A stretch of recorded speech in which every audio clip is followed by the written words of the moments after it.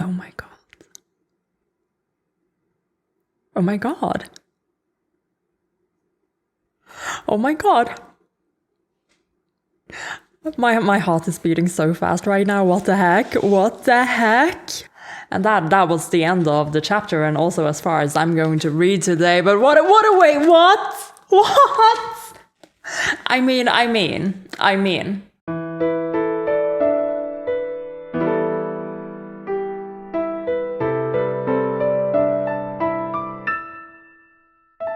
Good evening, good time zone, and warm greetings to wherever you are in the world. This is Amelia, aka Space.Puffin, and today we will be continuing Volume 5 of Heaven Official's Blessing. Except not so fast because, as per usual, we have things to talk about from the last 100 pages that we read, even though I feel like we could have fit all that into 30.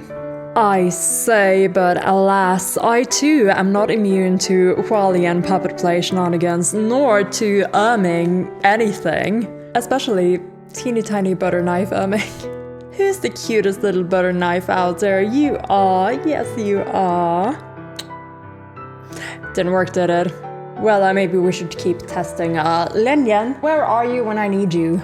Okay, setting aside our experiments for now, maybe I should just enjoy this chaos with the interludes of Hualien. Because I am being warned of pain in the upcoming something. Flashback someone's mentioned, so yeah, that must be Arc 4, yeah. I have been warned. And I do have tissues, of which I have needed only a few so far, and I haven't even been sick this year, so I haven't even had to use them for less emotion-related stuff. Thank you again to Maria for sending me this, user Exuvia. Though I always keep it on hand and nearby in case of sudden tears, it seems like you might be seeing a lot more of this tissue box in the upcoming reads. Again, I really don't know when book 4 starts. Don't tell me, by the way, I'm feeling my way out there. So if we're going by last time, when something semi-momentous happens, leaves us at a cliffhanger, and Julian has an emotional moment that sends us into a flashback, that's gonna be my clue. As for today's pre-discussion, we need to talk about the Kingdom of Wuyong, the parallels between Shirley and the Crown Prince of Shanle and the mysterious Crown Prince of Wuyong, as well as whatever Ming Yanqing has to do with any of this. But first, Pei Ming. Because he showed up in disguise and brought along his witty charms, his humor, and lore, thus forcing me to give him a little bit of spotlight. But there are actually some things about Pei Ming being here that I find actually truly interesting. And again, hints at this bigger plot that is moving kind of behind the scenes of everything. Listen up. Pei Ming is in a situation. I think Pei Ming being in Tonglu is a sort of sign of desperation or urgency. Hua Chang infers that Pei Ming very likely has to deal with John Wu, that his being here is so that he can get something back. And from the conversations we have, it seems that deal might be Pei Shaw's expedited return to the Heavenly Realm. So yes, it comes back to Pei Shaw, but this is really not in a, oh gosh, he's still going on about that kind of way. No, this is rather a Pei Ming is losing people around him. The people who are close to him, the people who are his supporters as well as his peers. Heck, the first plot we go through in TGCF is one that deals a massive blow to Pei Ming's reputation. The very next one sends Pei Shaw into exile. Sure, Wudu is dead and Ling Wen just booked it out of heaven and is acting kind of like a rogue, meaning he is literally the only tumor left in the Heavenly Realm. And additionally, we know that earlier on, Qirong was stirring shit, with his ghostly henchmen going around impersonating followers of Qi Ying and Pei Ming's temples. Like, Pei Ming has faced a lot of losses, and he needs to act. He needs to rebuild kind of the base around him, because we already know the Tumas weren't very popular outside of their own little circle. And now that that circle is broken, and the only other character up in heaven that Pei Ming had a good relationship with /to, meaning Pei Shou, is also exiled. Like, it's, in other words, I think Pei Ming being in Tonglu is because he is in a situation that requires urgency. Aside from forging alliances with other people up in the heavenly realm, which seems like it's kind of like a train he has kind of like missed by a long shot, it's not something he seems like he's out to do. Getting Pei Shou back as a heavenly official would benefit him immensely. And at this point, that might actually be the easiest thing for him to do. And just, again, in general, Pei Ming's situation as the second most popular god facing all of these losses is a symptom of like the grander ongoings of the heaven breaking apart, being in shambles. And I have to say, I don't personally feel particularly emotional about his plights. But having him stick around has made him both familiar and a very steady, sort of predictable presence in our plots. Like, yeah, we're learning things about Pei Ming and things that are maybe not as they seemed before, but he's not suspicious in the way that Ming Yi was during the Blackwater arc.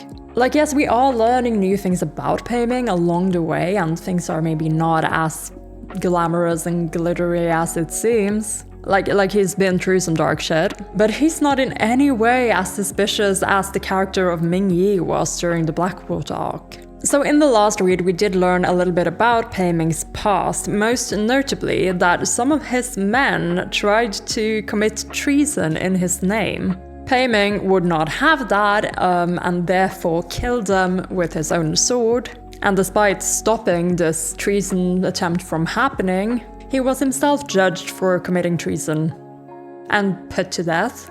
But before that could happen, he took his sword Ming Guang, snapped it in two with a blast from his palm, and ascended. And thus became one of the 4 famous tales, the general who snapped his sword. Leaving us with only one more tale to figure out, and again I have a suspicion. But yes, our Fantastic Four poster is almost complete. But another thing we do learn is that Pei Ming, after snapping his sword, never forged another one. He never forged a spiritual weapon, which I think is really interesting because we don't know a lot of gods who don't have one. Like even Huachang has one, being Ming, you know. I guess Feng Xin doesn't really have one he forged for himself. He was handed his bow, Feng Shen, by John Woo. But like even Ling Wen has one, in a sense. And as for Shirley-Ann, I guess Roya is a spiritual device. Is it his spiritual device? I'm, again, a little unsure about Roya's origin story, and I wonder now if this has something to do with the first banishment and the second ascension as well. I wonder if Shirley-Ann really did make Roya. But I'm just going to have to wait and see. I just have a sneaking suspicion that this has something to do with the second ascension, because we didn't see Roya in book 2. And just like Ming, I feel like its origin story is one that we will be told something about.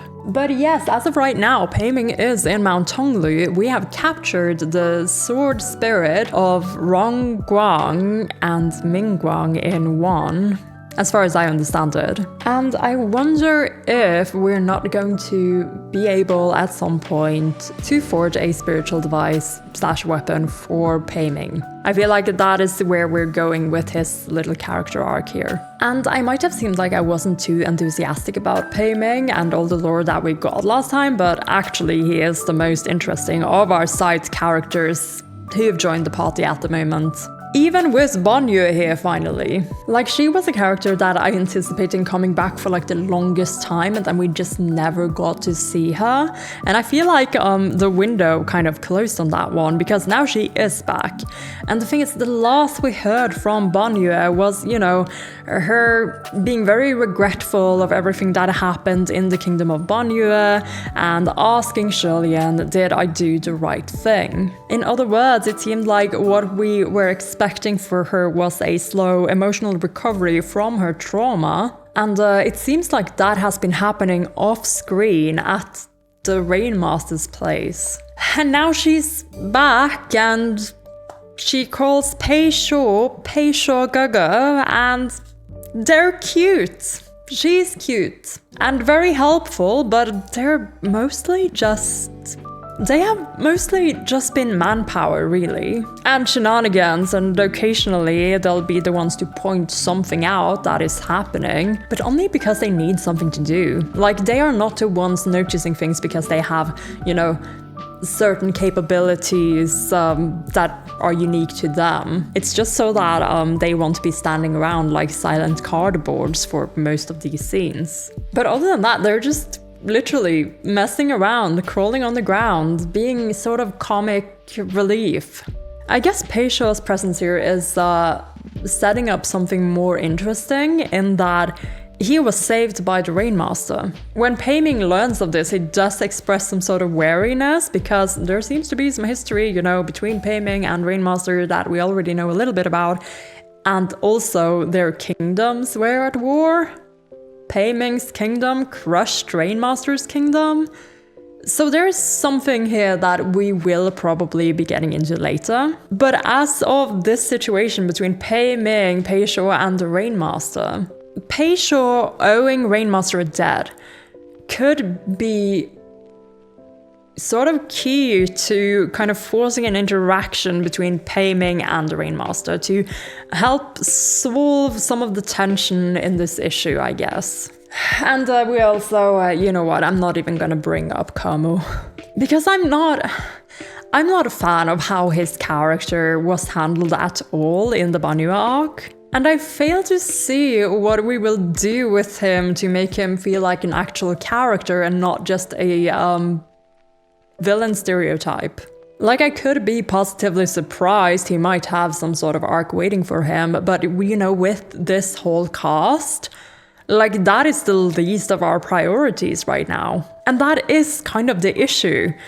Peisho, Banyu, Pei Ming, that alone are like 3 more characters added to this party for us to keep track of. And that's not even mentioning Ling Wen and Bai Jing's 2-in-1 deal, because that they're here now at the end of the last chapter, and there's a newcomer who is the person who has kidnapped Ling Wen and Pei Ming, so there's that to consider. And you know, Rainmaster is here somewhere with their ox, and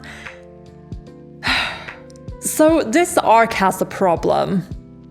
It's overcrowded. And this despite only being half a Fellowship of the Ring, like we aren't that many people, but still it feels so overcrowded. And I think part of it lies in the motivations of the characters. They are very misaligned, and there's like the tensions are not really set up around all these people. Like, as a reader, what we want to see now is Sholian discovering more about the kingdom of Wuyong, and to learn even more about the parallels there. I'm getting a little bit ahead of myself. What I'm trying to say is that Pei Ming is the only other character currently around that I have some interest in. Well, now Ling Wen is here as well, but there are so many things going on that I am only vaguely interested in. And Pei Ming is just, you know, on the top of that list for now, but not by a very wide margin. Like, though I suppose he's also there for fun. Such as pointing out Hualian's intimacy for what it is, which I think is great because it prevents Sholian from explaining away all these, yeah, the Hualian intimacy, basically. He also very easily figured out how Erming works. The fact that Pei Ming has manhandled Hua Chang's blade and put it to Sholian's mouth. There are quite possibly a handful of new famous tales being written as we speak. But simultaneously, we do also get a moment where Pei Ming and Sholian are bonding over the fact that they have things in their past that they would rather keep private. There's a certain mutual understanding between them. And yeah, Hua Chang has been calling him out now for, you know, being a menace. But from the very get-go, Hua Chang has said that he has no real issues with him, and again, I feel like that is sort of a bit of a green flag. Though in Pei Ming's case, yellow flag? I guess what I'm saying is that I don't mind having Pei Ming on our team. I'm not his biggest fan, but I enjoy his place in the story. And again, I especially enjoy his whole thing about, being the second most powerful god who is facing a lot of turmoil and conflict around him. And again, how this plays into the stability of heaven and also the current conflicts going on up there. Huachang, on the other hand, does nothing. Like, Ming has been more useful than his creator in the last few chapters. As a side note though, notice how Ming just suddenly appeared? Just as we needed, a sword to seal that protection array Shirley was making. Do you reckon that Huachang was actually the one to pull it out? Because when Ming was rejected, ouch, it bounced back over to Huachang, who was then like, well, this is your fault for being such utter trash. So I kind of see this scene as Huachang sending out Ming to be the lock to the array so that Sholian could protect himself using his own sword. And then, he was rejected and then he took that out on Ming. He deserves so many Gurgi kisses. So anyway, Huachang does nothing. And then he gives the information that triggers Sholian's very vague memory of Wuyong, of the Crown Prince of Wuyong, of a story that was told to him by Mei Nianqing just after Sholian entered the Shamla cultivation hall place to start his training. And before we talk about Wuyong, I just want to mention what an amazing choice of setup this is. Sholian, having heard about this before when he was younger, immediately makes this mystery feel more personal. Additionally, we have Huachang, who is probably one of the people who know the most about Wuyong right now. And while he didn't care much about it before, now that he knows that Sholian wants to understand more, this becomes more important to him as well.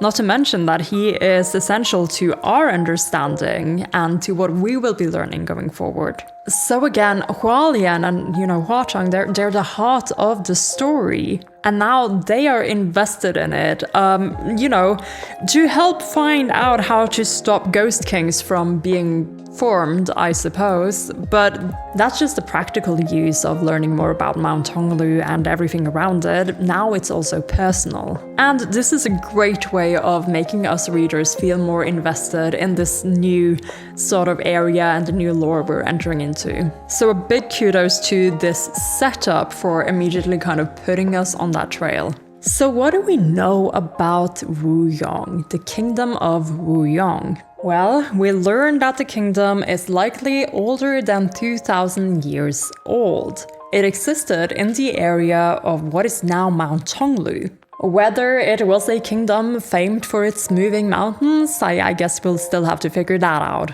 But we know that currently Mount Tonglu covers an area as big as 7 cities, and that it still has some of the old Wuyong settlements, sort of frozen in time as if in a mausoleum, like Huachang says. We know that the writing they used is different from the current Central Plains writing system, but there are similarities, enough so that this writing system might have been sort of an ancestor to the current writing system. Of course, over 800 years from the Shamla era to the present day, things would also have changed. That's just how people, culture, and language works. But Huachang has decoded some of the Wuyong language, and therefore, we should be able to learn a little bit more from the writing as we go on. And furthermore, the most important character that we know of from Wuyong at the moment is its crown prince. We learn a few different things about this crown prince from different sources, so we have to kind of pass through some of this information that we're given, because currently it seems to us that the crown prince of Wuyong ascended and became a god. He was worshipped by the people of Wuyong. In fact, he was loved by his people and loved his people in return. But he also died. Question mark? Because, I mean, we are reading a series where dying doesn't necessarily mean going away forever. So while I'll put a question mark at that, we are still learning things about Wu Yong from the remnants of the kingdom, such as from the burned temple murals that we're currently witnessing in the chapter.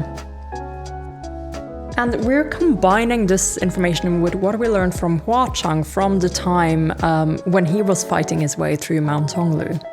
And with these two sources only, things are already quite complicated because Hua Chang tells us that from his experience, the temples of the Crown Prince of Wuyong are all like this, burned.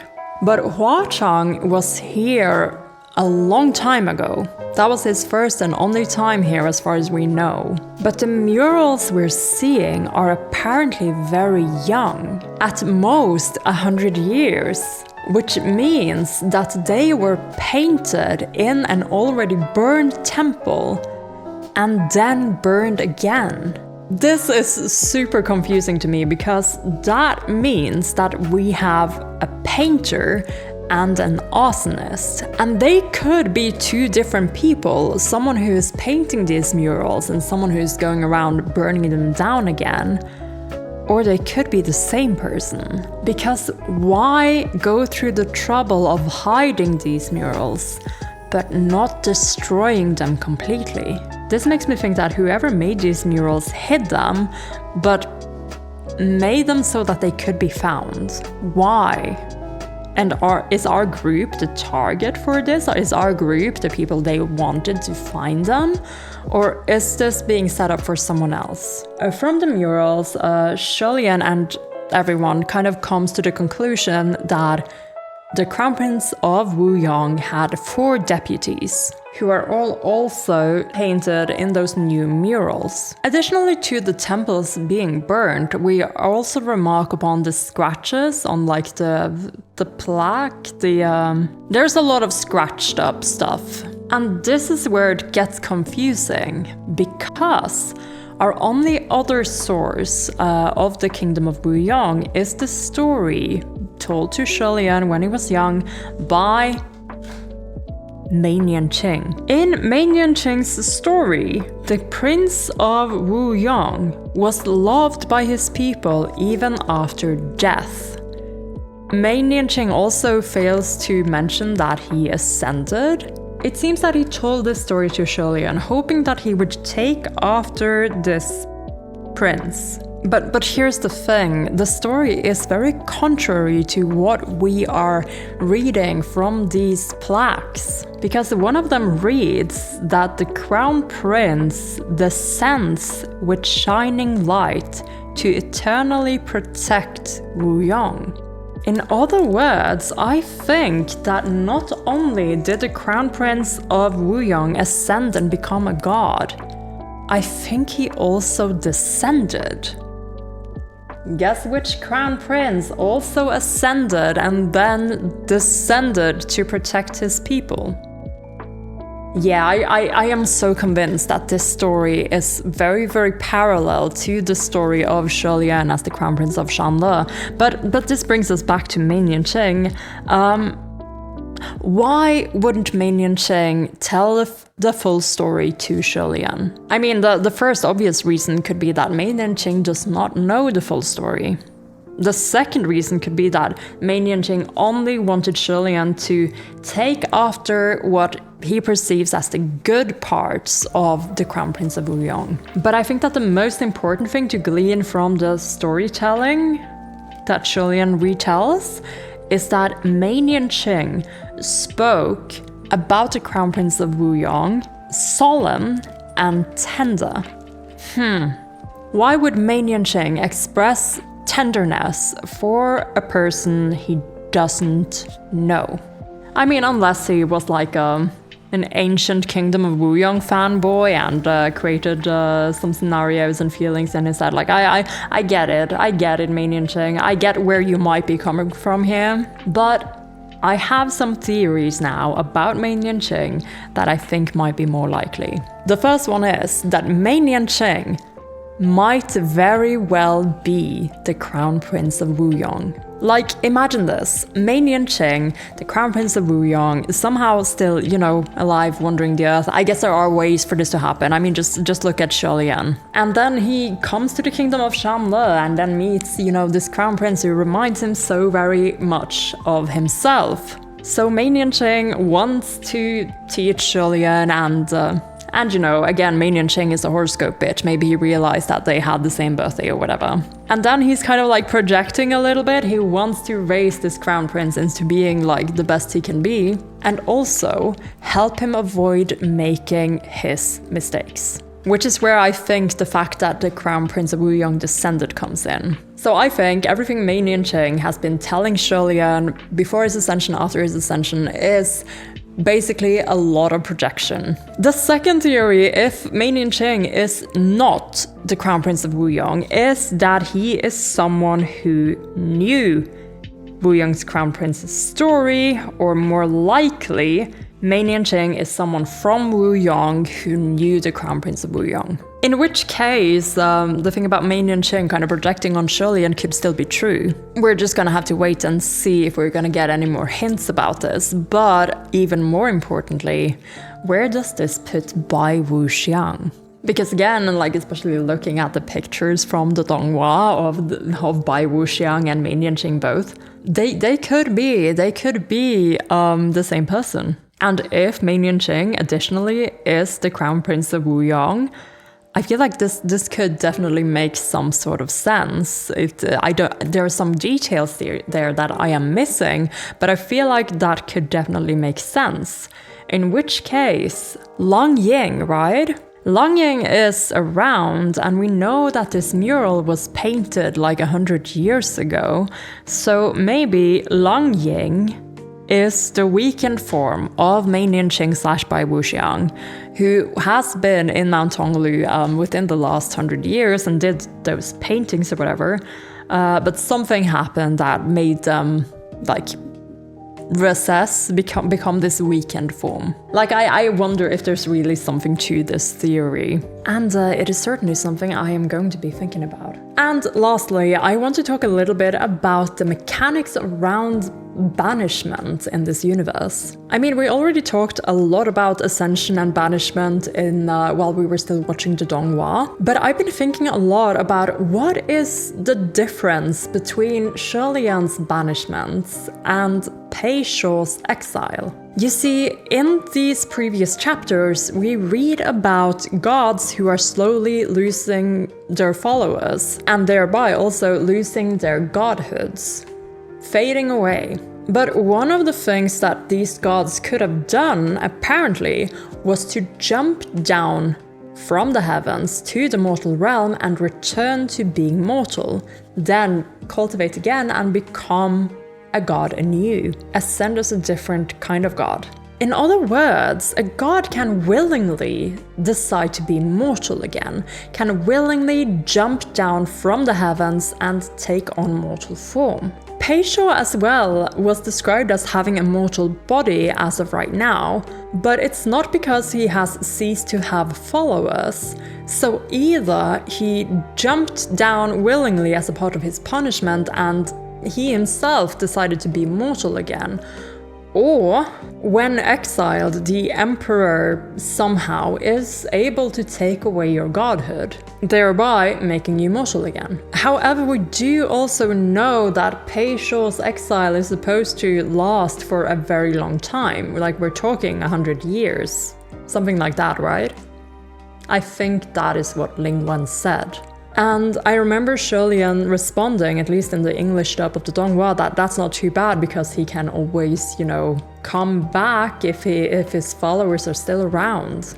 Banishment, on the other hand, seems to mean that you need to ascend again to be allowed back into heaven, like Sholian did, twice. Exile, in other words, is banishment on a time limit, while the banished gods are also marked with this cursed shackle, So I guess what happened to Sholian and also possibly to Yin Yu is that they were just barred from ever coming back to heaven unless they ascend again. which Shulian did. In Pei Shaw's case, it seems that he would eventually have been granted the ability to come back, as long as his followers didn't forsake him. But you know, that too is a ticking clock, which is probably why Pei Ming is so adamant about trying to get him back, to get his exile shortened or even resigned. Get him back ASAP. So while Shulian was banished, he was mortal. He still experiences mortal needs in his mortal sort of body, and I am assuming that the cursed shackle is what makes him have the regular mortal needs. But also while he was banished, he kept dying apparently, like he kept getting in these situations that he would heal from. So he was immortal while being mortal. Like, his body does not act like a heavenly official's body does, likely because of the cursed shackle. While Pei Shaw's body does not act as a heavenly official's body does, because his body is entirely mortal right now. I'm a bit sure if he would still age. That is still kind of up to interpretation, I suppose. But he needs sleep and he needs to eat, just like Shulian apparently does. In conclusion, I am still a little bit unsure about how these mechanisms work, but I'm trying to kind of pass them out using the information that we're learning.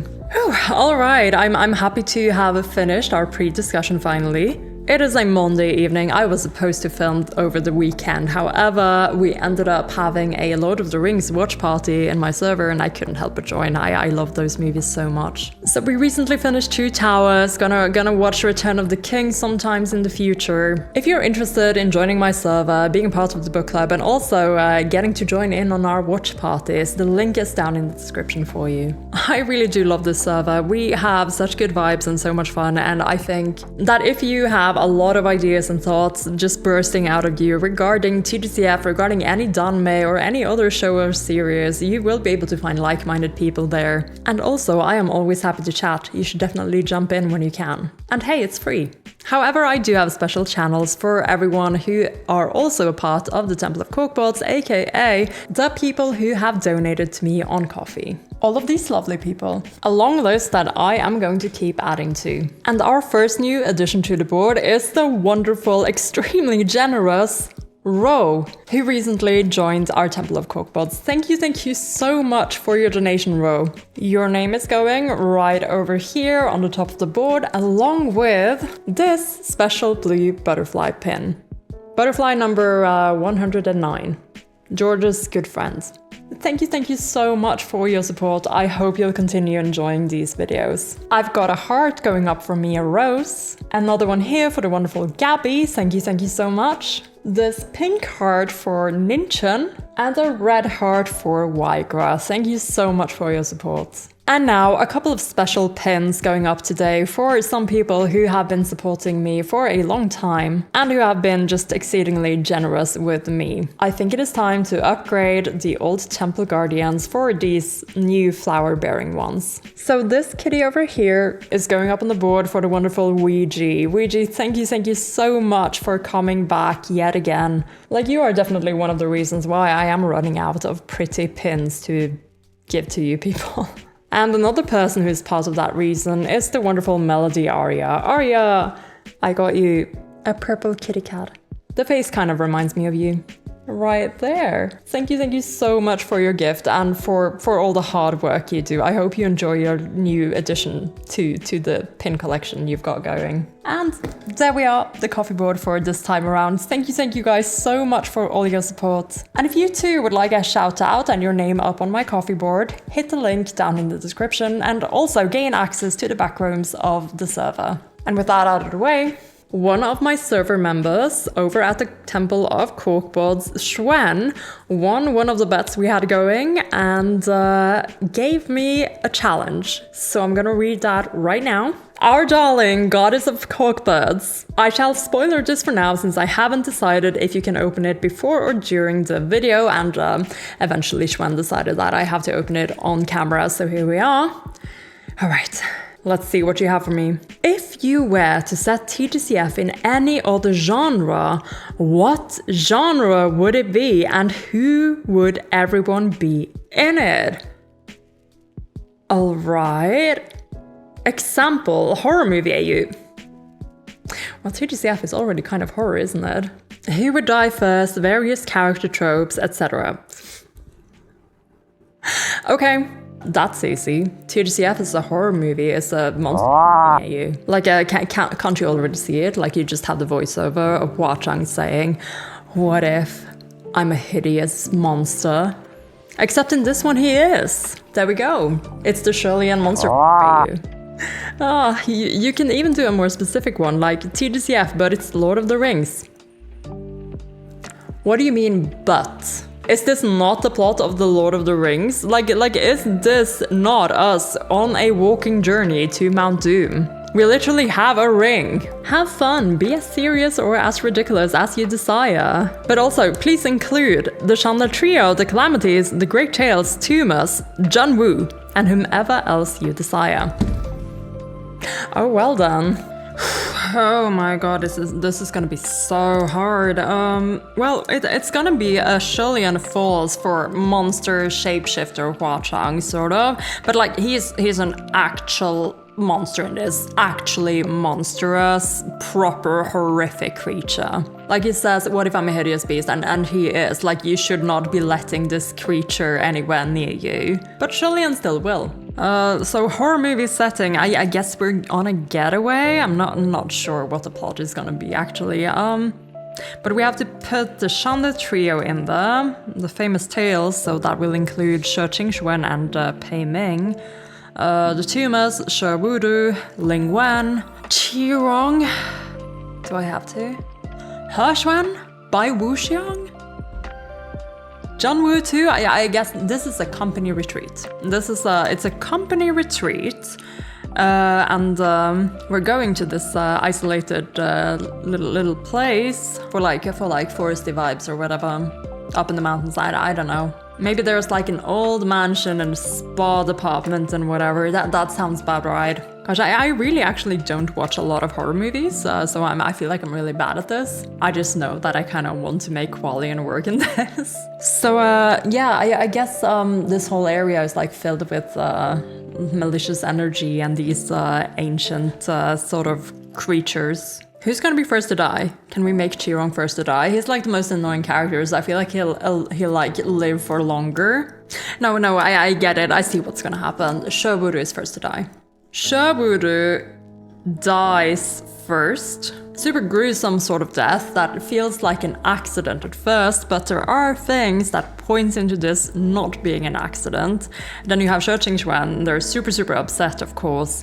And, you know, this trip needs to be cancelled. We need to get, you know, the police here and whatever, but we're in the middle of nowhere. So we need to send someone off to be the responsible people. And because I don't know exactly what Jun Woo's role is gonna be going forward, I'm just gonna send him off. I'm not gonna think too much about him. He's like the company leader anyway, so he's gonna go off to find the authorities and drive down the mountain, I guess. Along with Ling Wen, I'm gonna send them both away. Ling Wen and Jun Woo. Are they gonna make it eventually? Like, get some people to help, or are they gonna be killed along their way? I don't know about that yet, but we're like in this mansion place up in the forests, and we're just you know, the rest of the cast are feeling terrible because one of their friends just died. Shi Qingxuan's brother just died. But this is like separate, guys. It's separate from what is actually going on because Shi Wudu is killed by He Xuan, who has some sort of beef with him from whatever. This was like the trip where He Xuan was gonna make his move. And after, you know, Jun Woo and Ling Wen leave, that's when Shirley-Ann and company kind of realized that, oh, this was not natural, this was not an accident or anything. And now they're thinking that maybe there's, you know, a killer among us. But then all these supernatural things are also starting to happen. So there's like a double plot. We have like human murder and then we have like supernatural murders happening. eventually. So who's gonna be first to die to the supernatural entity? I guess it's gonna be Chi-Rong. Like, he's gonna see too much. He learns too much because he's like, he just does kind of what he wants, you know? And eventually he just learns too much. He sees something he shouldn't have, and he's gonna be first to go. And that's when people are like really panicking, like, shit, something is really happening here. Of course, Pei Ming is kind of like protecting Shi Qingxuan, or trying to, during all of this, because, you know, his best friend just died and Ling Wen is not there, so he's kind of like taking this responsibility. But I don't think he's gonna succeed. I feel like there's gonna be like this backstory with He Xuan and Shi Qingxuan going on, as well as the supernatural stuff. As for the Shanle trio, I'm so hesitant to kill them. I don't want to kill a lot of people. I feel like I'm really not the right person to write a horror movie script. Why am I doing this? Why did I choose this? So I'm not killing the Shanle trio, but they are definitely getting hurt trying to, you know, help each other and save each other. And there's gonna be a big, like, sort of like misunderstanding with this. Because, like, throughout all of this, we also needed a romantic development with Hualien that is kind of like there are hints to, oh, is Hua Chang the one going around killing these people? Well, maybe not, you know? It's gonna be like a sort of tension there. We've gotta build like a sort of tension around this as well, I guess. What's the conclusion gonna be? I don't know. Fengxian and Muqing, they'll live, but like heavily injured or whatever, but Shulian goes missing into the void.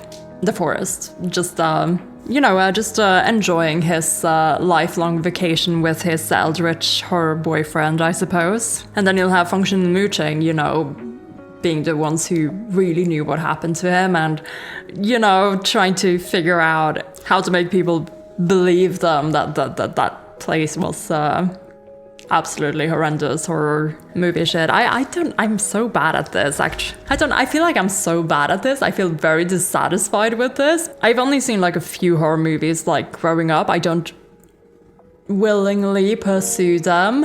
And if I were to watch one, I would have to watch it with someone who's ready to hold my hand. I am scared so easily. I can't handle horror movies, okay?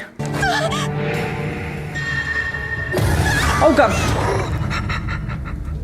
I guess I didn't have to make this a horror movie, AU. I could have gone for like anything else. I don't know, I got really stuck on the Hualien monster idea, so now I'm like, this is where I ended up. I'm so sorry, Xuan, that was so dissatisfactory for the both of us, but I still hope that maybe something in there was fun or at least interesting to listen to. Maybe we can come back to this once I've finished TGCF, and maybe we'll have some more ideas to share for what could actually be going on. The thing about horror movies is that you want there to be like layers of things. You want there to be red herrings, and you want there to be like that ongoing tension. And I feel like I would be better at kind of pacing this if I actually knew what I want to do with all the characters. But we'll see. Maybe I should also try to watch some more horror movies. Oh, please don't make me. Should have gone for the Lord of the Rings AU instead. But we are already in the middle of one. And with that challenge out of the way, I'm gonna get myself another cup of hot tea, and we'll be ready to read the next chapter of Volume 5 of TGCF. So let's get to it. And alright, here we are. So it's already 8 o'clock. I have this plan to do one chapter tonight and then get back from work tomorrow and do another few chapters, maybe a couple. I'll see. I'll have to wait and see how long they are and how long it's going to take me to read through them. Because if there's going to be more lore drops, I am probably going to want to have words. I will. You know me by now. You know that I'll be going off on several tangents, depending on what is going to be revealed to us. But I've got my notebook ready, I've got my tallies ready, and I've got Volume 5 locked and ready to go. What secrets will you reveal to me today? More specifically, you. I can't reach the point. You. What secrets are you going to be revealing? Because if my theories are correct, this guy might be alive somewhere out there. Somehow. And if I am incorrect, then I apologize in advance, Guoshi. Either way, we are ready to read chapter 81. Why not Suli? Why not Jingwen? Wait, what? Okay, Suli, we know the kingdom of Suli. I still haven't figured out how to pronounce that. That's the kingdom Pei Ming was in. That's the kingdom he fought for. Jingwen. Bai Jing. Ling Wen. Is this a play on their names, or is Bai Jing somehow Jingwen? What that? Was Jingwen someone important to, like, I have no idea if this is a play on their names, or if Jingwen is a character who was related to Ling Wen. But her name is Nang Gongjie, so did she take the title Ling Wen? I have no idea. I don't know enough about the naming conventions here to understand, so I'm just gonna read and see what happens. Because at the moment, we do know that Pei Ming and Ling Wen are captured, and the newcomer knows them by name. So let's see. Who could this newcomer possibly be? It was a man's voice, one that sounded very foreign. Even though Julian knew that he couldn't be heard from the other end, he still hushed his voice. Someone's there. I don't know if he'll harm General Pei. We have to find where they are as soon as possible. The two on the other end seemed completely stunned by the newcomer, and it took a moment for Pei Ming to speak. Might I ask who my lord is? Why hide your face if you've gone this far? You should ask yourself that question, the voice said. They must have a grudge against you, Ling Wen said. Probably another ghost woman you ruined. Oh my god. But Julian said it was a man's voice. Keep sprouting drivel with your eyes wide open, why don't you? Just which part of this thing looks like a woman? Besides, he didn't just capture me, maybe he's got a grudge against you. Never mind all that. At a time like this, let's not discuss where the blame lies. Let's overcome this obstacle together, Ling Wen said. It's also possible he's got a grudge against both of us. Do you recall anyone like that? Not specifically, there's too many, Pei Ming said. That makes us very confident.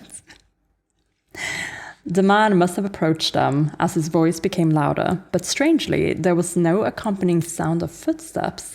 There was instead a series of odd thumping sounds. Odd thumping sounds? Like, that immediately throws me back to Xuanji, but why? Why is this is a man, apparently, so... Can you two be a little less shameless and stop flirting in front of me? He griped. His words and tone seemed to reveal something, and after a brief silence, Ling Wen spoke. You're Jingwen Xuanzhen! Oh my god, is this the god that Ling Wen replaced? Something like that, because she was a deputy. So is this like a god she's replaced or something? The voice didn't respond. Pei Ming seemed to be a little taken aback as well. Jingwen Xuanzhen? No way! Did Jingwen Zhenjun ever speak so impolitely? Ling Wen humphed. He's always been like this. He puts on one face in front of others and another in front of me. Of course, you don't recognize him. On his end, Julian furrowed his brows. Jingwen Zhenjun. He thought he could faintly remember the name, but he couldn't be sure. The name sounded like a civil god. There were far too many civil gods who used the same collection of words in their titles: literature, respect, or tranquility. And Wen means literature, which is also the same character that you find in words for language a lot of the time. Jing means respect, and this other Jing can mean tranquility, so these are like pretty common in heavenly official titles, apparently, is what we're saying. Pei Shuo explained in a low voice. Jingwen Zhenjun was the previous top-ranking civil god who first appointed Ling Wen Zhenjun to the heavens. Yeah, he's still stuttering because of his condition, but yes, yeah, this makes sense. Oh, but another character, we were just finishing up the Pei Ming plot, and now we have the Ling Wen plot coming back in full force. Oh my god. I guess that is a name to write down. Jing Wen, Ling Wen's previous boss, who apparently, was very, impolite behind closed doors. With this, Sholian finally remembered. The first time he ascended, Ling Wen was still a junior civil official in the lower court, not yet the top-ranking civil guard of the upper court. And apparently, Jing Wen Zhenjun was the previous number 1. However, Jing Wen had long since declined as a god. There was not a single temple of Jing Wen to be found within a 400-kilometer radius. Everyone knows each other, so why can't we just talk peacefully? Sholian couldn't help but wonder aloud. Must we bring out the weapons and the ropes right at the start? It's because everyone knows each other that the knives come first, Hua Chang replied. The words had only just left Hua Chang's lips when Jing Wen spoke again on the other end. Since his identity had been revealed, it seemed he felt the need to put on the front, and he changed his tone to something more polite. Nonetheless, his words were still barbed. Nangong, weren't you pleased with being the top-ranking civil guard in the upper court? Why did you break your golden bowl and come running here? Pei Ming piped up. You see, his grudge is against you. It's your fault I got dragged into this. General Pei, Jing Wen continued, don't think that you're off the hook just because I'm seeking vengeance against Nangong. Vengeance. Alright. Revenge plot? This wench insulted and harassed my worshippers and secretly desecrated my temples of Jing Wen, adding fuel to the fire. But don't think I don't know who loaned her the martial officials who helped her. Ah, is this the truth though? Is this actually what happened? Ling Wen got the help of Pei Ming in order to ascend to, to thwart her competition, I suppose. But then again, she worked for this guy. Is this a sort of, I'm giving her the benefit of the doubt because I like her a lot. But is this a sort of situation where she's been, doing the work behind the scenes and he's taking all the credit? Is that kind of what is been going on? Because that is the storyline I'm kind of currently envisioning. Don't you laugh either, Nangong, Jing Wen continued. And to think I appointed you back then because I valued your talent. This is how you repay me? You ungrateful, venomous wench. I waited for this day for too long, too long. Sholian covered his forehead with his palm. The 3 tumors certainly live up to their name, each nastier than the last. Unexpectedly, Ling Wen gave a flat reply. Jing Wen Zhenjun, there's no one here but us right now. And you've had your say. Why keep up the act? Did you actually appoint me as deputy official because you valued my talent? Others might not know what really happened, but I'm sure you remember the details. Just why did you appoint me? And do you recall how you treated me afterward? Sholian was growing more curious the longer he listened. What happened between Jing Wen Zhenjun and Ling Wen? General Pei Jr., do you know the story behind this? Pei Shaw was also listening intently. I'm sorry, I had yet to ascend at the time, so I don't know much. His broken sentences are probably beyond saving, Sholian thought. Hua Chang spoke up. Gaga, no need to ask others, just ask me.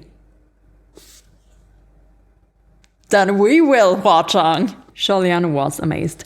Sandang, you know about the Heavens Pass scandals too. Oh my god, the past scandals.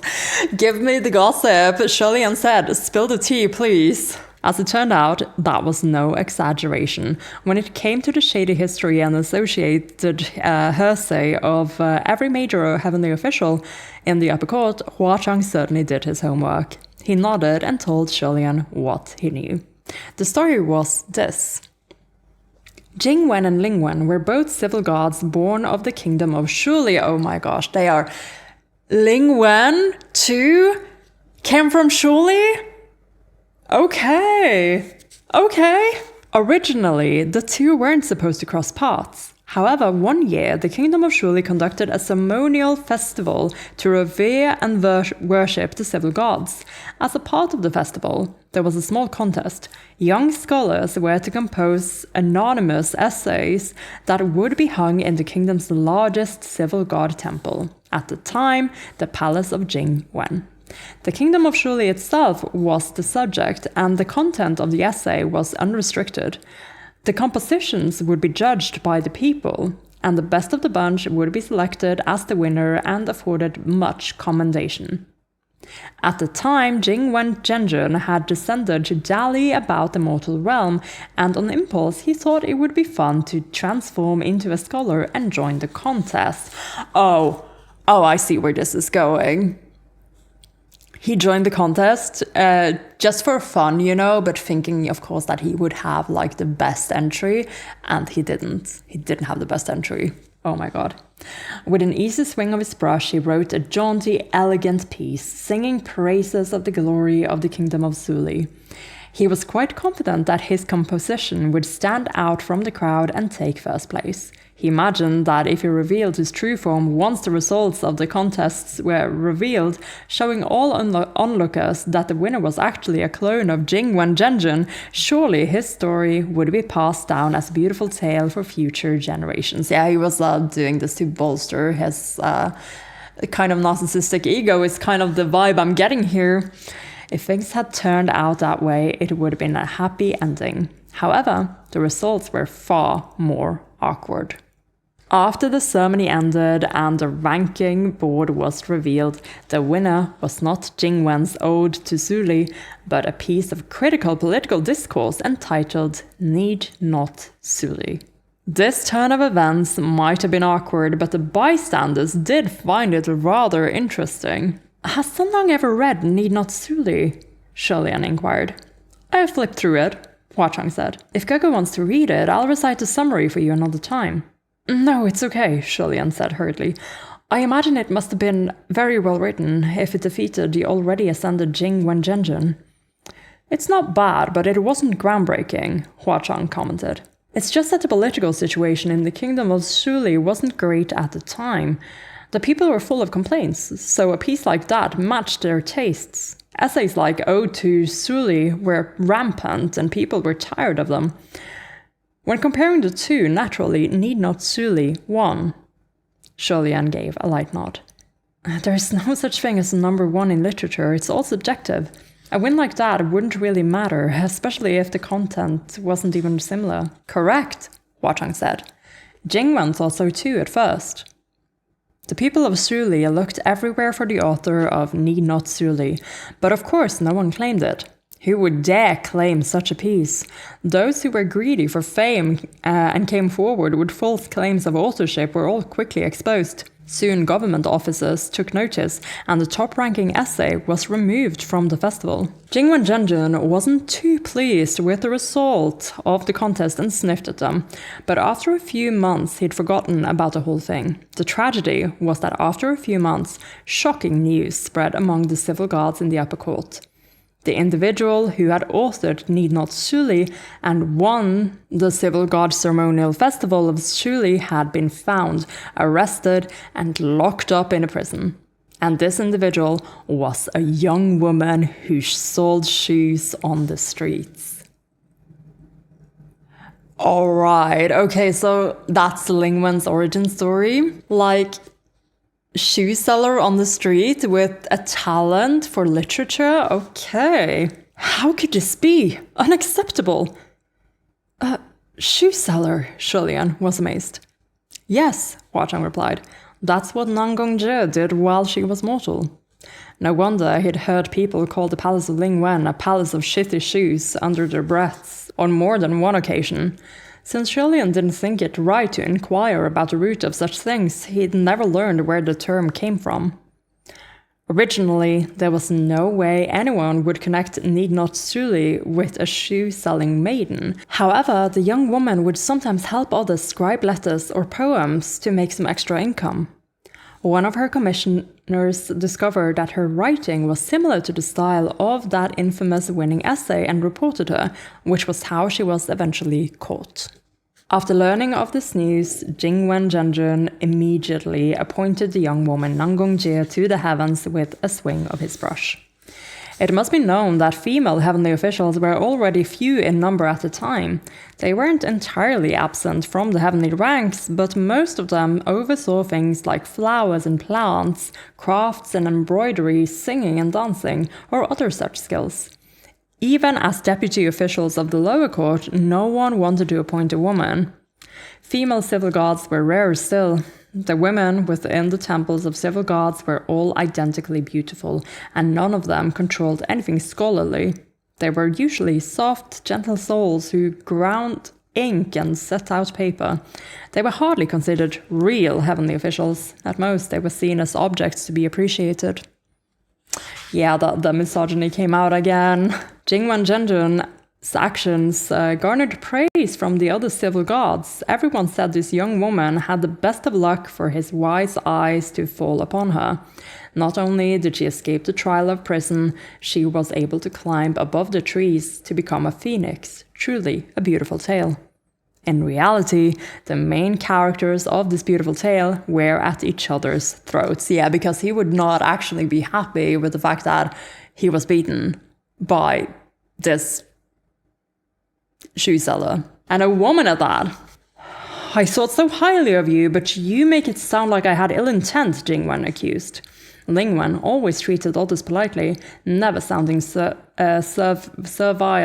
or overbearing, but in that moment, his voice had an air of derision. Please, there's no need for you to go around telling everyone how highly you thought of me. If you really regarded me so highly, you wouldn't have made me serve tea and water to everyone in the palace for so many years, or made me wipe tables, walk hundreds of kilometers just to collect poetry manuscripts, and ceaselessly deliver gifts to other heavenly officials on every holiday. Thinking back on it, Sholian thought Lingwen's complaints sounded accurate. Back when he first ascended, Lingwen was always on an errand every time he saw her.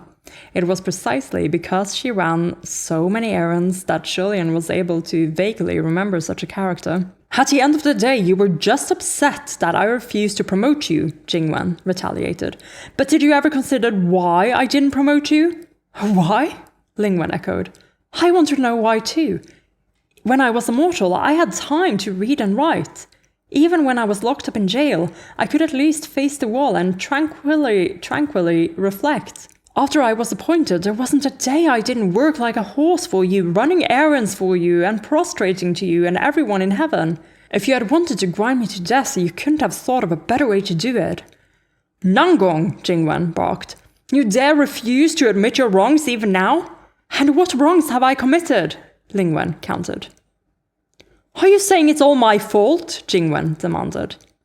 The things I made you do were obviously in your best interests. If you can't even handle such trivial matters, what right do you have to take on more important duties? I gave you so many training opportunities in order to toughen you up. How can you blame me for not promoting you when you were the one lacking in ability? You think too highly of yourself. No matter what, you're still a woman. You can't reach such heights. You have to admit that is the truth. Lingwen laughed out loud, yet he seemed furious.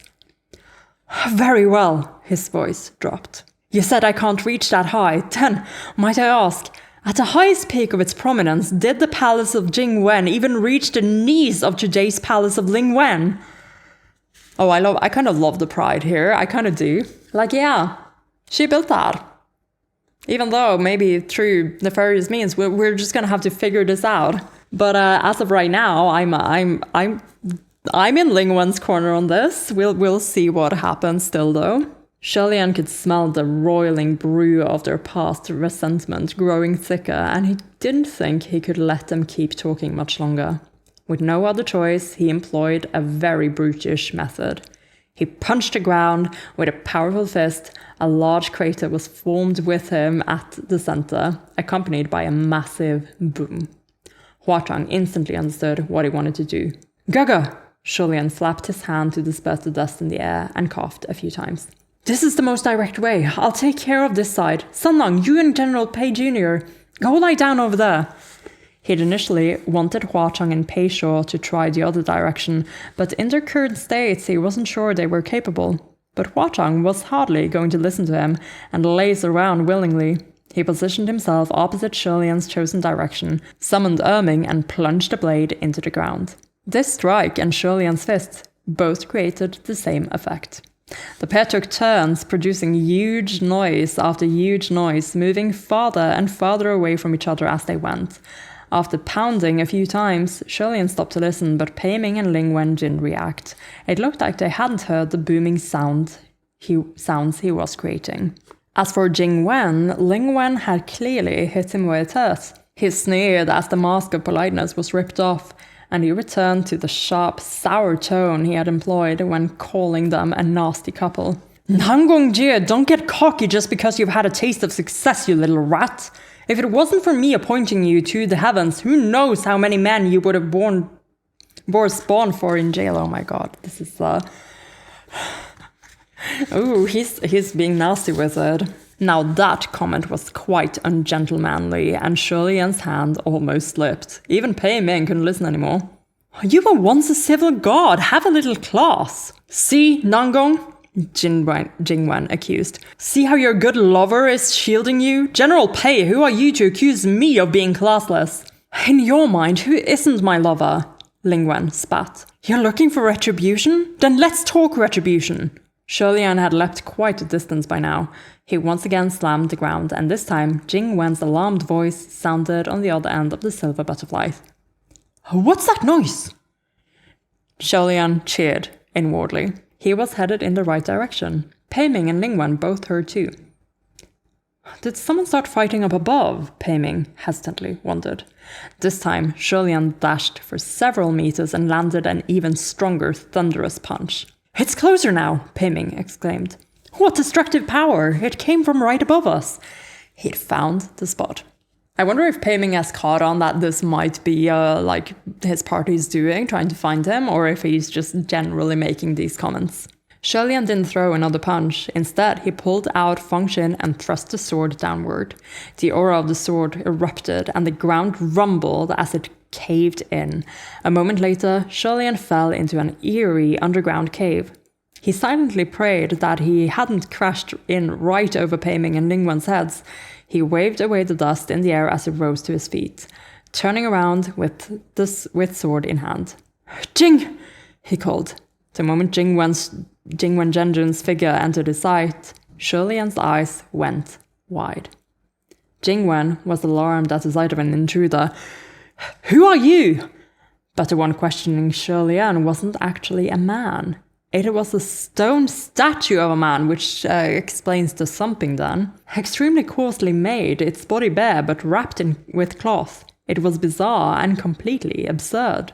No wonder there was no sound of footsteps when he walked, only strange thumping sounds. No wonder when Pei Ming and Ling Wen saw him, they were both shocked. And no wonder Pei Ming said Ling Wen was sprouting drivel with eyes wide open, because this thing looked absolutely nothing like a female ghost. Pei Ming and Ling Wen were both tied up with what looked like scrolls. They were in Jing Wen's clutches and unable to move.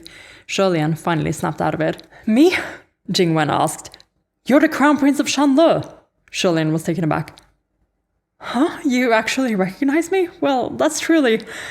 But it wasn't really that strange. Shulian's first ascension was an earth-shattering event. He might not have known every upper court heavenly official, but every one of them knew him. And even now, it was the same. He didn't remember Jing Wen's original appearance whatsoever, but Jing Wen still remembered him. Of course, your highness's journey of godhood had such ups and downs. It'd be difficult not to recognize you. Shulian felt oddly touched. I'm honored, but how did I turn into this? Jing Wen finished for him. Shulian cleared his throat softly and nodded, feeling that this question was a bit impolite. However, Jing Wen used this chance to start ranting again. I can't believe it. I literally just got thrown into another lore drop chapter with another side character, like side character. Is this going to be the rest of the chapter? Oh my god. Wu Yong, come back to me. Now, because I do like Ling Wen a lot more than I like Pei Ming, I am a little bit more interested in this, but at the same time, this side character again, oh my god.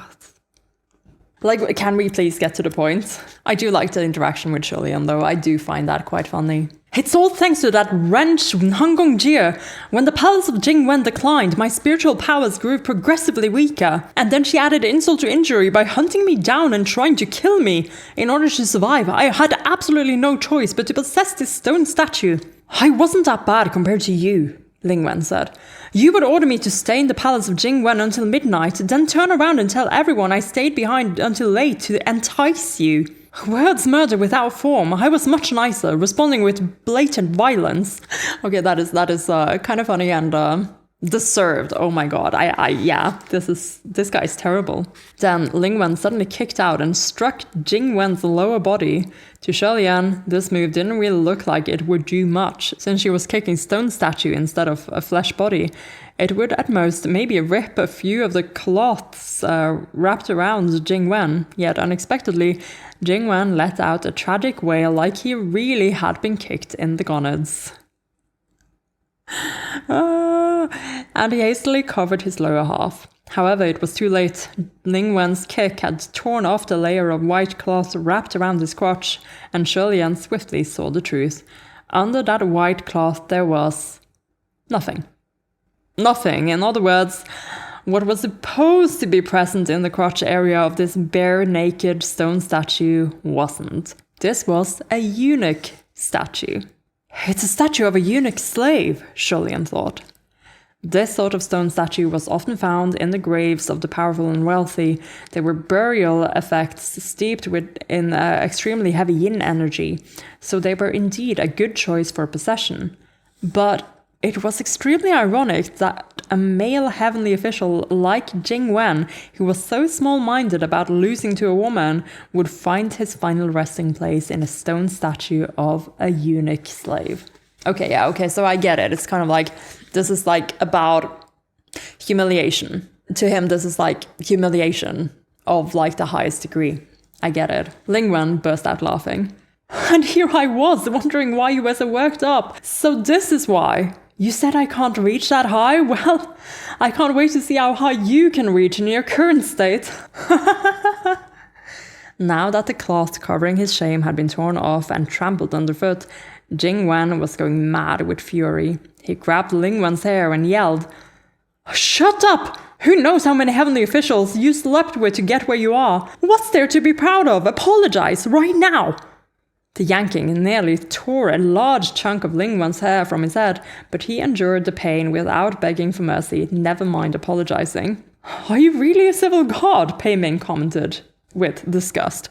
Such a lack of character and culture, even shrews on the streets act better than you. Sholian only silently cried his grievances, scared that Jingwen would strangle the two to death on a whim. However, he couldn't help but call out a hey to gain his attention and raised his hand. Please calm down, Jingwen Zhenjun. It actually makes no difference whether you have that or not, really, it's true. Jingwen had Lingwen in one hand and the other covering his groin. Lies, he roared. It makes no difference. Why don't you get rid of yours and see? It's true, believe me, Sholian said earnestly. Even though I have that, I might as well not have it at all, because I'm... that. What are you doing, Sholian? Are you for one? This is a distraction, like that is what it has to be, but you know, it's a lie, Sholian, you're not that, not anymore. We were all there for volume 4, okay? You little liar. He once again sacrificed himself, offering his own person as proof. Hearing this, Jingwen calmed down a bit. You're what? Oh my gosh. Okay, we have art though. We have art, and it's gotta be Lingwen. It's gotta be Lingwen. This might actually be a little bit of a spoiler for what is gonna happen next. Oops. But we have Lingwen in his male form. And there's this hand coming out of his robes, grabbing what I'm assuming is the stone head of Jingwen. And I'm guessing this is Bai Jing, because we can also see the scrolls that have been tying them up. And they're breaking apart. So, yeah, just that. You understand, Sholian said. And even if I have it, I never use it.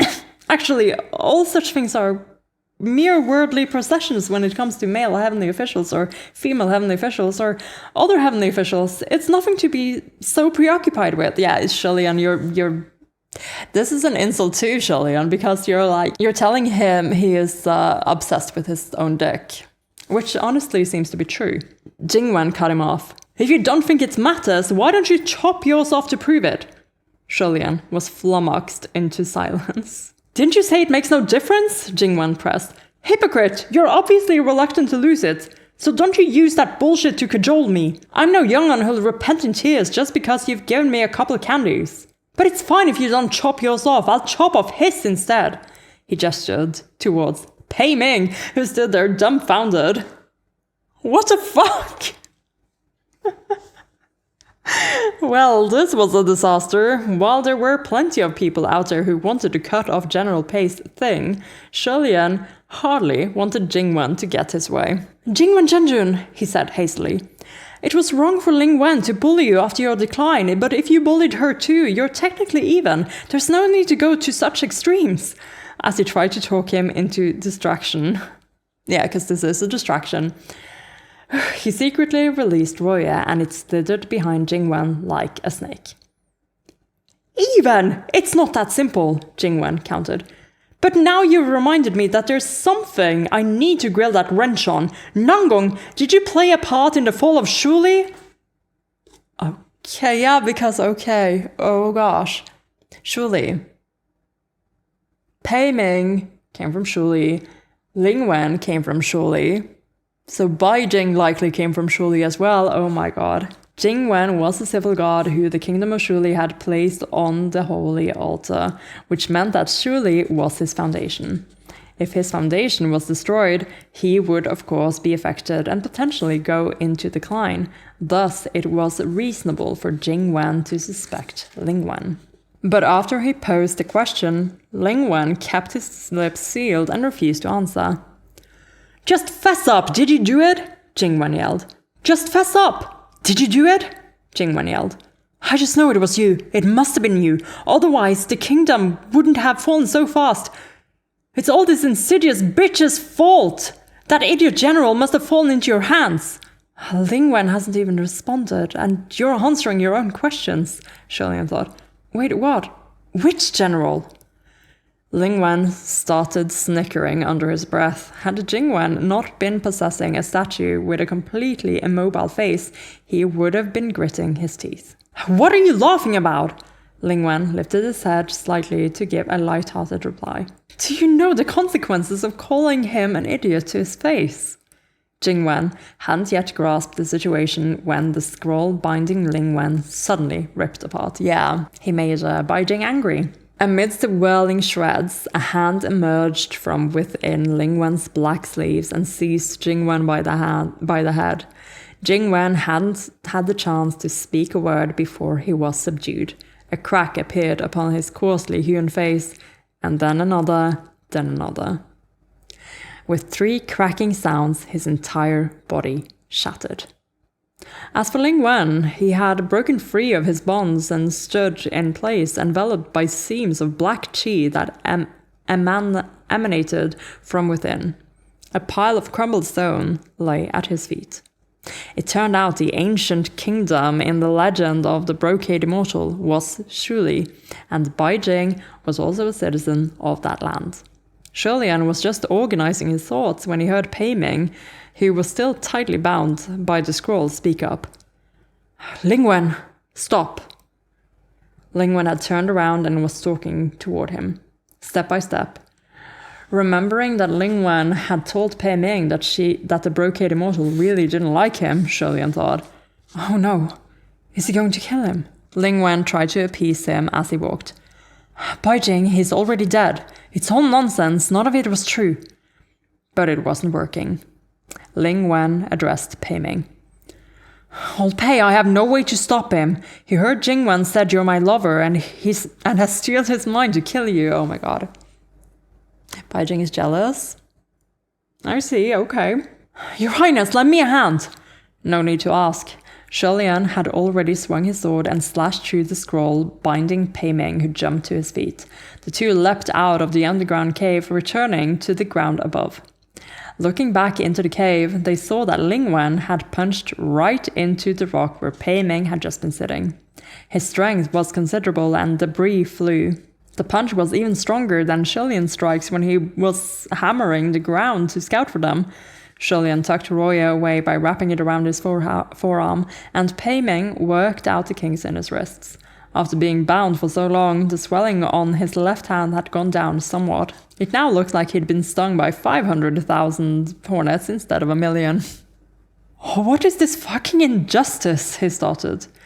But before he could even finish, Ling Wen appeared right in front of him in a flash. The two exchanged a blow, and both were pushed a few meters back.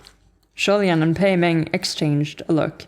The situation was too complicated, so they bolted. Sholian turned his head and yelled behind him as he ran.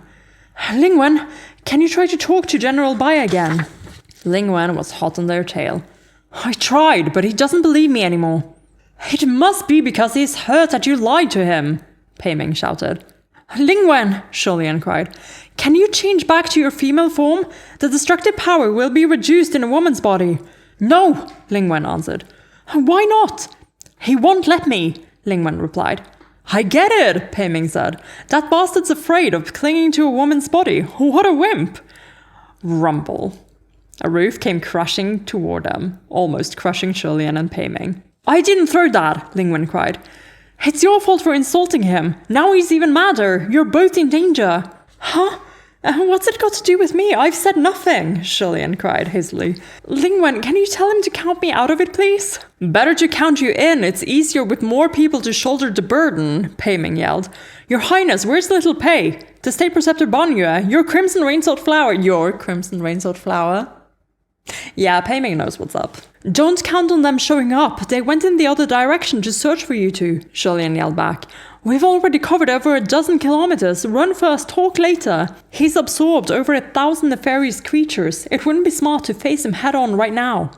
Yet unexpectedly, just as the words left his lips, his feet went light as his entire body was hoisted up. And not just him.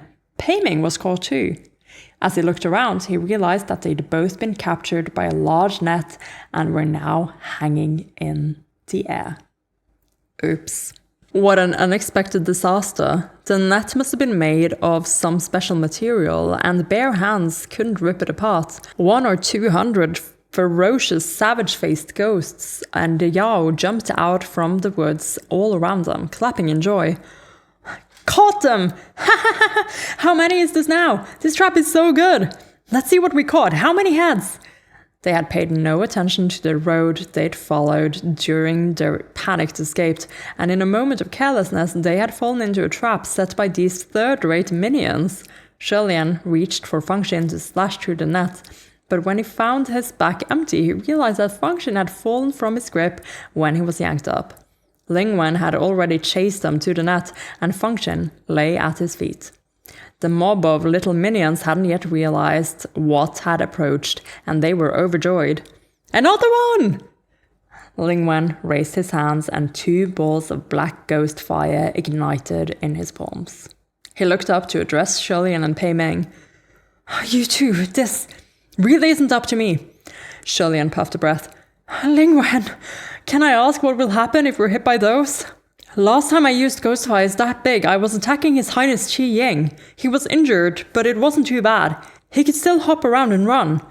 It sounded like the damage wouldn't be severe. Even if they were hit, their injuries wouldn't be too dire. Sholian and Pei Ming both sighed in relief. Thank goodness.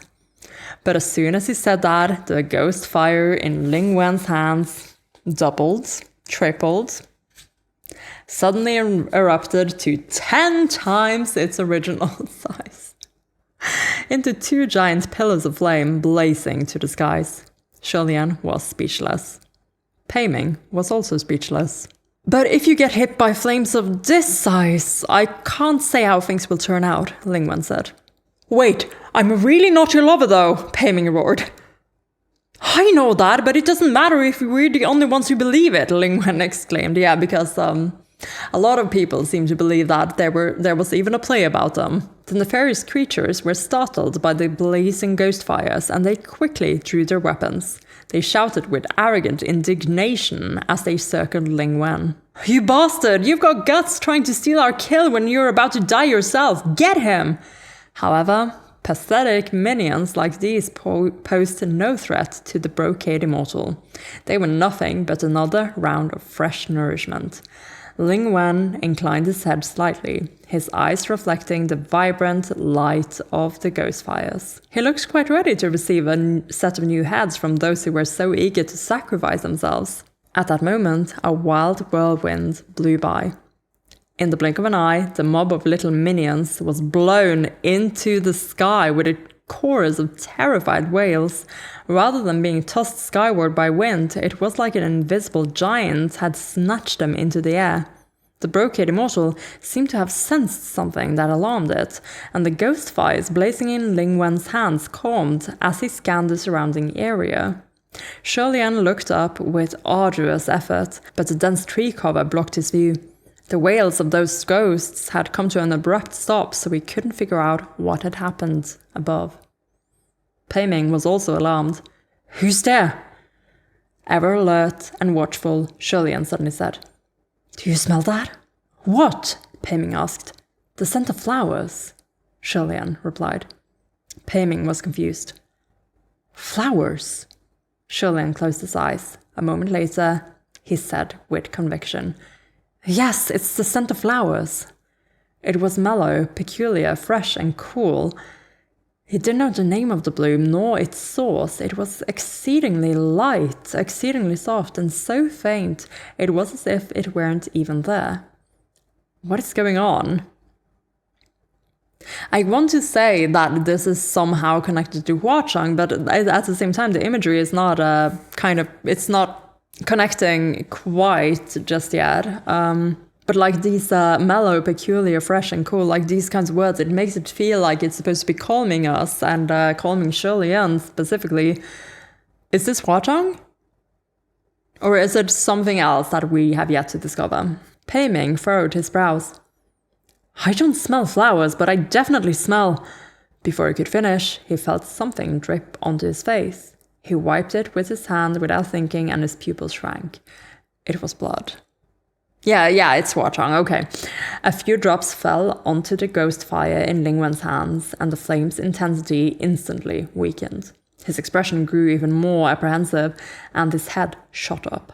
Right at that moment, a torrential rain of blood fell from the heavens. Pei Ming was hanging higher than Sholian, and the blood deluge drenched him until he was like a red-dyed drowned rat, leaving only a pair of eyes that were black and white, round and bulging. The ghost fire in Ling Wen's hands was completely extinguished, and he scurried under a tree to avoid the same fate as the defenseless Pei Ming. As for Sholian, he felt a net tear and his body drop, and he plunged downward. He flipped in the air as he fell and landed steadily just as the bloody rain was about to descend upon him. Of course, Hua Chang wouldn't let that anything happen to him. Oh my god.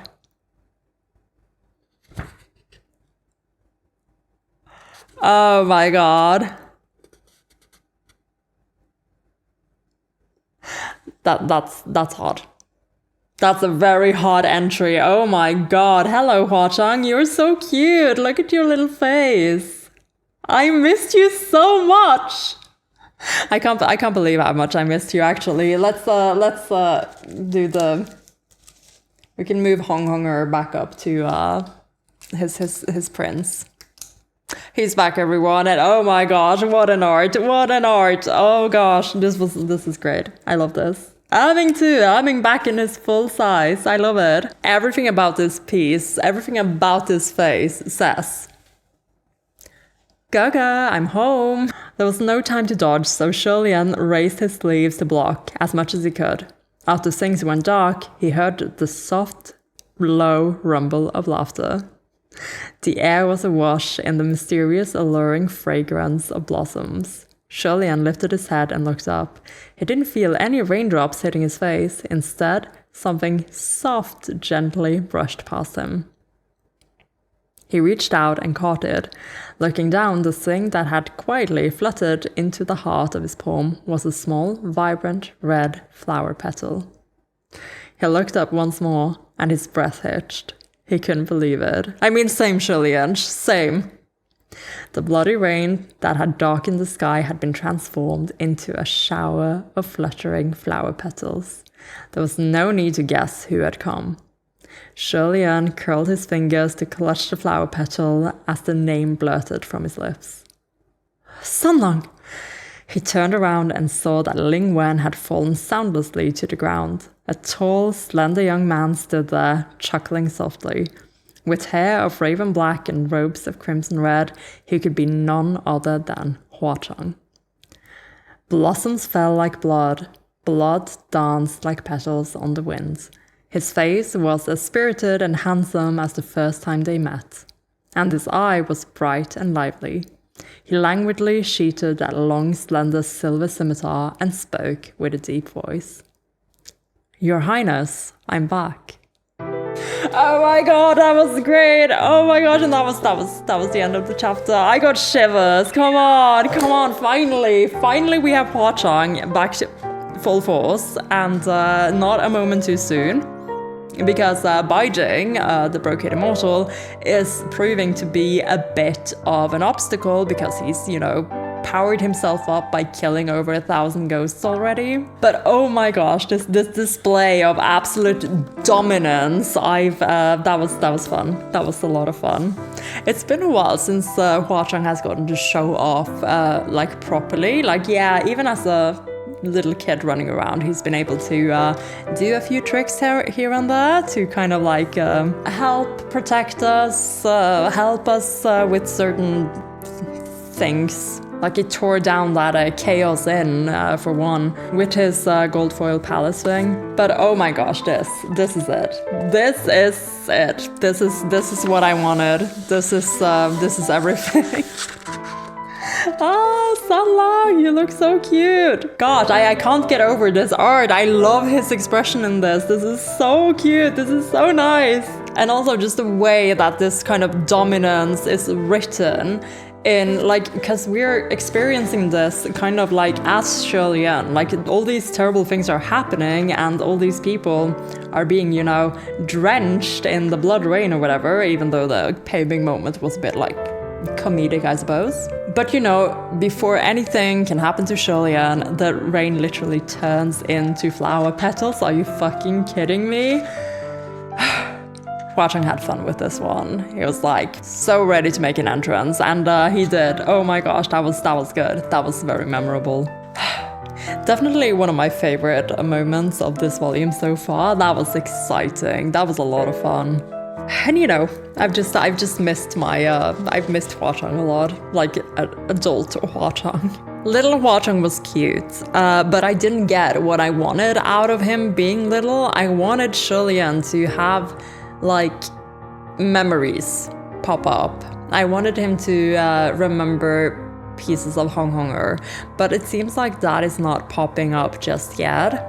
Slightly a missed opportunity, if you ask me. There were moments of, oh, this is kind of familiar, but no definite reveals as of yet. But now we do have Crimson Rainsword Flower back in full force, and we haven't had that since before the Ghost Rut scene, I suppose. So this is good. This is great. I'm totally on board with this. And it makes me super excited to see where we are going next. However, this chapter, once again, was the one that featured a side character, Jing Wen, who is already dead, I think. I don't think he was strong enough to keep surviving after the statue he had possessed got crushed like that. Maybe he is still kind of floating around, but he is not a threat at the moment.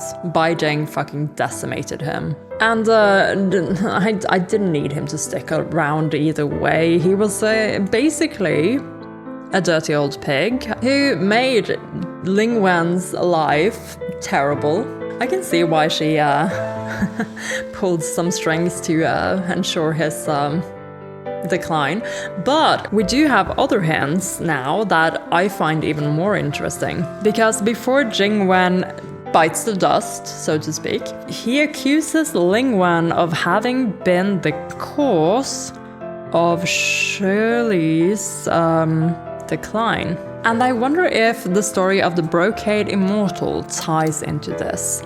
Because surely was a warring kingdom, we know that much by now, and this warring kingdom had General Pei and also General Bai Jing. And he was, winning a lot of battles on the battlefield and would have kept Shuli going and growing stronger, I suppose.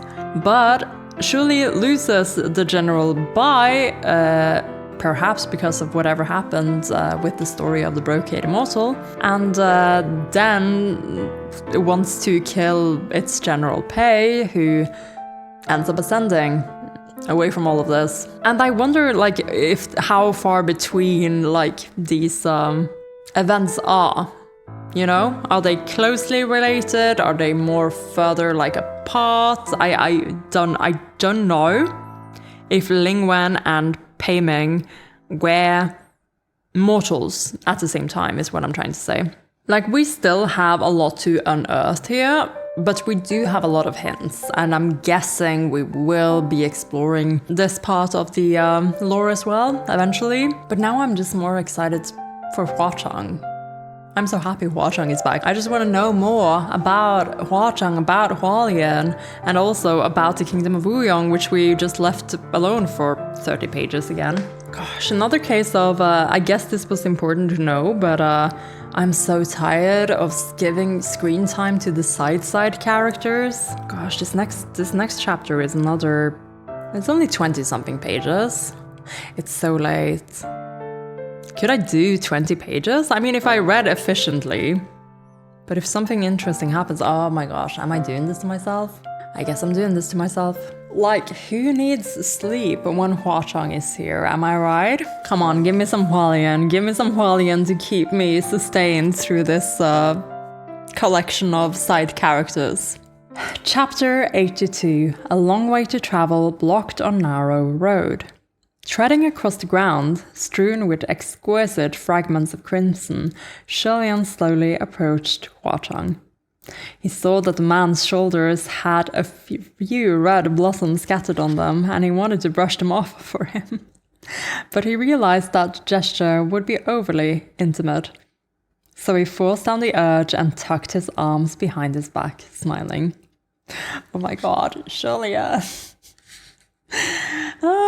Please be intimate. Not only can you call forth blood rain, you can also make a flower shower. I didn't know that. How fun. Huachang walked toward him, wearing a smile, easily dusting the petals from his shoulders. This was something spontaneous, a trick I only came up with today. Originally, it was going to be the usual blood rain. But then it occurred to me that Gugga was present, and wouldn't Gugga blame me if I drenched him? So I held back at the last moment and transformed it into flowers. I'm glad you found it fun. Oh my god, you're such a flirt, Huachang. You're such a flirt. I fucking love this. This is the most basic, teenage fantasy romance trope. He'll hurt everyone else, but for you, he'll literally turn blood rain into flowers. I fucking love this. I love this so much. Guilty pleasure. Generally, I'm oh my gosh, this is so tropey, but in this setting, I'm yes. Give this to me. They deserve to be cringe like this. I fucking love it. While Shilian wasn't drenched, Pei Ming was completely soaked. He called out from high in the air. Excuse me, you two. Let me down, won't you? A few silver butterflies fluttered upward and slashed the net with their shimmering wings, allowing Pei Ming to finally break free and land steadily on the ground.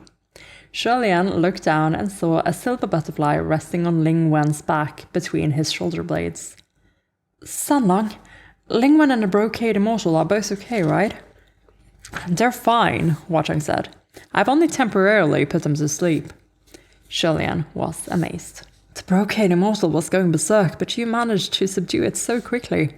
He's a ghost king after all, Shilian. Huachang raised his brows. It was fine. For some reason, it didn't seem to want to fight me. Shilian hummed. That's true. When you put it on before, it didn't do anything to you. It even showed itself. Pei Ming walked over. Save the chit-chat for later, you two. Aren't you going to peel that robe off him first?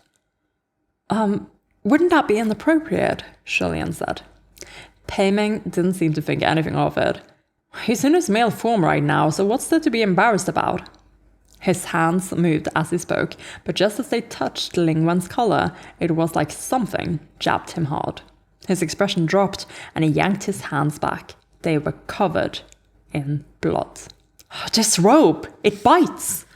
Only then did Huachang lazily explain. "The brocade immortal won't let Ling Wen go. You won't be able to take it off of him." Pei Ming looked at his bloodied hands. "If something like this happens again, will my Lord Ghost King please warn me sooner?" "General Pei, it's not that he didn't want to warn you. Your hands move too fast," Shilian said, evenly. Huachang snickered. "That's it, exactly." Oh my god. Yeah, no, that's just Huachang going along with whatever Shilian is saying, but it's cute that he's defending him. Their will remained strong even after being wounded, and the three headed back the way they came. Someone had to carry the male Ling Wen, and Pei Ming took up the responsibility without a word. Pei Shuo and Banyu were waiting in the same small town as before. The group reconvened near the holy temple of Wuyong, and Pei Shuo strode over to greet them when he saw them return. "General, your Highness, the mural in that temple has disappeared." Oh my god. Disappeared? Exciting. Pei Ming was carrying Ling Wen in one arm, while the other hand slicked back his blood-soaked hair. "What mural?" Banyu's eyes widened at the sight of Pei Ming covered in deep red. Shilian gave Pei Ming a brief account and went back into the temple with Pei Shuo to investigate. Sure enough, the wall from earlier was now exactly the same as the other three burnt ones. It was as if the mural had never existed. Huachang dropped his hand from the wall. "The mural was created by magic. That is interesting." Which would explain why it was like that, but that makes the intent even more like it was hidden there for a reason and hidden so that someone could discover it. But who was the intended audience? I really want to know. Shilian nodded. Perhaps the one who left it had reason to fear its discovery and didn't dare leave it for too long. Banyu was hesitant for a long time, but eventually mustered up enough courage to ask Pei Ming. "Are you okay?" Pei Ming gave her a look and began to bluff. "Why don't you ask your snakes if I'm okay, since they bit me?" Pei Shuo opened his mouth to defend her, but he wasn't sure whether he should go against Pei Ming. Banyu's eyes widened even further, and she mumbled as she tried to argue. "But a scorpion snakebite doesn't fester in the whole body like this." Pei Ming raised the left hand that bore the bite mark and waved it in front of her, proving that he had indeed been bitten. This ironclad proof was as solid as a mountain, and Banyu could only apologize. Oh my gosh, you're so mean to her, Pei Ming. This is not a bonus point. This is negative points. This is Shilian's daughter. Be nice. "I'm sorry." Pei Shuo couldn't watch anymore and patted her shoulder. "Don't take it to heart. This wasn't caused by the bite of your snakes." Shilian couldn't watch anymore either, so he spoke up in exasperation. "General Pei, can you not tease little girls at a time like this?" But that was the very source of Pei Ming's life. He used his spiritual powers to cleanse himself of all the blood and grime, and his face was glowing again as he laughed out loud. This gave him energy, oh my lord. "Aren't little girls made for teasing? Besides, what little girl? The state perceptor of Banyu is how many centuries old now? Still worried she might get embarrassed."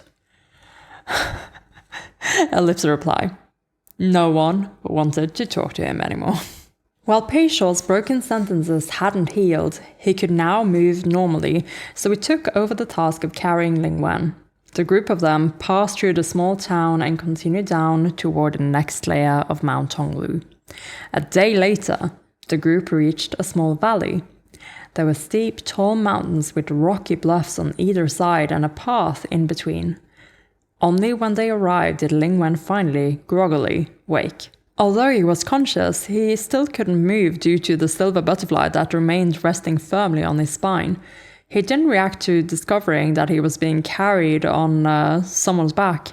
"Why are there so many people?" he asked in confusion.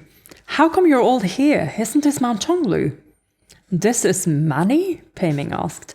"Let me tell you, there'll be more later. You haven't even seen everyone yet." There's enough of us to set up some tables for a round of cards. Shillian wholeheartedly agreed with the sentiment and couldn't help but smile. Is this foreshadowing that there's going to be more meetups? Because we know that we're going to meet more people. Oh my lord. After a pause, he spoke up. By the way, Lingwen, Qiying chased after you back at Puchi's shrine. Where is he now? Don't know, Lingwen replied. After I reached Mount Tonglu territory, there were too many inhuman creatures swarming around, and I lost His Highness Qiying in the crowd. I have no idea where he is right now. Pei Ming sighed at Lingwen. I can't believe you didn't tell me you were the one who snipped Suli's last lifeline. Hush. Only then did Shillian remember that Pei Ming was also from the kingdom of Shuli. However, he didn't seem particularly attached to the kingdom. After all, he was only a general, not a king, and he was even backstabbed by the ruler before he ascended, so there was no trace of grief or anger in his voice. He was just poking fun. However, Shillian still worried that talking too much about Suli would provoke the Brocade Immortal, so he swiftly changed the subject. He turned to Huatang. Sunlong, I'm curious about something. Huatang had been keeping an eye on the two tall mountains ever since they entered the valley. What is it? The kiln on Mount Tonglu, what is it exactly? Is it really just a giant stove? Shillian asked. Huatang smiled faintly and returned his gaze to Shillian. Of course not. But that's a good question, Gaga. He raised his hand and pointed. It just so happens that we can see it now. The group looked in the direction he was pointing, and they unconsciously stopped walking. That's the kiln? Shillian asked. Huatang crossed his arms. That's right. Alright. A large mountain was reflected in his inky black eye, standing extremely far in the distance. It sat at the edge of the world and was so tall it touched the heavens. It was condescendingly enthroned above all the surrounding peaks. Painted a deep abyssal blue, the mountain's summit was surrounded by a sea of clouds and heavenly winds. A layer of snow could be faintly seen, an eternal field of unmelting ice. The kiln is a live volcano in the heart of Mount Tonglu, Huatang leisurely said. It wakes when a new ghost king is born. With a volcanic eruption? Shillian asked. Correct, Huatang replied. All supreme ghost kings are born accompanied by blazing fires, lava, and ruinous disasters. Imagining that fiery scenario made one's eyes glow red. Shillian was lost in thought, and Pei Ming spoke up. That's too far away. If we continue at this speed, it's going to take a long time to get there. And that's not even factoring in having to slay ghosts en route. Shillian nodded. It's like an arduous childbirth every time Mount Tonglu opens its gates for slaughter. Huatang chuckled. Gaga's metaphor is brilliant. He stopped suddenly. We're here. And a fun ellipsis reply with an exclamation mark and a question mark from Shillian. Shillian was dumbfounded. So fast. Not at the kiln, Huatang explained. We've come to a holy Wuyong temple. Yes! This is what I'm here for. This is why I'm still pushing through to read this chapter. Sure enough, there was a large temple in the center of the valley ahead, the building listing to one side. This was the second holy Wuyong temple they had come across. Shillian was perplexed. He almost wanted to rub his eyes. Is that temple real? He couldn't help the question slipping out. In fact, almost everyone doubted that it was real. It seemed so out of place. It shouldn't have been built somewhere like this. Who had ever seen a temple or shrine constructed in such a narrow valley smack dab in the middle of a small mountain road?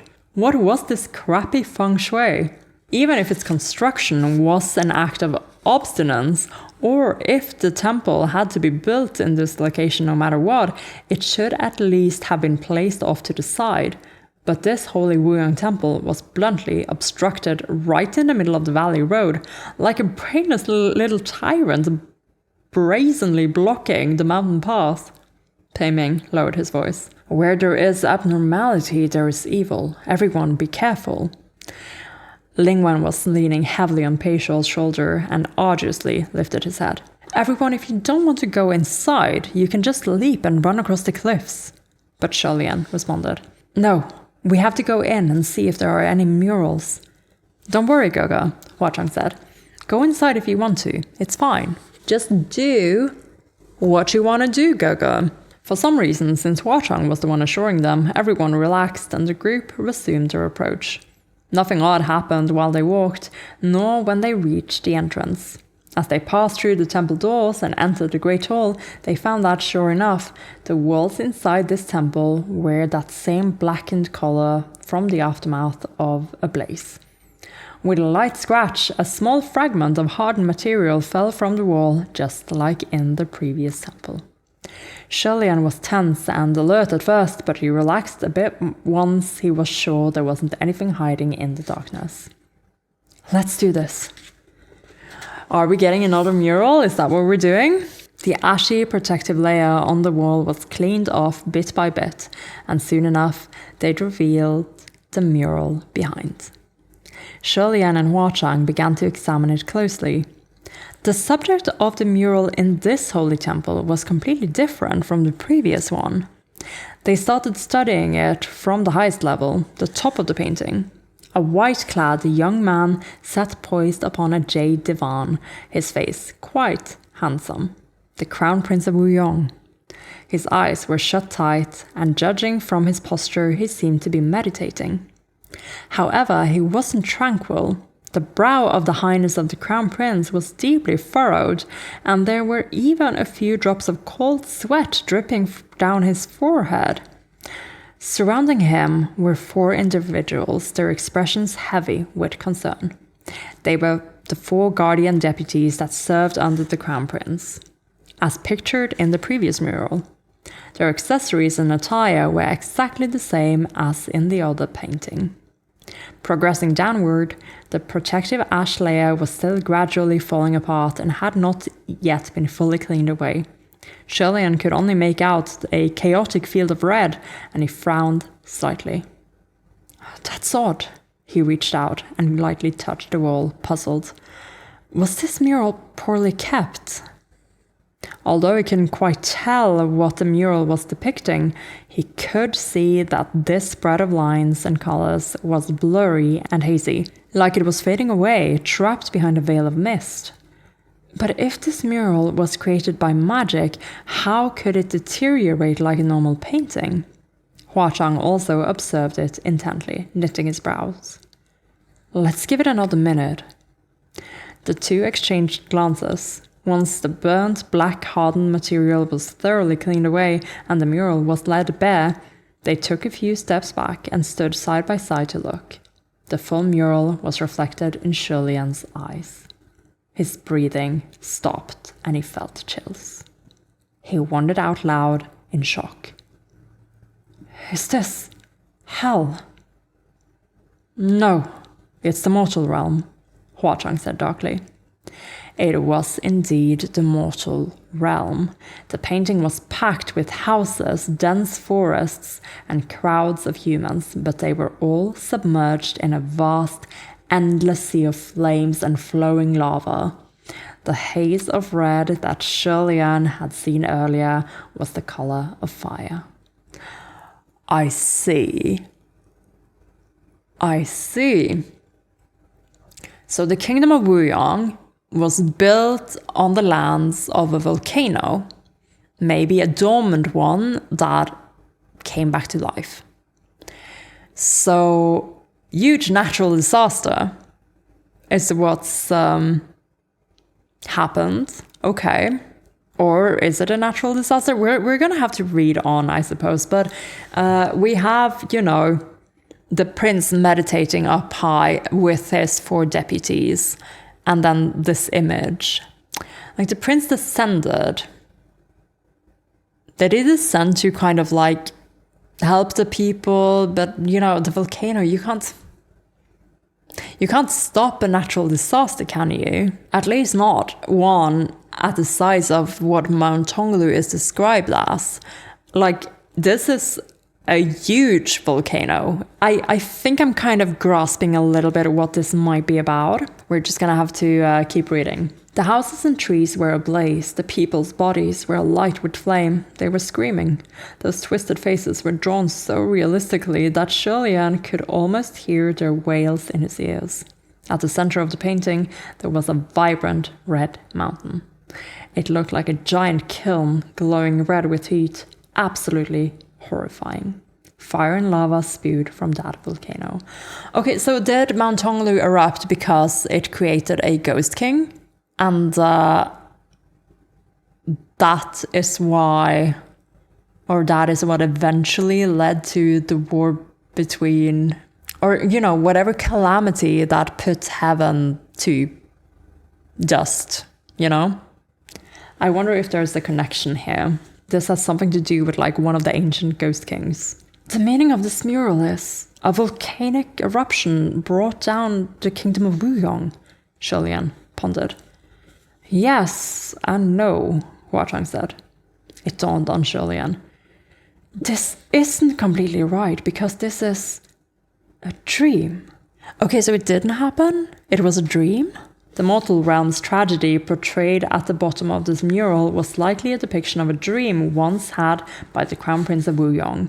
The Crown Prince of Wuyong and his 4 guardian deputies were surrounded in golden light, meaning he had already ascended at this point. The mural showed him as he was tormented by a nightmare, which was why the dream landscape's lines and colors were hollower than those of reality.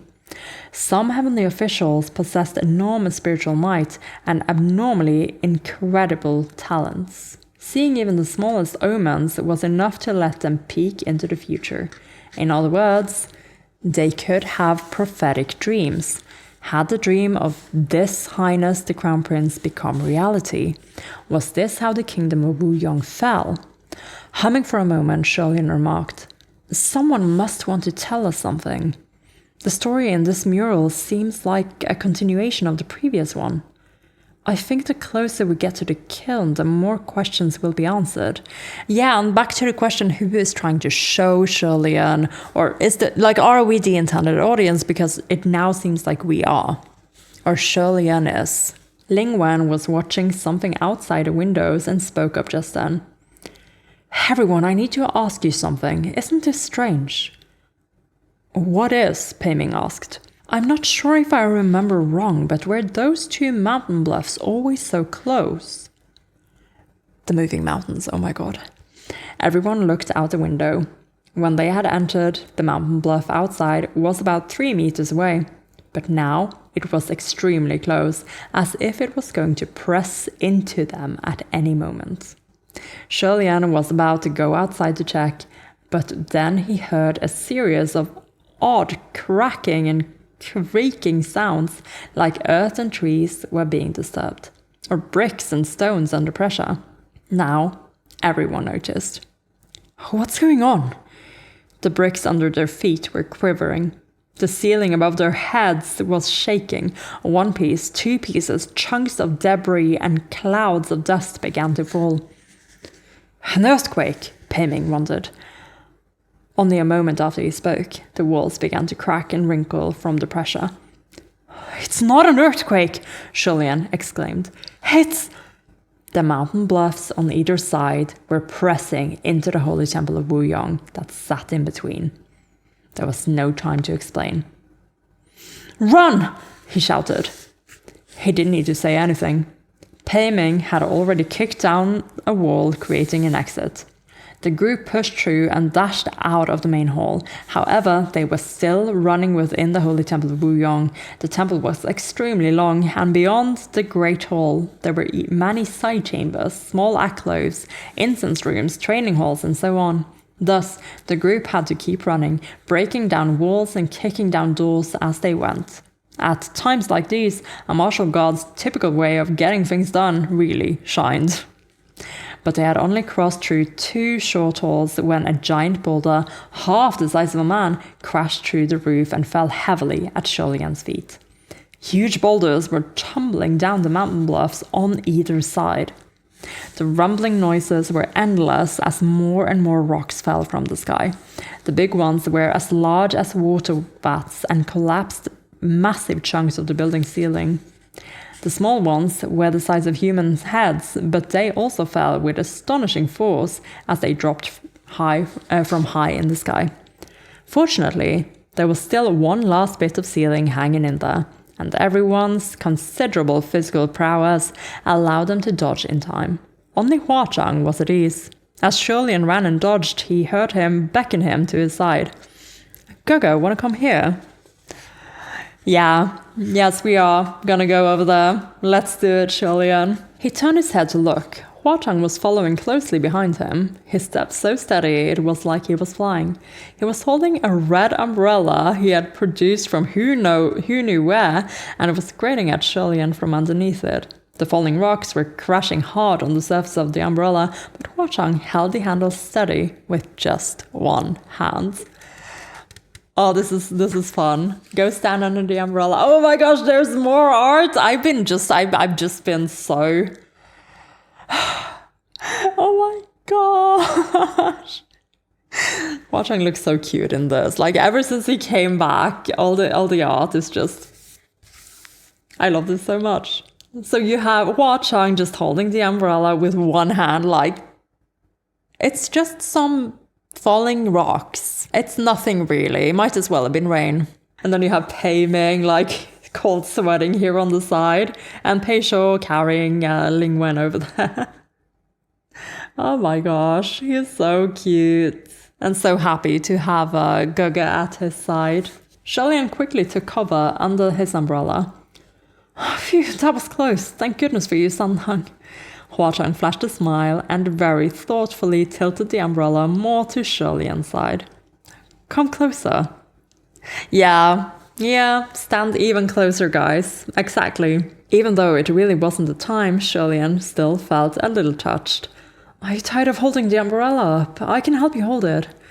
The others were fleeing and dodging, running like mad. They couldn't stand the sight of the two companions having such a lovely time, so they started to shout at them. Hey, isn't that unfair? Hua Changju, may I ask if you have any spare umbrellas? Can I hide under the umbrella too? Hua Chang smiled fakely. No, and no. Shulian felt a little embarrassed at the others' objections. Oh, this mountain certainly is strange, he mumbled, trying to slip away. Hua Chang had slid an arm around him, unnoticed, however, which stopped him from doing so.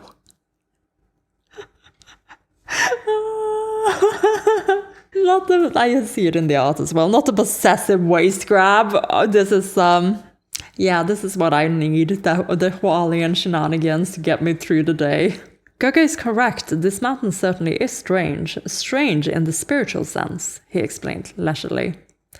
There are 3 large mountains near Mount Tonglu called Old Age, Sickness, and Death. They can move as they will within Mount Tonglu's perimeter, but they're otherwise no different from normal mountains. This is why some take them as landmarks of Mount Tonglu. Okay, Old Age, Sickness, and Death. Great names for great mountains, surely. Falling rocks continued crashing violently around them, but there was nothing but peace and harmony under the umbrella. I see, Shulian replied. So when Rongguang was disguised as Demon of the Swift Life-Extinguishing Blade, the mountains blocking our way was one of those 3 mountain spirits. Okay, mountain spirits, got it. Ling Wen was being jostled up and down on Pei Shou's back, but still arduously tried to join the conversation. No wonder this holy temple of Wu Yong was constructed in such an odd place in the center of a valley. Its original placement was probably not so strange. Those 2 mountain spirits sandwiched it afterwards. But birth, old age, sickness, and death are a set of... Wait a footnote. In Buddhist belief, birth, old age, sickness, and death are the 4 causes of physical suffering. Greed, anger, and ignorance are the 3 causes of mental suffering. Okay, so Shulian said, since the last 3 are present, where's the first? Regrettably, there's no birth, at least not that I've seen, Hua Chang replied. Isn't the birth, wouldn't that be the actual Mount Tonglu, like birthing out the Ghost Kings? Right? Meaning there's no chance for life here. Is that it? How cruel, Sholian said. A moment later, Banyu exclaimed, The mountain bluffs are still closing in! When they'd first entered the valley, the mountain path was dozens of meters wide, but it grew narrower as they walked further in. By the time they reached the gates of the Wuyang Temple, the road was no more than 30 meters wide. Now, the space between the two mountain bluffs was less than 10 meters. The buildings and walls were cracking and bending from the pressure.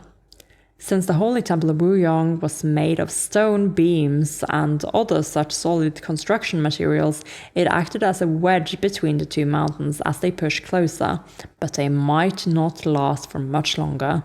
We can't go forward or backward, so let's break through the roof and go up, Pei Ming yelled. The shower of rocks is nothing, just knock them to pieces.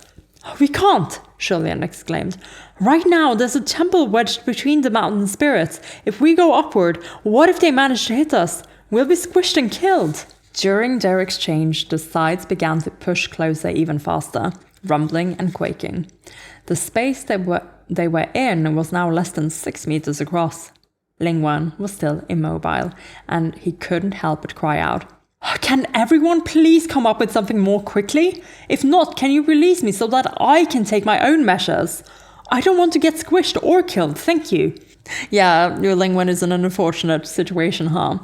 Fire was burning their behinds, but ideas didn't come so easily.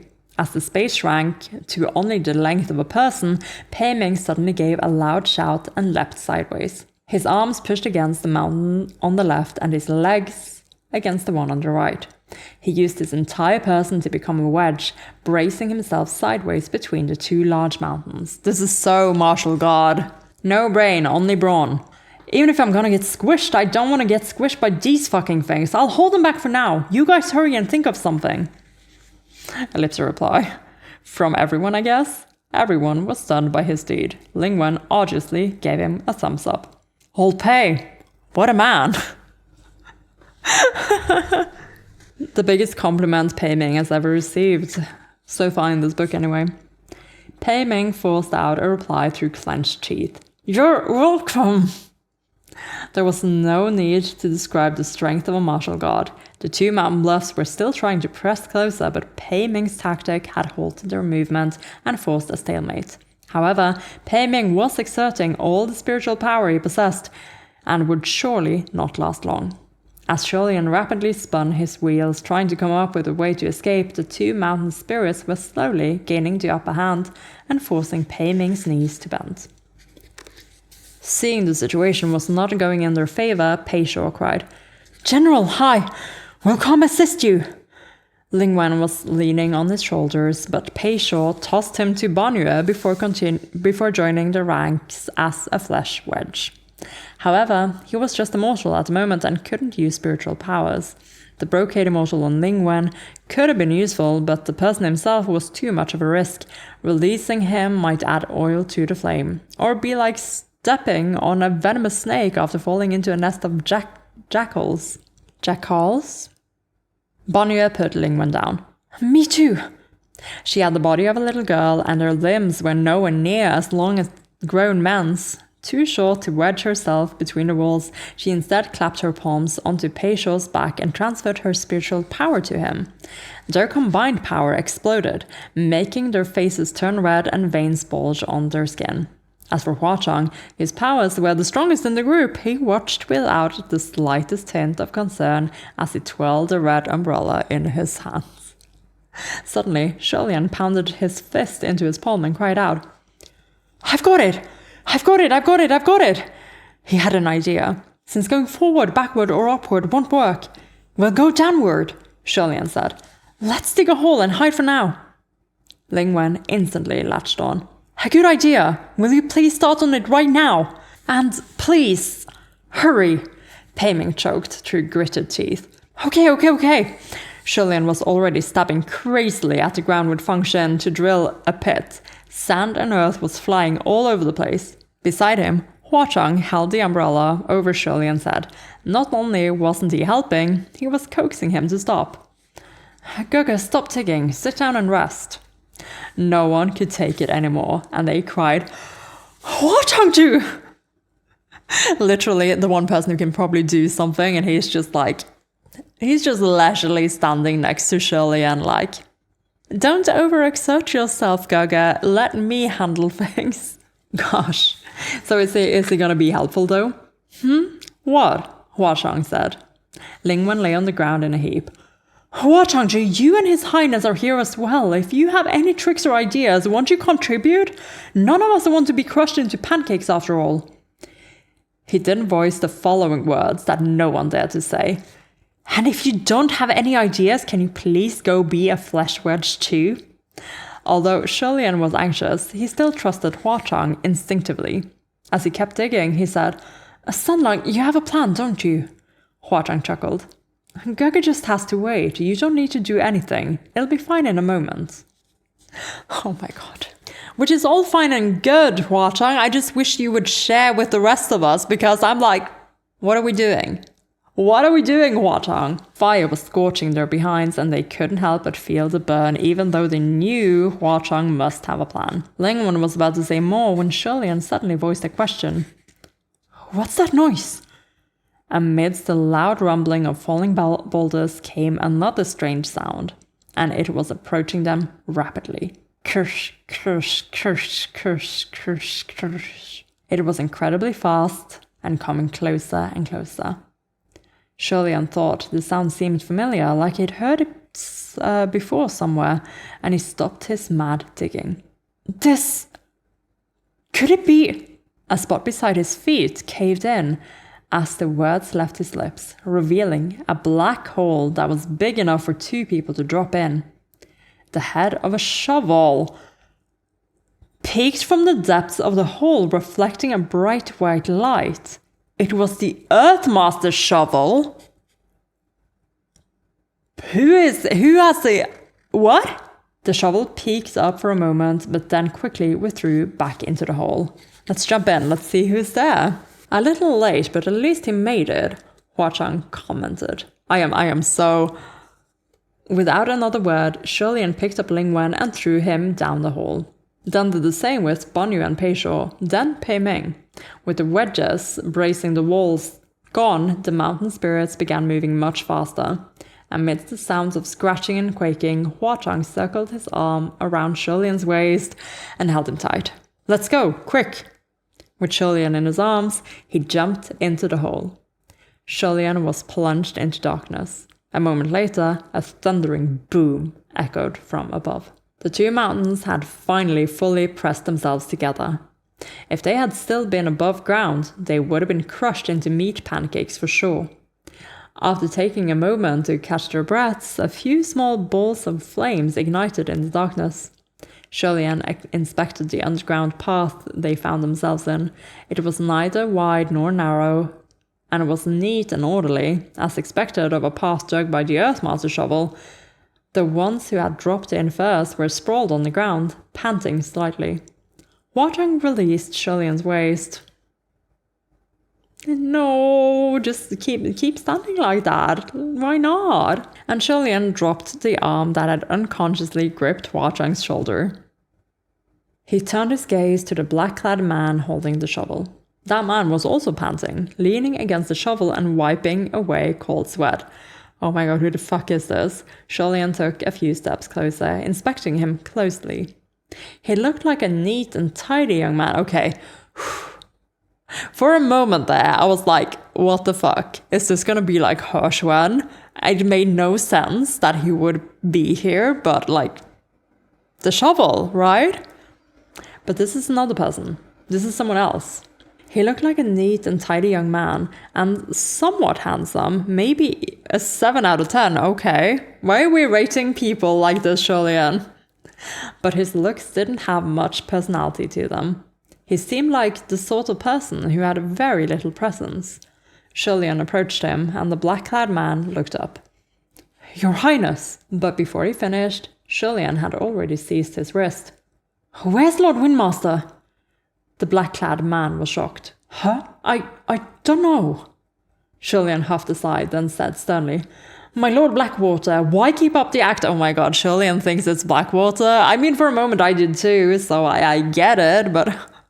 Come on, it's not. It's not. Your revenge is none of my business, but Lord Windmaster was once your friend, and he never committed a crime or harmed a soul, so I hope... Lingwen interrupted. But Blackwater, your highness, why do you think he's Blackwater? Their faces are different. Shirley looked back and replied doubtfully. Because he's holding the Earthmaster's shovel. Besides, don't we all know the key to a good disguise?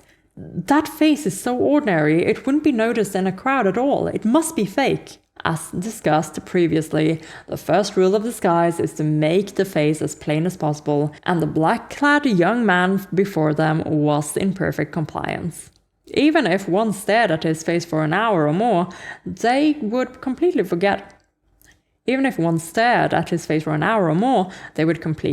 his appearance by the next morning. There was no doubt this face was a fake. Ellipse reply. However, a moment later, the black-clad young man said, I'm sorry, your highness, but this is just how I look. The young man replied. Another ellipse reply. Hua-Chang walked over and cleared his throat lightly. Gaga, this really isn't Blackwater.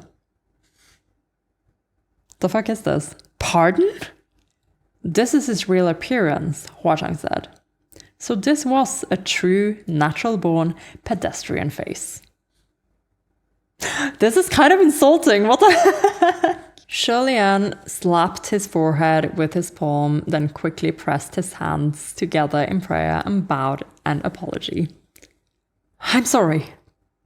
He'd been so certain of his theory, he'd bluntly told the man to his face that he was so plain. He was completely unnoticeable. It couldn't be helped. That face really was the model for a perfect disguise. The black-clad young man also felt extremely awkward, and he waved off the apology. Don't worry, it's nothing. I'm already used to it. Your Highness it's Yin-Yu. It's Yin-Yu, of course. Because it's the waning moon officer, so he's arrived because Hua-Chang wanted him to arrive. And he has the shovel now, for some reason, but yeah, okay, I see it. I see how this could have come to be. Your Highness Yin-Yu, thank goodness for your assistance, Lingwen said.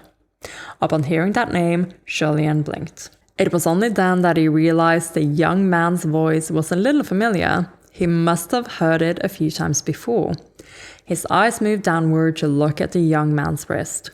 While it was covered by his sleeve, Shirley was sure that it bore a black cursed shackle. Pei Ming also rose to his feet to double-check the black-clad young man's identity. His Highness Yin-Yu, well, I'll be. I didn't think we'd run into you here. What are you? Yin-Yu scratched the tip of his nose with his finger and returned the greeting.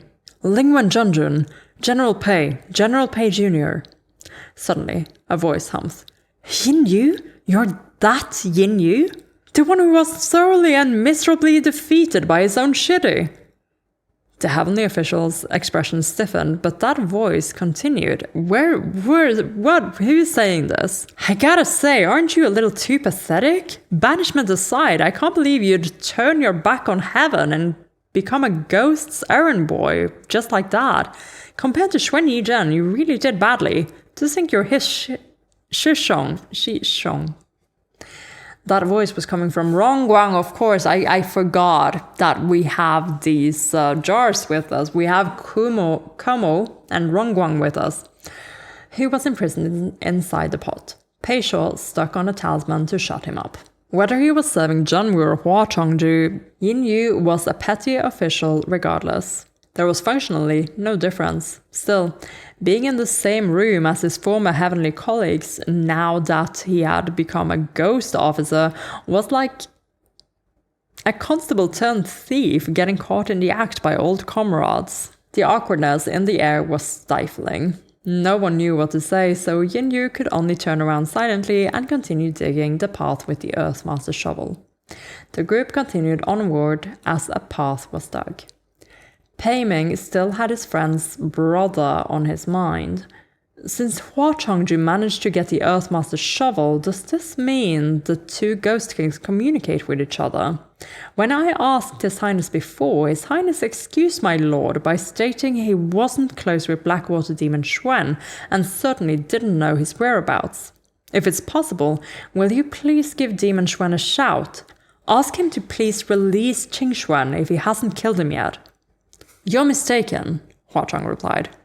I don't know Blackwater's whereabouts. Then where did the shovel come from? I found it on the ground, Hua Chang said. And no one can disprove that. So he would unapologetically admit to nothing, but what could be done about that? No one could do anything to him, and everyone was depending on him in their current circumstances. Pei Ming could only snort. Alright, fine. Hua Changju sure was lucky to come across a spiritual device so easily. Ling Wen was being carried on Pei Shuo's back and said out of habit, That shovel belongs to a heavenly official of the upper court. Will Hua Changju return? Before he finished, he realized he was no longer a part of the upper court, so there was no need to collect debts on its behalf. He shut up.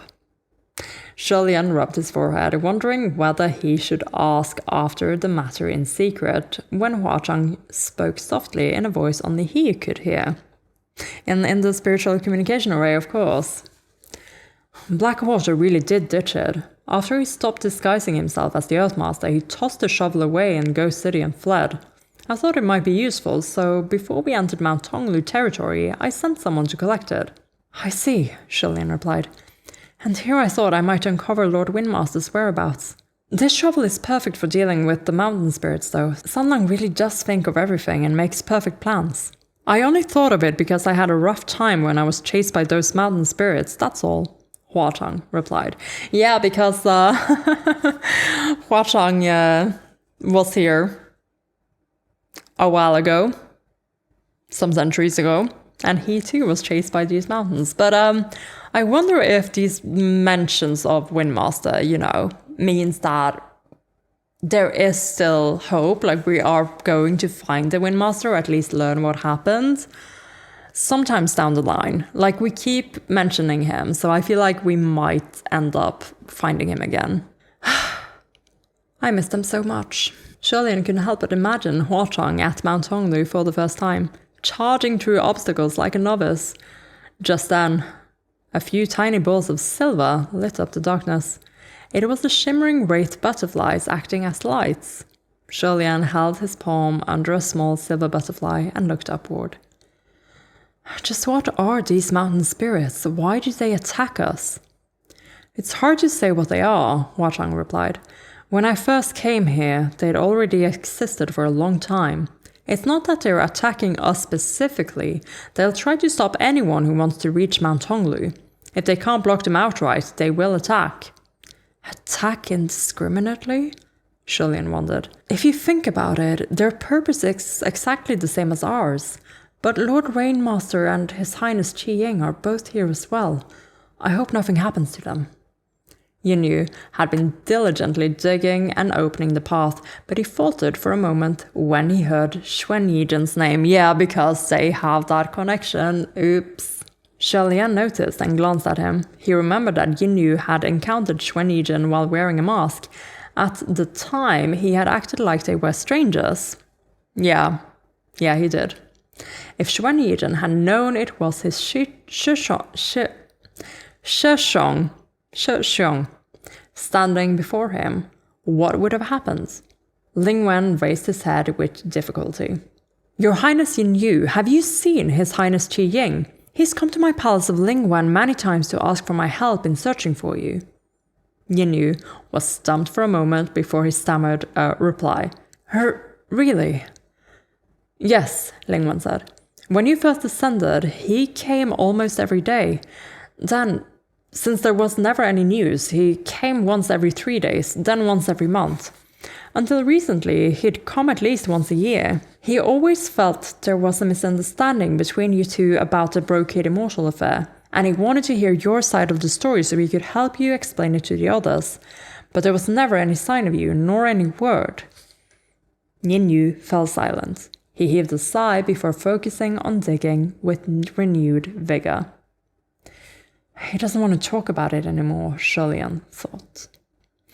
Yeah, because the story is that Yin gave Xuanyigen the brocade immortal, hoping it would kill him, but maybe there is something else to this after all. Lingwen was perceptive enough to see this too, so he didn't say anything more and allowed Yin to concentrate on digging. It was some time later when Yin finally spoke again. Chengju, Your Highness, we've already dug 15 kilometers. Do we continue? The Earthmaster's shovel worked as fast as the wind, tearing through the ground as if it were cutting tofu, and leaving not a single mound of loose dirt behind. Yeah, this is a super useful tool for this specific mission. And since their group ran like they were fleeing, they moved even faster than they'd managed above ground. Surprisingly, they had covered 15 kilometers in the blink of an eye. Sholian noticed that Yin had included him in the question, which confused him. You don't need to ask me, he replied gently. It's all the same, Huazhang said. What does Gege think? Yeah, because Huazhang is, doing whatever Sholian wants, and I think Yin being the Waning Moon officer, would know, that if Sholian and Huazhang are together, you ask the both of them. Because really, you should just be asking Sholian. Because that is the answer.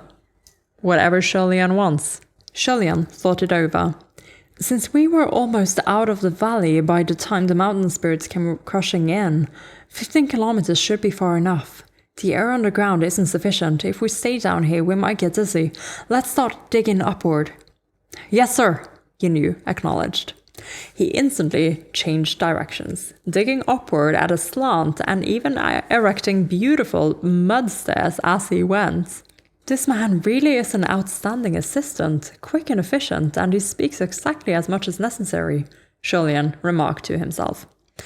Everyone followed behind Yin.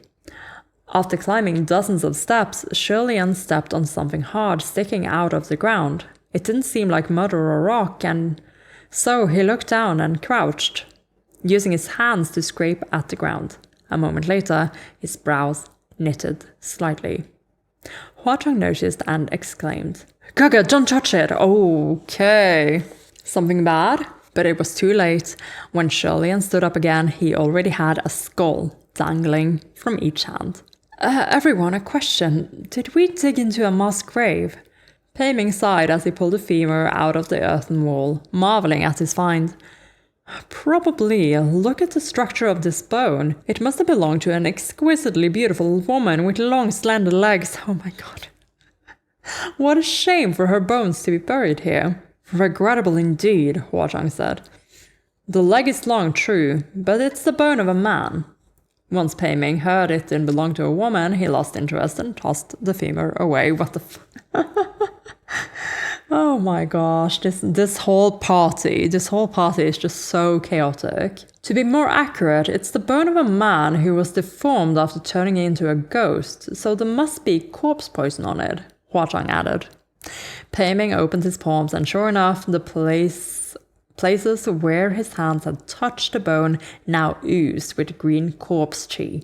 Can you ever manage to keep your hands to yourself? Can you? Lingwen berated. Corpse poison won't do any harm. General is a heavenly official. It'll be fine in a while, Pei Shou said. That femur wasn't just long and slender, it was also rather sturdy, robust and light when swung. Pei Ming picked it back up and wrapped the end with a cloth to hold it. It seemed he planned on using it as a weapon. Damn. Your Highness, how come you're fine holding those two skulls? Sholian put the two skulls down gently and showed his hands to the others. As it turned out, his palms were radiating that same green, but the color was rapidly fading. Truth to be told, I've been poisoned by corpses many times, Sholian explained. Oh my gosh, this is another one of...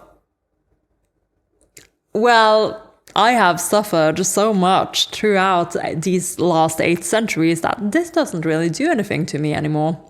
Internal wins for everyone present. At least 800, if not 1,000. I'm quite immune to it now. This level of poison is manageable. His explanation was oddly silly, and their companions almost laughed. Huachang, however, didn't seem amused at all. He walked over and crushed the skulls to pieces under his boot. This is like a repeat of the snake in the Banyu arc. Shulian had spoken calmly, but he could tell Huachang was upset when he heard the violent, furiously brutal sound of crushed bones. He wanted to ask what was going on, but he couldn't help but feel that Huachang's foul mood was his fault somehow. He didn't dare pry further. Well, you're kind of right about that, but not in the way that you're thinking. A little later, Huachang demanded, quietly and flatly, "What's taking so long?" The surface shouldn't have been more than 6 meters away, even if their slanting course made the distance slightly farther. It still shouldn't have taken this long. Yinyu was also baffled. "I'm confused too. Wait, there it is. We've dug through." Right after Huachang's inquiry, the Earthmaster's shovel pierced the surface. Yinyu cleared a large hole and leapt out first. "We're out?" Everyone climbed through, but they were all puzzled the moment their feet touched the surface. "Are we back above ground? No, that's not right. What is this place?" Pei Ming asked. They definitely hadn't emerged outside, as the light was extremely dim. "It was still daytime when we were walking through the valley. There's no reason the sky would turn dark so fast," Lingwen commented. A few shimmering wraith butterflies flew out and circled the area. The group could finally see where they were. It was an enormous cave, empty and spacious. Okay. So we're not out. What is going on here? The domed ceiling was extremely high and wide and looked like an ink-black night sky.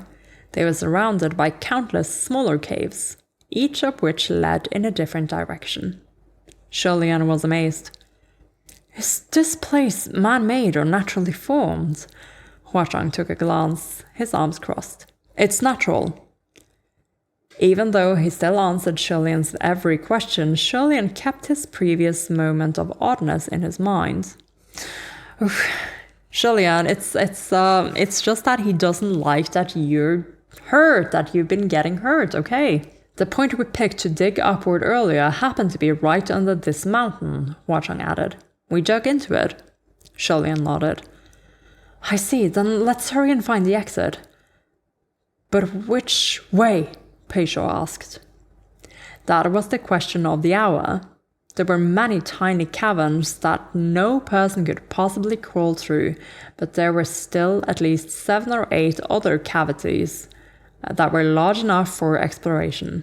Shulian crossed his arms and contemplated.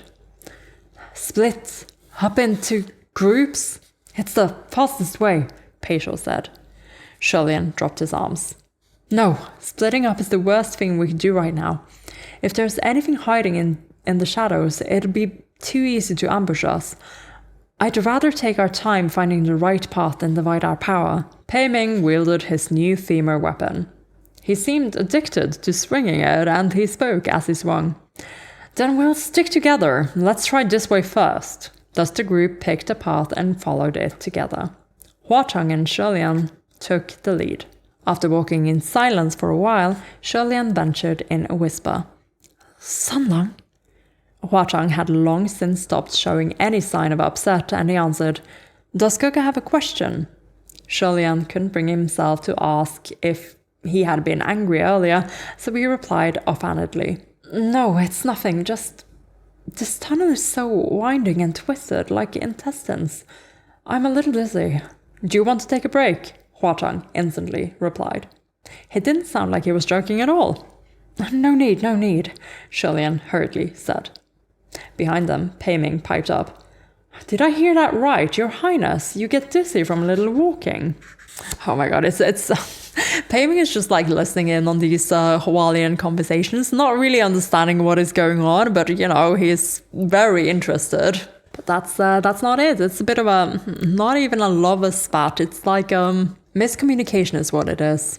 Shilian was a bit embarrassed by what he'd said, and he felt like he was forcing conversation, so he pretended he didn't hear Pei Ming's comment. "Everyone, do follow closely," he said sternly. "This tunnel has many twists and turns, so it would be easy for something to go wrong." As he spoke, he turned to look back and immediately stopped in shock, grabbing Huachang to stop him as well. "Sandang!" "What is it?" Huachang asked, and when he turned to look as well, he frowned. There was no one behind them.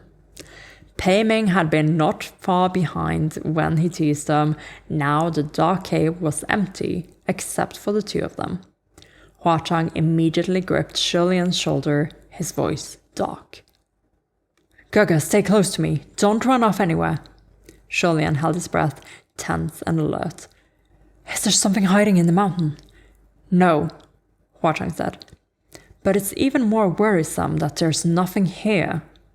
For that meant they were dealing with something that could come close undetected and steal everyone away right under their noses.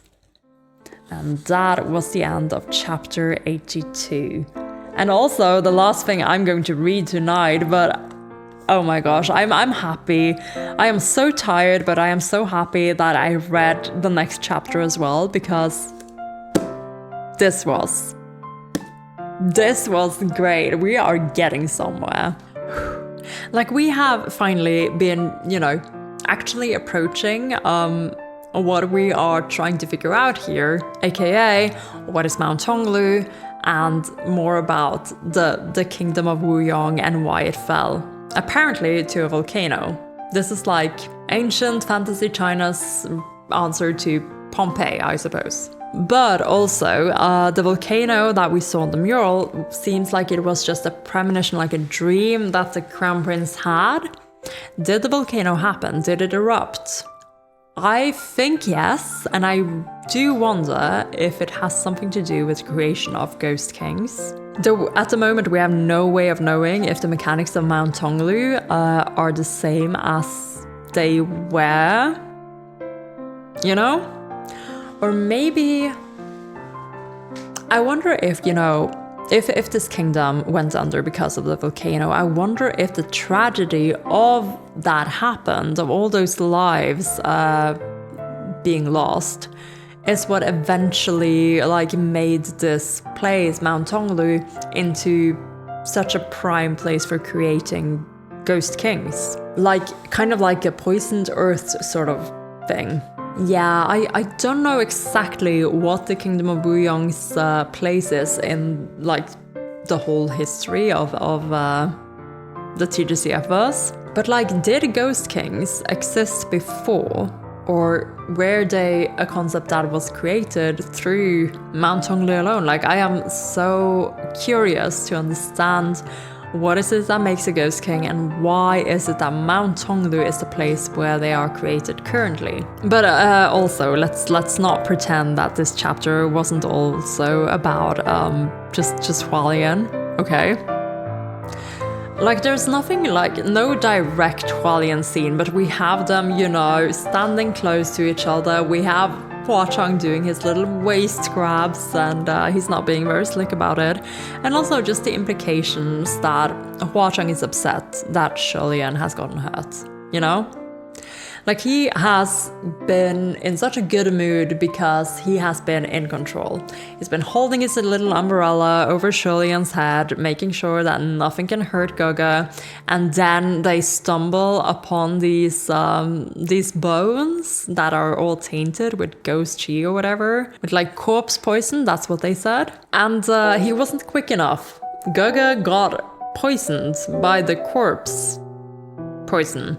And he wasn't quick enough to stop it, and also Gaga is well, that's fine, I've had worse. Gaga, please, you're hurting this man, you're hurting him so bad. So Huachang was a little upset about that, for reasons that we completely understand and for reasons that completely befuddle Shilian. We need to rectify this at some point. And now, lo and behold, I have been complaining so much about the side cast existing, and we're back to Hualien together alone. I don't think it's gonna last for too long. I think we're gonna figure out where the others went. But this is a nice little break. Like, I'm not reading anymore today. I still want to get another chapter done, I think, before ending this. Oh, it's only like a 12-page chapter. Well, I'll read maybe a couple of more chapters tomorrow before I end this session. Because again, I feel like we spent so much time with that first guy. What was it?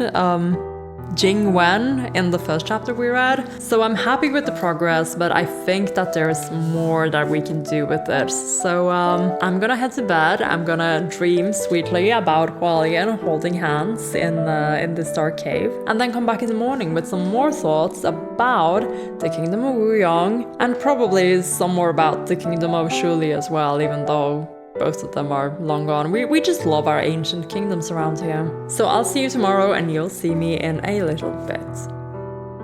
And we are back again. Another long day at work, but happy to be with you this evening to continue our read-through. And of course, because it's been a whole day already, I have been thinking about the previous couple of chapters, and I am even more excited now to continue than I was ending it yesterday. Like, I guess it's finally dawning on me that we are meeting Yin Yu, like, properly, like, not behind a mask, and like actually having a little bit of a personality. Like, we know that Yin Yu has a complicated relationship with Xuan Yizhen, in that they were martial brothers at one point, trained in the same sect, and then Yin Yu ascended, and Qiying eventually ascended after him. And they had a good relationship, apparently, until Xuan Yizhen became more popular.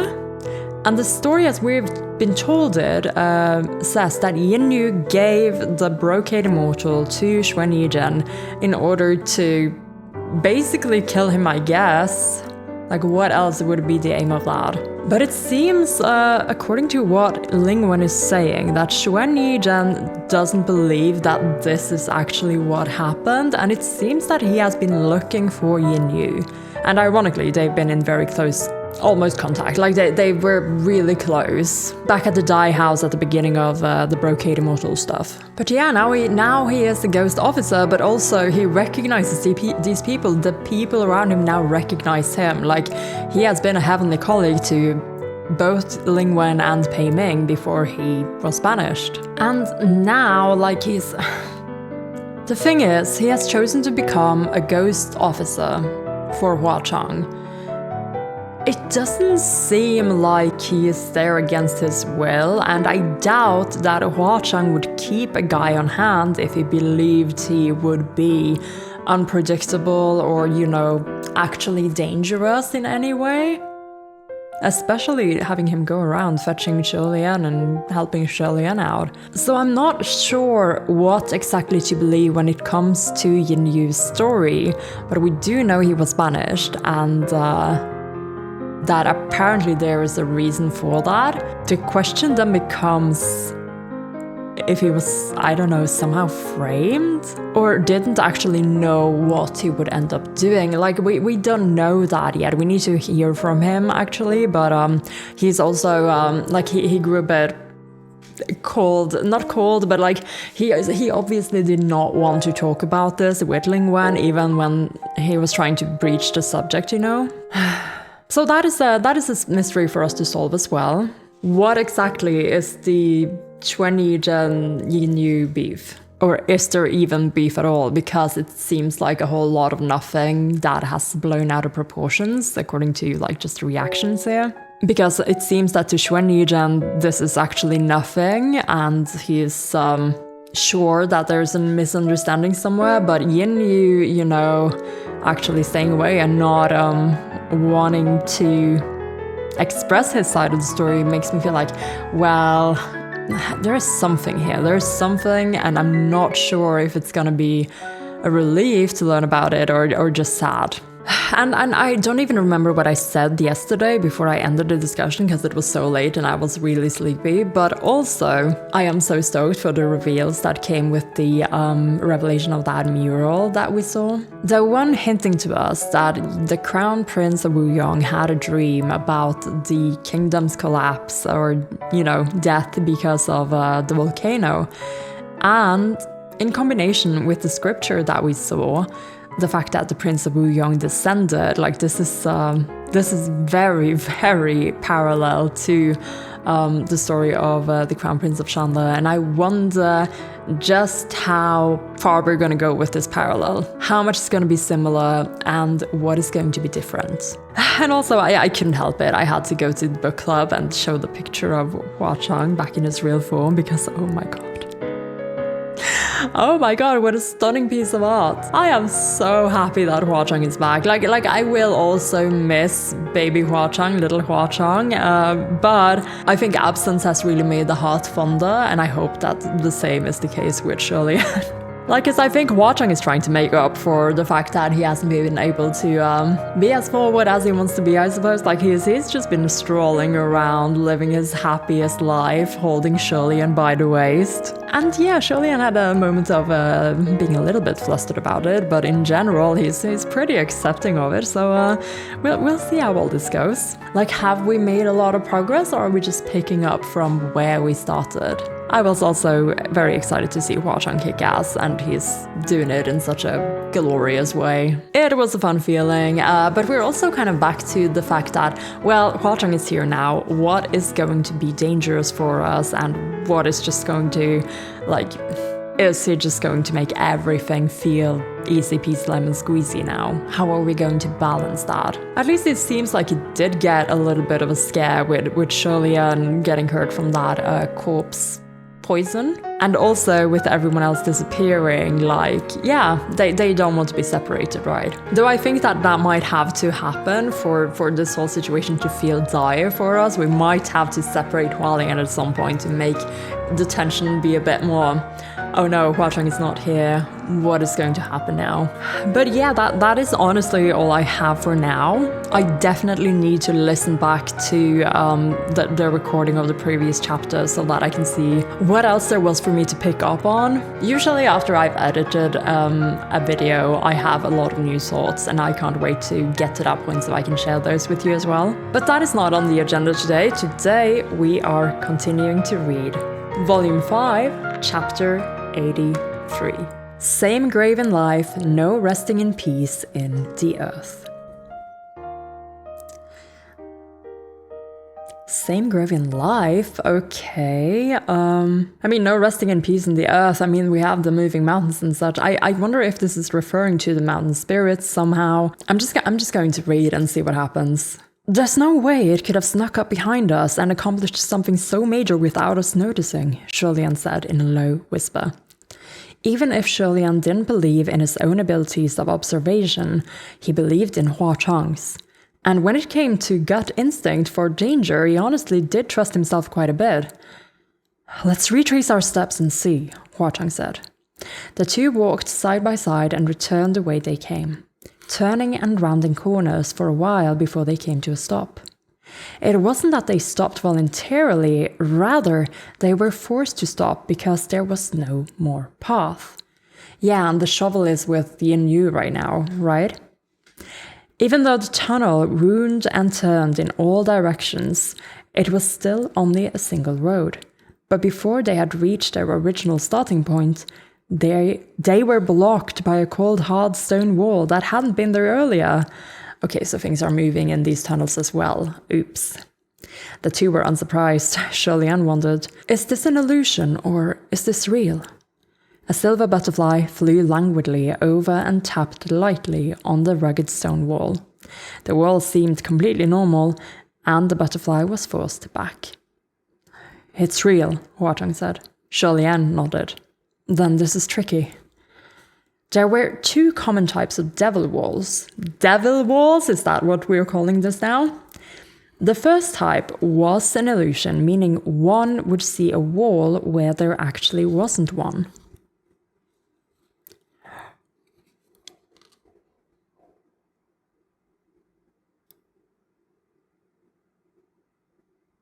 Oh my god.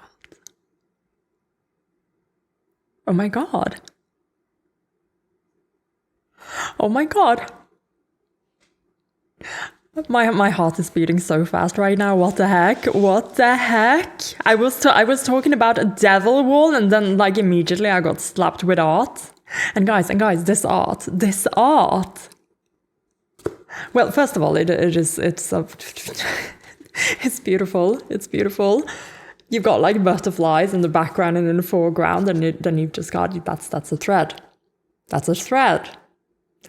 Huachang has literally just tied a thread, I think. I think that's what's going to happen, judging by this picture.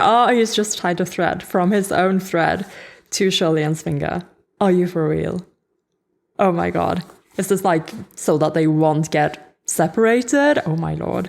Oh my god. What? We were talking about walls? How am I supposed to focus on the walls when this is happening right in front of me?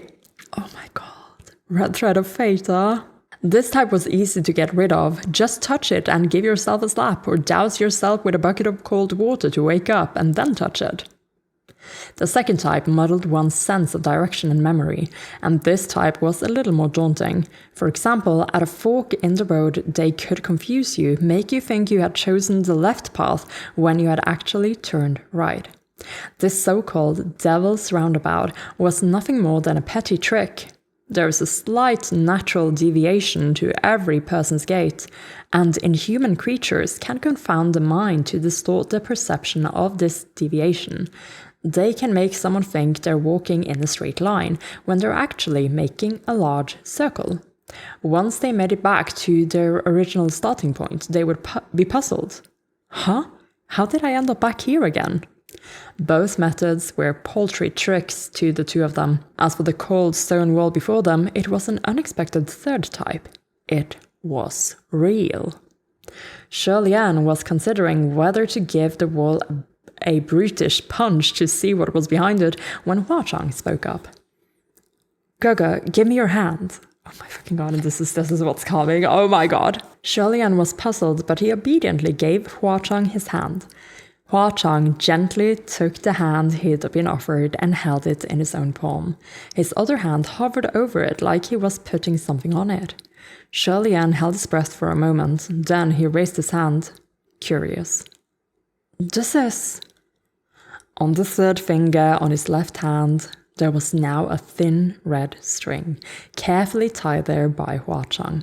The red string extended outward and connected to a red string knotted around Huachang's finger.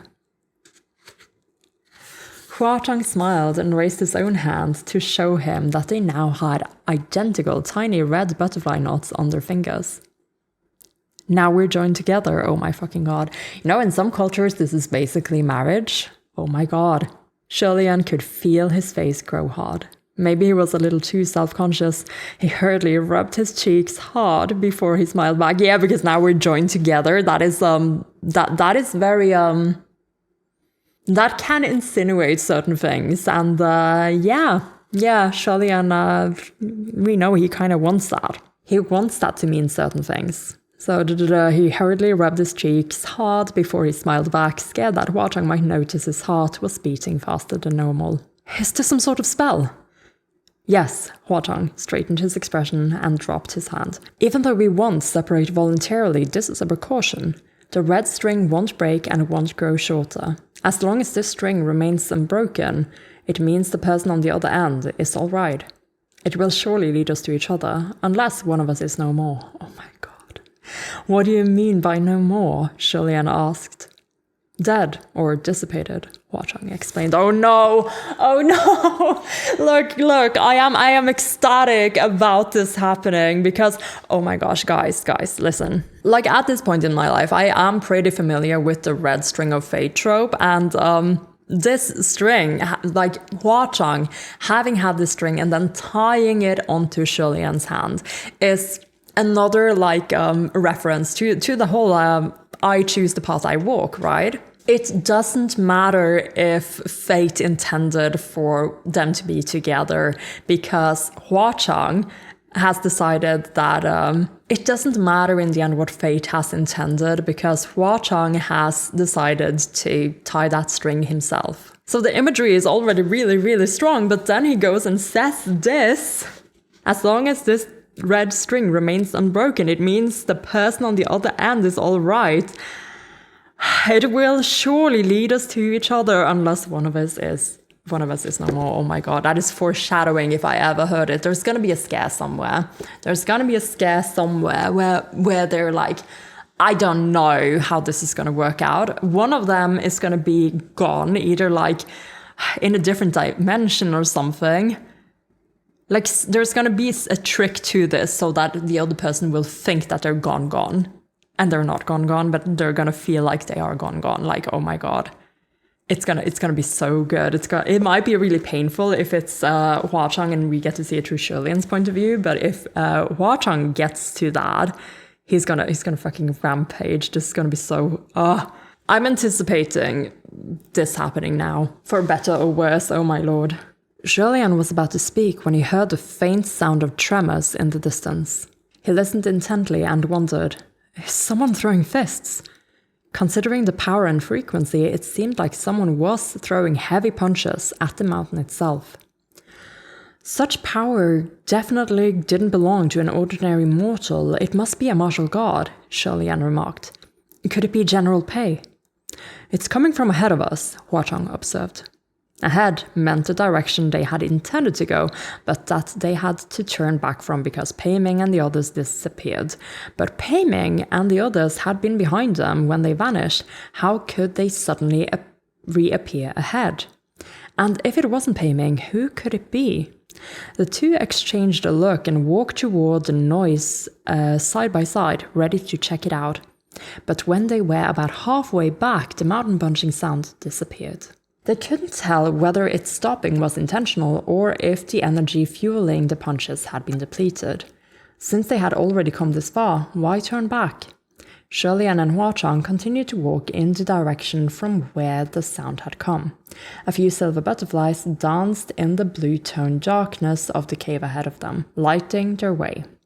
Shirley's sharp eye caught sight of something odd on the stone wall. What's that? A red string? They couldn't tell what it was from afar, but it was extremely bizarre. It looked like a red string, but much thicker. It kept twisting around, looking more like a long red worm the closer they got. Shirley approached and examined it carefully. Isn't this one of Banyu's scorpion snakes? Sure enough, it was the bottom half of a wine-red scorpion snake, twisting and throwing its body around. Its upper half was buried in the stone wall. Did it crawl into a hole that it couldn't get out of? Shirley wondered. Probably not, Hua Chang said. The scorpion snake's body was dangling in the air. Snakes didn't climb walls, so how could it have slithered up so high before crawling into a hole? Besides, there were many small crevices in this stone wall. If it had wanted to crawl into a hole, why pick such a small one? The hole was also strange. It was almost the exact same shape as the snake's body, which was why the serpent had gotten so thoroughly trapped. Shirley wanted to grab hold of the snake and pull it out to sea, but the snake was abnormally active and swinging its tail madly. It was attacking randomly with its stinger and kept almost hitting Shirley, so Hua Chang flicked it. The motion seemed completely casual, but the snake seemed shocked by this and was too stunned to move. Shirley didn't know whether to laugh or cry. And he was just about to speak up when he quickly shut his mouth. Do you hear that? I do, Hua Chang said. The two looked ahead at the same time. From within the darkness, they could hear the low sound of breathing. Very steady, very calm. Okay, creepy, let's go. But also noting down our fourth laugh or cry before we continue. Two wraith butterflies dallied and danced around each other and fluttered towards the breathing sound, flying higher and higher and lifting their silver light upward. Gradually, a pair of hands was illuminated. They were the hands of a person, the hands of a man. They were spotted with blood and covered in gashes, and they drooped like a corpse's. As the glowing butterflies moved upward, the person's messy head was revealed, which also drooped as if he was dead. However, there was no lower body. Okay, so this wall, it just appears and, makes people get stuck in the actual mountain? In the past, Shirley had seen nobles and aristocrats hunt for rare game and take the head as a trophy. They would treat it with chemical solutions to prevent decay, then hang it on the wall of their residences. The sight before him reminded him of those neatly displayed trophies, the head of tigers, bucks, wolves, and other such beasts. However, this man was obviously breathing. He was still alive. Shuolian took a step closer. What is this creature? Is this the true body of the mountain spirit? But there was no response from beside him. Shuolian felt chills crawl up his spine. Oh no, oh no. He whipped his head around and sure enough, Huachang was gone. Sunlong, Shuolian cried. Naturally, no one answered, but the man hung on the wall mumbled like he was talking in his sleep and was about to wake. Under the current circumstances, however, Shuolian had no interest in him whatsoever. He spun around a few times in his search, then remembered the red string tied around his finger and raised it in renewed cheer. Sure enough, the red string was still there, and it was unbroken. Shuolian relaxed a little at the sight and picked up the red string, tugging on it as he walked. He walked and walked until he reached the end of the thread. The red string was hung through a stone wall. Okay, what exactly moved though? Did Sunlong get moved, or did the wall just move between them? I don't understand how this works. But yeah, like they're separated, which is one of the things I said would have to happen, I guess, to make the tension of this feel higher. We'll see where this ends up. Shuolian couldn't believe it. He yanked at it a couple of times, but his efforts only pulled out an endless length of red string from within the stone wall. It almost made him suspect that Huachang was inside. The moment that idea occurred to him, Shuolian raised function and was ready to shatter the wall without another word, but the tip of his sword hadn't even touched the stone when his sight went black. It was as if the wall before him had opened a giant mouth and it howled as it swallowed his entire body whole. The blackness didn't recede, it only grew darker and darker as Shuolian was swallowed. He was surrounded by sand and mud, crushing him with their weight and suffocating him. Everything moved endlessly. It felt like he had been swallowed into the stomach of a giant Yao beast that had gobbled down a mismatch of things and was tumbling it all around inside its stomach to digest. It also felt like he was sinking into quicksand. He couldn't exert any power, even though he had the strength, and the more he tried to struggle, the deeper he sank. Shuolian wanted to break the wall to escape, but then he realized that Huachang could also be trapped here. And so, instead of backing out, he moved forward, swinging his arms to break away the earth and sand as he pulled the red string and arduously continued onward. A hand reached out and firmly seized his wrist. Shuolian was alarmed. Whew! Mud poured in the moment he opened his mouth, and he miserably spat it out. As for that hand, it grabbed him and pulled him into a pair of arms. A familiar voice came from above. Gaga, it's me. Okay, whew. That was, a quick bit of separation, but still. That is exactly what needs to happen for any of these situations to feel dangerous to Shuolian. Though I guess this scene is also more about demonstrating what the string does, and how that adds to their circumstances. At the sound of that voice, Shuolian completely relaxed and hugged Huachang tightly. Thank goodness, the red string didn't break. I really found you, he blurted. Huachang embraced him firmly back and said with conviction, It didn't break, I found you too. Oh my god, this is so cute. Yeah, okay, I'm happy with this string existing. I mean, I already kind of predicted that they were going to be that really annoying couple who would, they're separated for a 30-minute grocery store run and they'd reunite as if they were returning from the war. Yeah, but then again, they kind of deserve it. As it happened, they both experienced the same strange incident. Shuolian was observing the half-bodied man hung high on the wall, and Huachang was keeping an eye on their surroundings, guarding against anything that might ambush them from the shadows. Shuolian had been standing right next to him, but it only took a split second, the blink of an eye, for him to disappear, a stone wall looming where he once stood. Huachang had pulled at the red string, following and searching, and he went inside to look for Shuolian when he discovered it was threaded into this wall. Though there had probably only been a single wall between them, they had both feared that the other was trapped inside and entered at the same time. Julian mentally repeated for the up-10th time that Huachang really always thought of everything. Oh, thank goodness we're linked by a red string, otherwise who knows if we would have found each other. And no wonder General Pei and the others disappeared so abruptly. They weren't ambushed, they were instead swallowed by the mountain spirit. That's right, Huachang said. We picked a bad spot to dig and wound up breaking right into the mountain spirit's stomach. Julian unconsciously cleared his throat. This was true. They were currently, without a doubt, in the stomach of one of the 3 mountain spirits. When Yinyu had asked Julian whether they should start digging upward, their chosen location just happened to be where one of the mountain spirits was resting, and Julian had cheerfully agreed. He had the world's most unbelievable luck, no lie.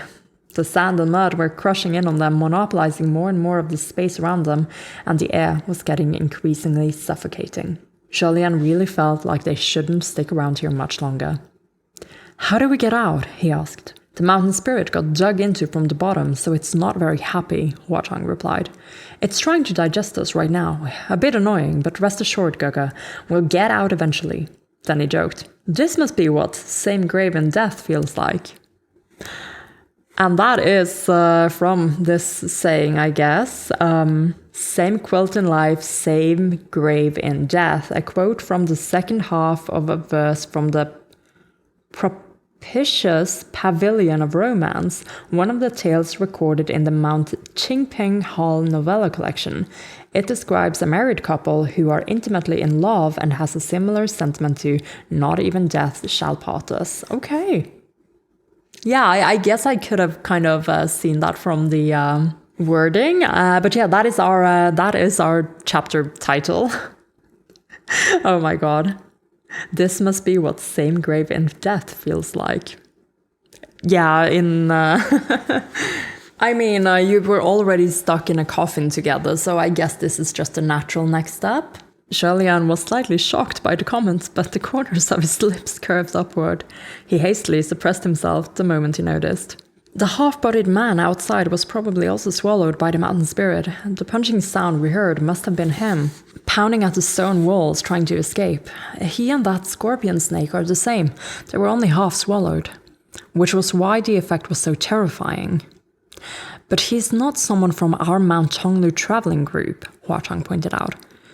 Julian recalled that messy hair. Wait, I know who that was. It was probably Qi Ying. Oh my god, the messy hair. Qi Ying? Oh my god, we can't leave him there. We gotta go get him. Huachang thought for a while before he seemed to remember. Oh, the one with the curly hair. I guess that was him. I wonder if he's all right, Julian said. Did he pass out? He wasn't responsive earlier. He's fine, just asleep, Huachang said. How do you know? Julian asked. I left a few silver butterflies outside, Huachang said. I sent one over to him just now. My right eye can see through it. Right eye? Can see through the butterflies? Huh. So that's another thing about the right eye then. Like, yeah, we know from the stories that he sacrificed it to create Ming, but I guess maybe the butterflies have something to do with this as well. That is interesting. As soon as he spoke, he made a soft sound of interest, as if he'd seen something strange. What is it? Julian asked. Huachang didn't respond, only bowed his head slightly and gently lifted Julian's chin so they could touch foreheads. Julian's eyes instantly widened, but then he closed and reopened them. This is truly magical. Yeah, a forehead touch does that to you. His right eye was seeing a completely different scene from what was before him. It was dark, but he could see rough silhouettes. The silver butterfly that was monitoring the outside seemed to be hiding behind a bunch of weeds. A black shadow was slowly approaching from below. Someone's coming. I wonder who it is, Julian whispered. Where is your silver butterfly hiding? Will it be discovered? It's in his hair, Huachang said. Its light is concealed. It won't be discovered. The black shadow finally came close enough to be distinguishable. The man lifted his head to reveal a ghastly, pale face. Yinyu, Julian said. Oh my gosh, Yin Yu Xuanyi Gen reunion all of a sudden in the stomach of a mountain spirit? That was the end of the chapter. This chapter was so short, oh my gosh. But again, what a chapter.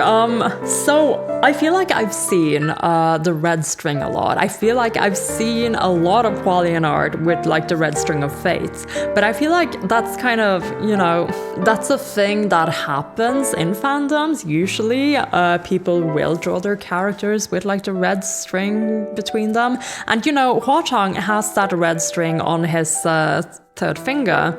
That is likely, you know, a sort of homage to the hair that Shulian tied around his finger back in the chapter 37, the flower Yao scene. So it's kind of been like, it's felt natural that there would be like a red string of fate theme to a lot of the Hualien fan art, but now they actually do have a real string tied around each other's fingers.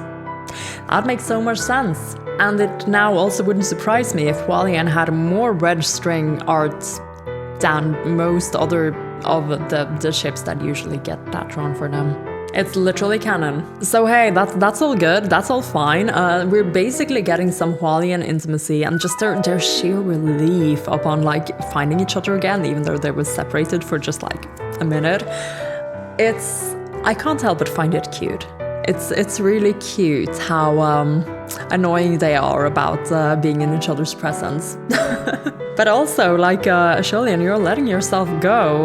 What happened to the noble, gracious, special someone? You're fine just hugging onto Hua Chang now? You're not having second thoughts about this? Gosh, I really didn't know your game.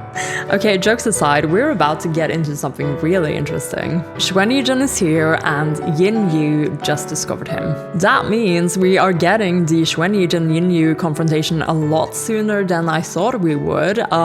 This is sort of exciting. I think I am more excited to just learn more about Yin Yu as a character because he's been kind of like a, you know, very anonymous servant kind of character so far, with not a lot of personality really, more like just puzzle pieces that we needed to find out. So I'm excited to see what kind of person he's actually like, you know, and to see what he's like once he's meeting Xuanyi Zhen, because they are the people who have, you know, a past, and yeah, I want to see what kind of tension is between them, what kind of misunderstanding or miscommunication is going on here. And hey, the butterflies are getting a new attribute. So we knew from the previous read-along that they can record sound. Now we know that they can transmit image as well, to Hua Chang specifically, and also to you, if you are lucky enough to receive a Hua Chang forehead touch.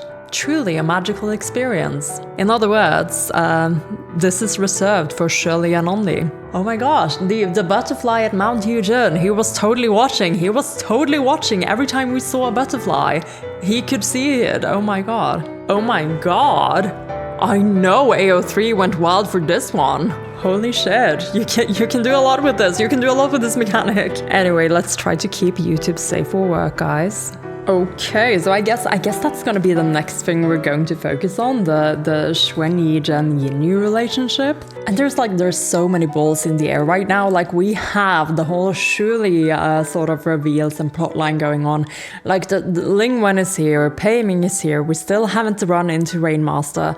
There's a lot going on at the moment, like in the background. And now we're introducing yet another thing and yet another set of characters. Do you guys see what I'm saying? Like in the pre-discussion, I mentioned that this arc is really overcrowded, and it really is.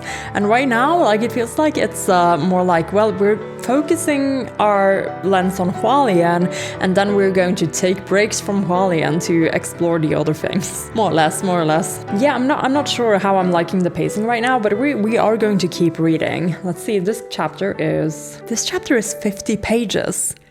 This chapter is 50 pages, what the heck? Well, I guess, I can't just stop reading now. I've only read one chapter this evening. What the heck? Am I really gonna read a 50-page chapter? What's that gonna make this read? Like, if I finish this chapter, I'm going to have read more than 100 pages for this read. Oh my god. You know what? Fuck it, we ball. Let's see what chapter 84 is going to be about. The jade refuses to be a throwaway brick, which comes from an idiom. It's a derivative of the idiom Pao Xuan Yin Yu, or throwing out a brick to attract a jade. It describes the act of making a rudimentary suggestion that is intended to prompt others to come forward with better ideas. Yin Yu's name is written the same way as attract a jade. Okay, so Yin Yu. It's indeed the Yin Yu chapter, I guess. Oh my god, is all of it gonna be Yin Yu? We're just going to have to wait and see. Let's go for it. It was indeed Yin Yu. He was still holding the Earthmaster's shovel. Even if he'd been swallowed by the mountain spirit, he could still swiftly dig a path to escape with that holy device in his possession. It wasn't strange that he was making an appearance here, especially considering Xuan Yizhen's furious earth-shattering pounding. The images that Sholian was seeing in his left and right eyes were different, and it was incredibly uncomfortable. He blinked lightly, which made him discover that his right eye could still see the scene outside even while closed. So he kept his eyes shut. Just then, his field of vision shuddered. It shook wildly and swung from left to right. It appeared Xuan Yizhen had finally come around and was shaking his head. Seeing that he had raised his head, Yin Yu swiftly reached up to cover his face with his ghost mask. However, Xuan Yizhen didn't have the attention to spare for him. The moment he woke, his entire body was violently yanked backward, and another piece of it sank into the wall. Yeah, oops. The mountain spirit had swallowed another large portion of Xuan Yizhen's body. When his arms were still out, Xuan Yizhen had relentlessly smashed at the wall with his fists, working hard to pull himself free. However, the mountain spirit was probably thousands of years old, and its Yao powers were equally immense. It opened its mouth wide and swallowed again, and Xuan Yizhen sank deeper and deeper until the sound of wall pounding disappeared, when both his arms were dragged into the stone wall. The mountain spirit seemed to stop, but Xuan Yizhen was left with only his head exposed. That was when he realized there was someone standing below him. "Who are you?" he demanded, without thinking. Yin Yu didn't respond, but the sharpness of his eyes could be seen through his mask. His gaze was chilling. Sholian couldn't help but think, that certainly isn't the expression of someone who wanted a reunion. Yeah, we kind of expected, huh? Xuan Yizhen continued to speak without thinking. "Is that a shovel in your hand? Help dig me out of this wall. I want to get out." He had always spoken this way. Naive, matter-of-fact, fearless, and unconcerned of consequences, almost like a child.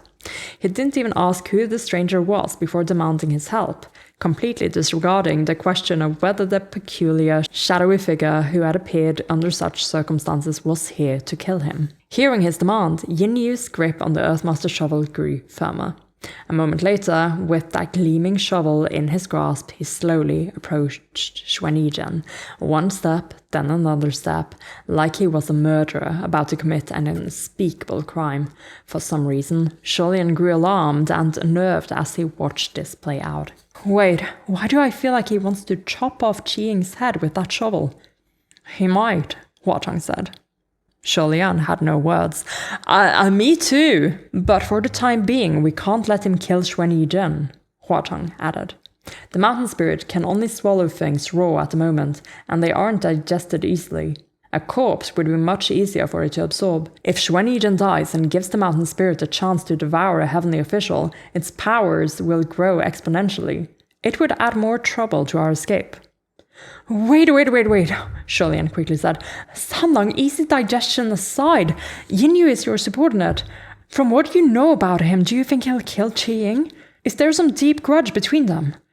Qiying had been so determined in his search for Yin Yu. Since they were Shichong and Shidi of the same sect, it was impossible that he didn't understand his character after all these years. Sholian thought the reason behind this search was obvious. Xuan Yizhen believed Yin Yu was worth searching for. And with Xuan Yizhen's personality, what could he have done that would make someone want to kill him?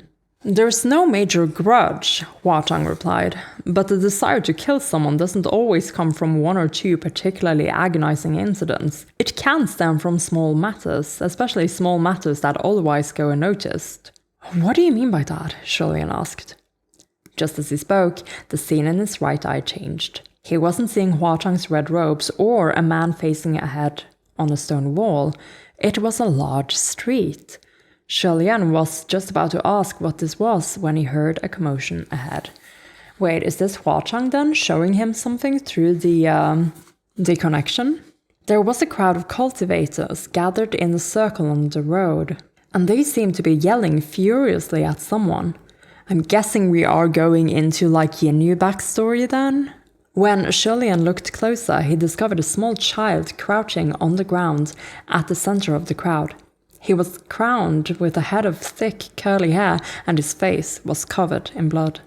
Any normal child would have surely been terrified and crying at being surrounded and yelled at like this. But while this child was only about 10 years old, not only was he not scared, he seemed excited. His eyes darted around and his little fists were clearly itching to be tested.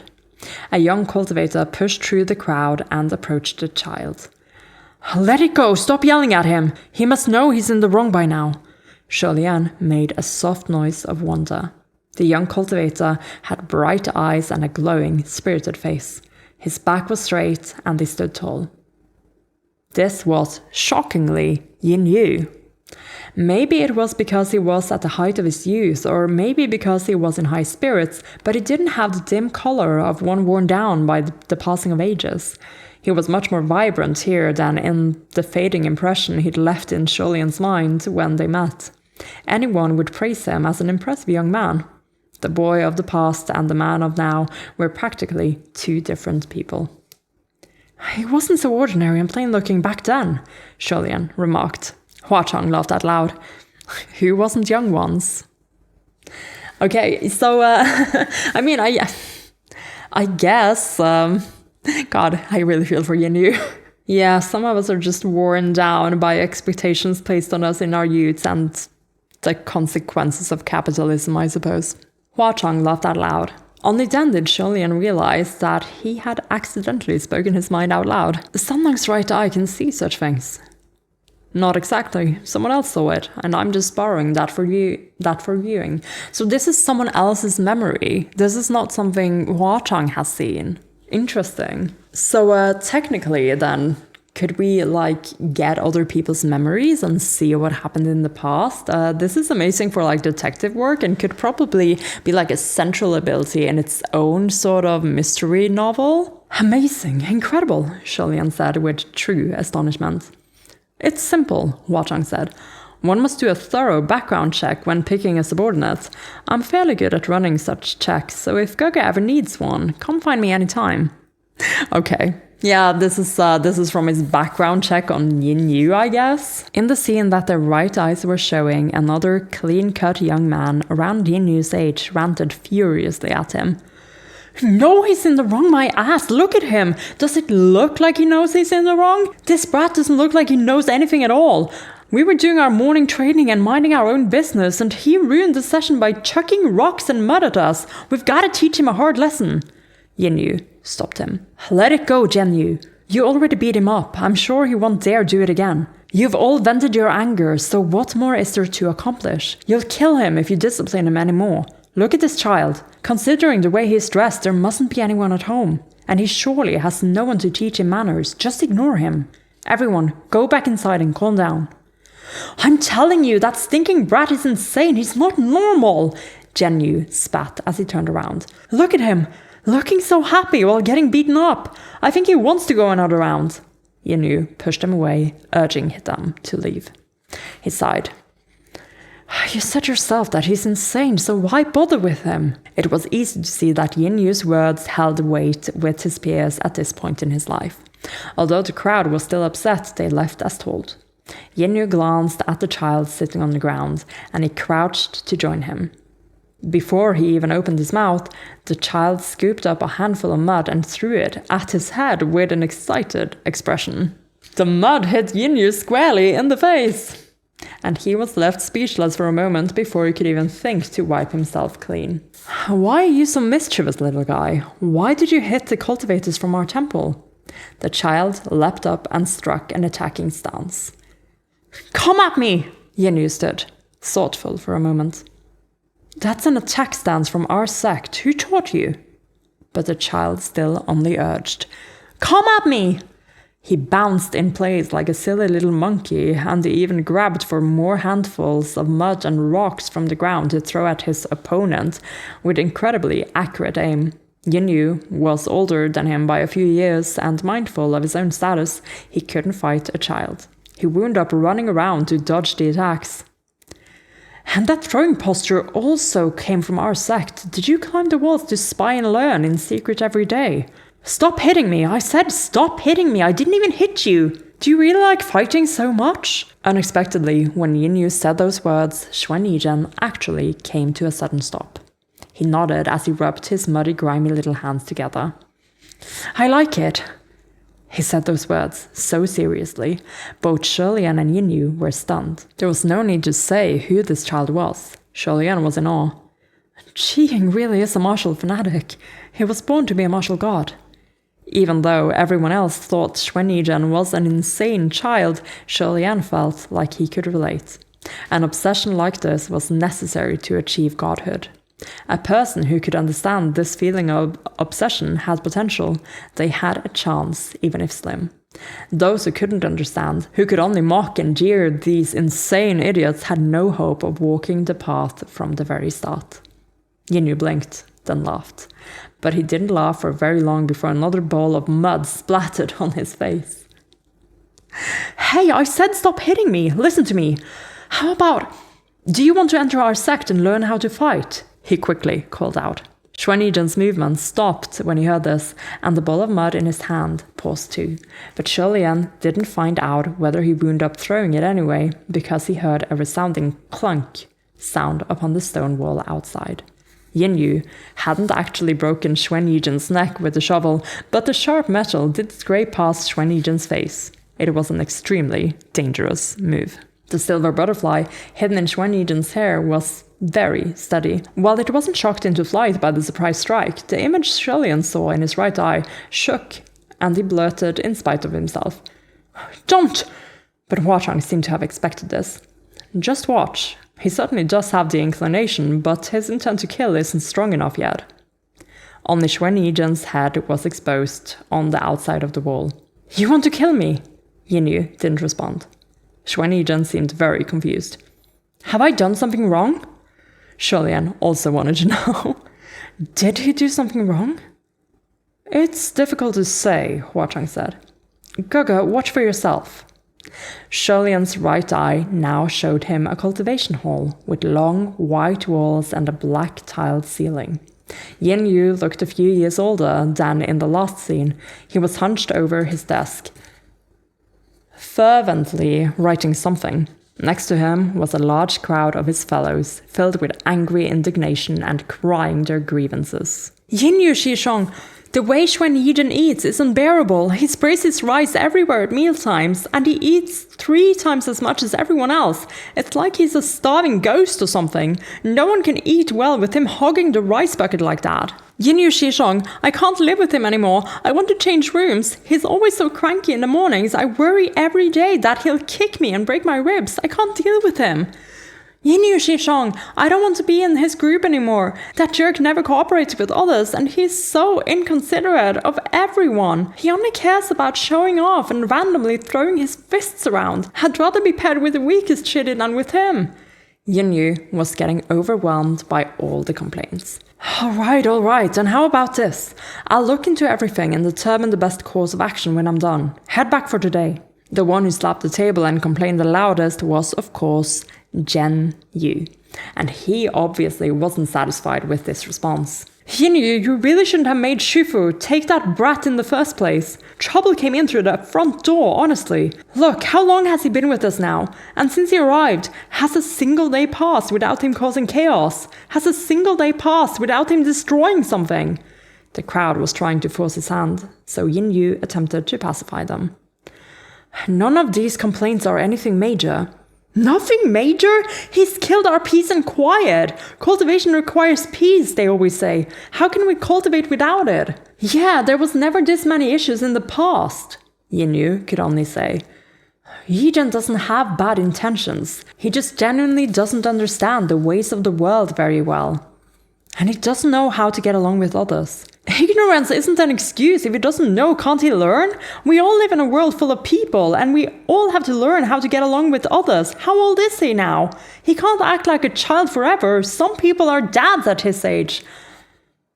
Oh my gosh, yeah. So the whole thing about this is very, like Xuanyizhen didn't have someone at home, obviously, like Yinyu said. So he's been abandoned, is obviously kind of outside of society's social norms, and is 100% neurodivergent. And these people are not at all sympathetic towards that. And I do agree, like, yeah, it seems that the situation Xuanyizhen is in, like, he would need a lot more like help for one, but the people around him also needs to get an understanding for his situation. Like, you can't integrate him into this sect if all the other kids are refusing to have any understanding for him. There needs to be a sort of group empathy in order for this integration to be successful. And it seems like Yinyu might have been like the only person who gets that, and everyone else around him are just being really shitty to Xuanyizhen as well. But did Xuanyizhen ever do anything very bad is the question Huachang is asking us to examine here. So let's keep going. Shifu's favoritism aside, that brat has only been here a few years, and from the moment he came, he hogged all the benefits. He was given the best training hall, he's given the best cultivation supplements from every season's batch. He can even skip morning and evening lessons, and is exempted from reciting scriptures. Even when Shifu catches him misbehaving, he only gets a light reprimand. No lectures at all. What's so good about him? Yinyu Shichong, you're the eldest disciple. If you acted like that, we would let it slide with no complaints. But who the hell is he? No education, no manners? So what if he's talented? None of us will accept him. And this is exactly what I'm saying. And gosh, I see so many Xuanyizhens in my line of work. And I see so many of these other people in the sect as well. And in this case, like the way he's phrasing this, it makes it seem like, well, Xuanyizhen is very talented. He has really caught the attention of the sect Shifu in this case. But that too is on his own merit. So it's the jealousy is pretty apparent as well. So yeah, there's a couple of things going on here, and none of them are great. His complaint was an attempt at sowing discord, and the crowd eagerly rallied to agree. Yinyu's face turned grim at this, and he gripped his brush. Sholian couldn't help but think that things were going south. A person with an ordinary level of patience would have been easily baited. If they were narrow-minded, they would have already been on their feet even without a hook. Would he explode when such lure was flashed? After some contemplation, Yinyu put down his brush. Unexpectedly, he admonished them in a stern tone. Shuddy, the things you're all saying aren't right. Good boy, Yinyu. The crowd was taken aback. Gosh, I think I like this guy. Oh my gosh, look. Oh my gosh, look. They're so cute. It's Yinyu and Xuanyizhen. And Xuanyizhen is sitting in a windowsill and has obviously been listening to all of this. Oh my gosh. I'm going to say something unpleasant, Yinyu continued. No matter what path we cultivate, talent truly is an incredible thing. And he's not only talented, he's willing to work hard. If you really think Shifu is playing favorites, then let's work harder to keep up with him, maybe even overtake him. And then things like training halls and supplements will naturally be open to everyone. Rather than wasting time being angry with him, your priority should be training harder, am I right? His reprimand punctured everyone's indignation and made them a little embarrassed, but they still said, Shizhong is being generous by giving him the benefit of the doubt. Your magnanimity alone makes you millions of leagues better than him. Zhen Yu gave a warning. Yinyu, you defend him today, but watch out. He may very well screw you over in the future. In any case, neither side was happy after the round of complaints was over. Once the crowd of disciples left, Yinyu closed the door of his study, and he was about to shut the windows when he discovered someone and jumped in surprise. "Who's there?" Xuanyijian was perched on the windowsill. His head drooped. As soon as Yinyu recognized him, he asked, "When did you get here?" He tugged at him, but Xuanyijian didn't move. "Yijian, if you want to perch somewhere, find a different spot. I'm going to shut the window," Xuanyijian suddenly asked. "Sheshong, am I annoying?" Yinyu puffed a dry laugh. "You overheard all that?" Xuanyijian nodded, and Yinyu's expression grew complicated. He scratched the bridge of his nose. "You're not that bad, I guess." Any normal person would have picked up on how forced the words were, but Xuanyijian seemed to take them at face value. "Oh." Yinyu could tell he took it for the truth, and he smiled briefly before giving him some encouragement. "You really don't need to mind them. You didn't do anything wrong. It's fine like this." Anyone with clear eyes could see that the other disciples couldn't stand Xuanyijian. They found fault everywhere, and it wasn't because of his big appetite, or because he wasn't a morning person, or because he was inconsiderate and a poor teammate who only cared about showing off. At the end of the day, what they really couldn't stand was this. He was the last to enter the school, but he received the most. Xuanyijian nodded. "I think so too." Yinyu patted his shoulder. "Go train. That's what's most important. Don't think about anything unnecessary." Xuanyijian hopped off the windowsill. Looking at the direction he was headed, he was indeed going off to train. As for Yinyu, he shut the window, picked up the books on the desk, and started studying anew. After watching the two scenarios, Sholian praised Yinyu. "Sanlang, that subordinate of yours really is a rare character. What a good heart." But then he remembers that in the present, Yinyu had almost chopped Xuanyijian's head off with the Earthmaster's shovel. He quickly asked, "Is everything all right out there?" Huachang showed him the view of the outside. Yinyu had calmed down. He had pulled the Earthmaster's shovel out of the wall and seemed to be contemplating what he should do with Xuanyijian's head. Sholian relaxed a little. "I suppose the problems between them started after Ascension." "Correct," Huachang replied. A magnificent great hall appeared before Sholian's eye.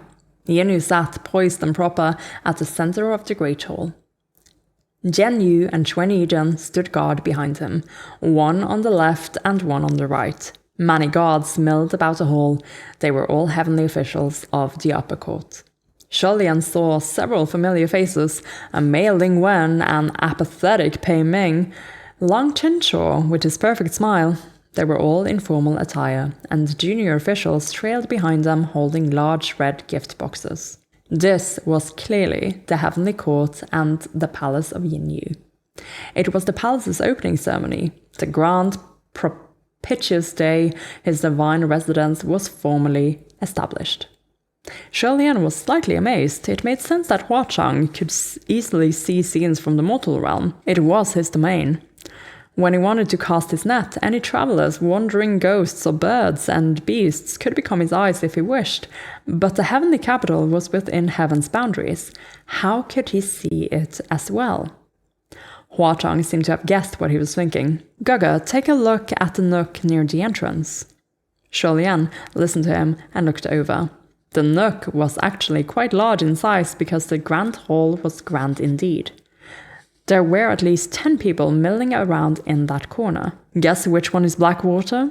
Huachang asked. Of course, Blackwater. Only then did Sholian remember that Hershwen had been undercover in the upper court for years and years. He must have sold his information to Huachang.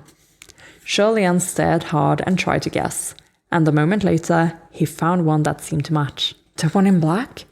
"Incorrect. Too conservative of a guess. Try again," Huachang said. Sholian tried again. "The one over there who's not smiling nor speaking." "Wrong again," Huachang said. He made more guesses, but they were all wrong. Just then, an entrance announcement was made. "Presenting the Lord Windmaster." Oh my god, Lord Windmaster? And I guess if someone makes a reaction that is really strange, we'd be able to tell. Sholian instantly looked to the entrance of the Grand Hall. Shi Qingxuan strolled over the threshold, ostentatiously fluttering the Windmaster fan, his face bright as a spring breeze. He tossed the gift box to the side and gave a courteous salute. Congratulations to the Palace of Yin Yu for its grand opening. I've come late. I'll take a penalty drink. Yin Yu smiled from his spot on his throne. Nonsense. My lord is not late. Lord Windmaster, please, this way. Huachang finally revealed the answer. That one. Sholian was quite confused. Lord Windmaster is Blackwater. Now that was too incredible, Huachang laughed. Goku misunderstood me. Not that one, the one behind him. Sholian looked closer and saw that there was a low-ranking heavenly official standing behind Shi Qingxuan beside the hall's entrance. He was responsible for receiving gifts from guests. His appearance wasn't distinguished, but an enthusiastic smile hung upon his face. Shi Qingxuan crossed into the hall, looking very pleased, and casually tossed the heavenly official a small pearl as a tip. The heavenly official's eyes shined brightly, and he looked every part a fawning servant as he thanked the Lord Windmaster profusely and caught the pearl with both hands. Sholian couldn't help but comment, That's Blackwater with such a bright smile. That's him, Huachang said. The smile is fake, that's all. The man has at least 50 clones stationed throughout the heavenly court, each with a different identity. Also, he can directly monitor over 80 upper court officials and over 300 middle court officials. The Earthmaster identity alone was far from enough. This is impressive, and yeah. It also explains a lot. It wasn't just Hershwen. He was the one leaking information. He had 50 clones. Oh my god. Yeah, it does make a lot of sense. It is a lot more than I had expected, but it just goes to prove how infiltrated Heaven was. But now that Hershwen is, in hibernation or whatever, disappeared or whatever, are his clones still wandering about the Heavenly Capital? Or are they, like, slowly disappearing, or did they all disappear at once? This is, it's a bit hard to say, but still super impressive. Sholian was in absolute awe of Blackwater's acting, his ability to plant pawns, and his inconceivably exuberant energy. Where are those 50-some clones now? Jun Wu is probably pulling out those nails one by one, Huachang replied. Just as he spoke, a sharp voice came from the outside. Your Highness Yin Yu, you'd better give us a good explanation for your shitty. All of the heavenly officials' smiles dropped, and they looked to the source of the sound.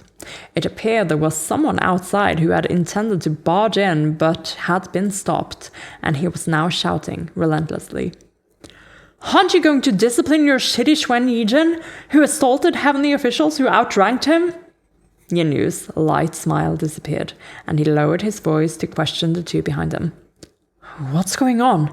Yijin, you picked another fight with someone? Yeah, Xuan Yijin replied.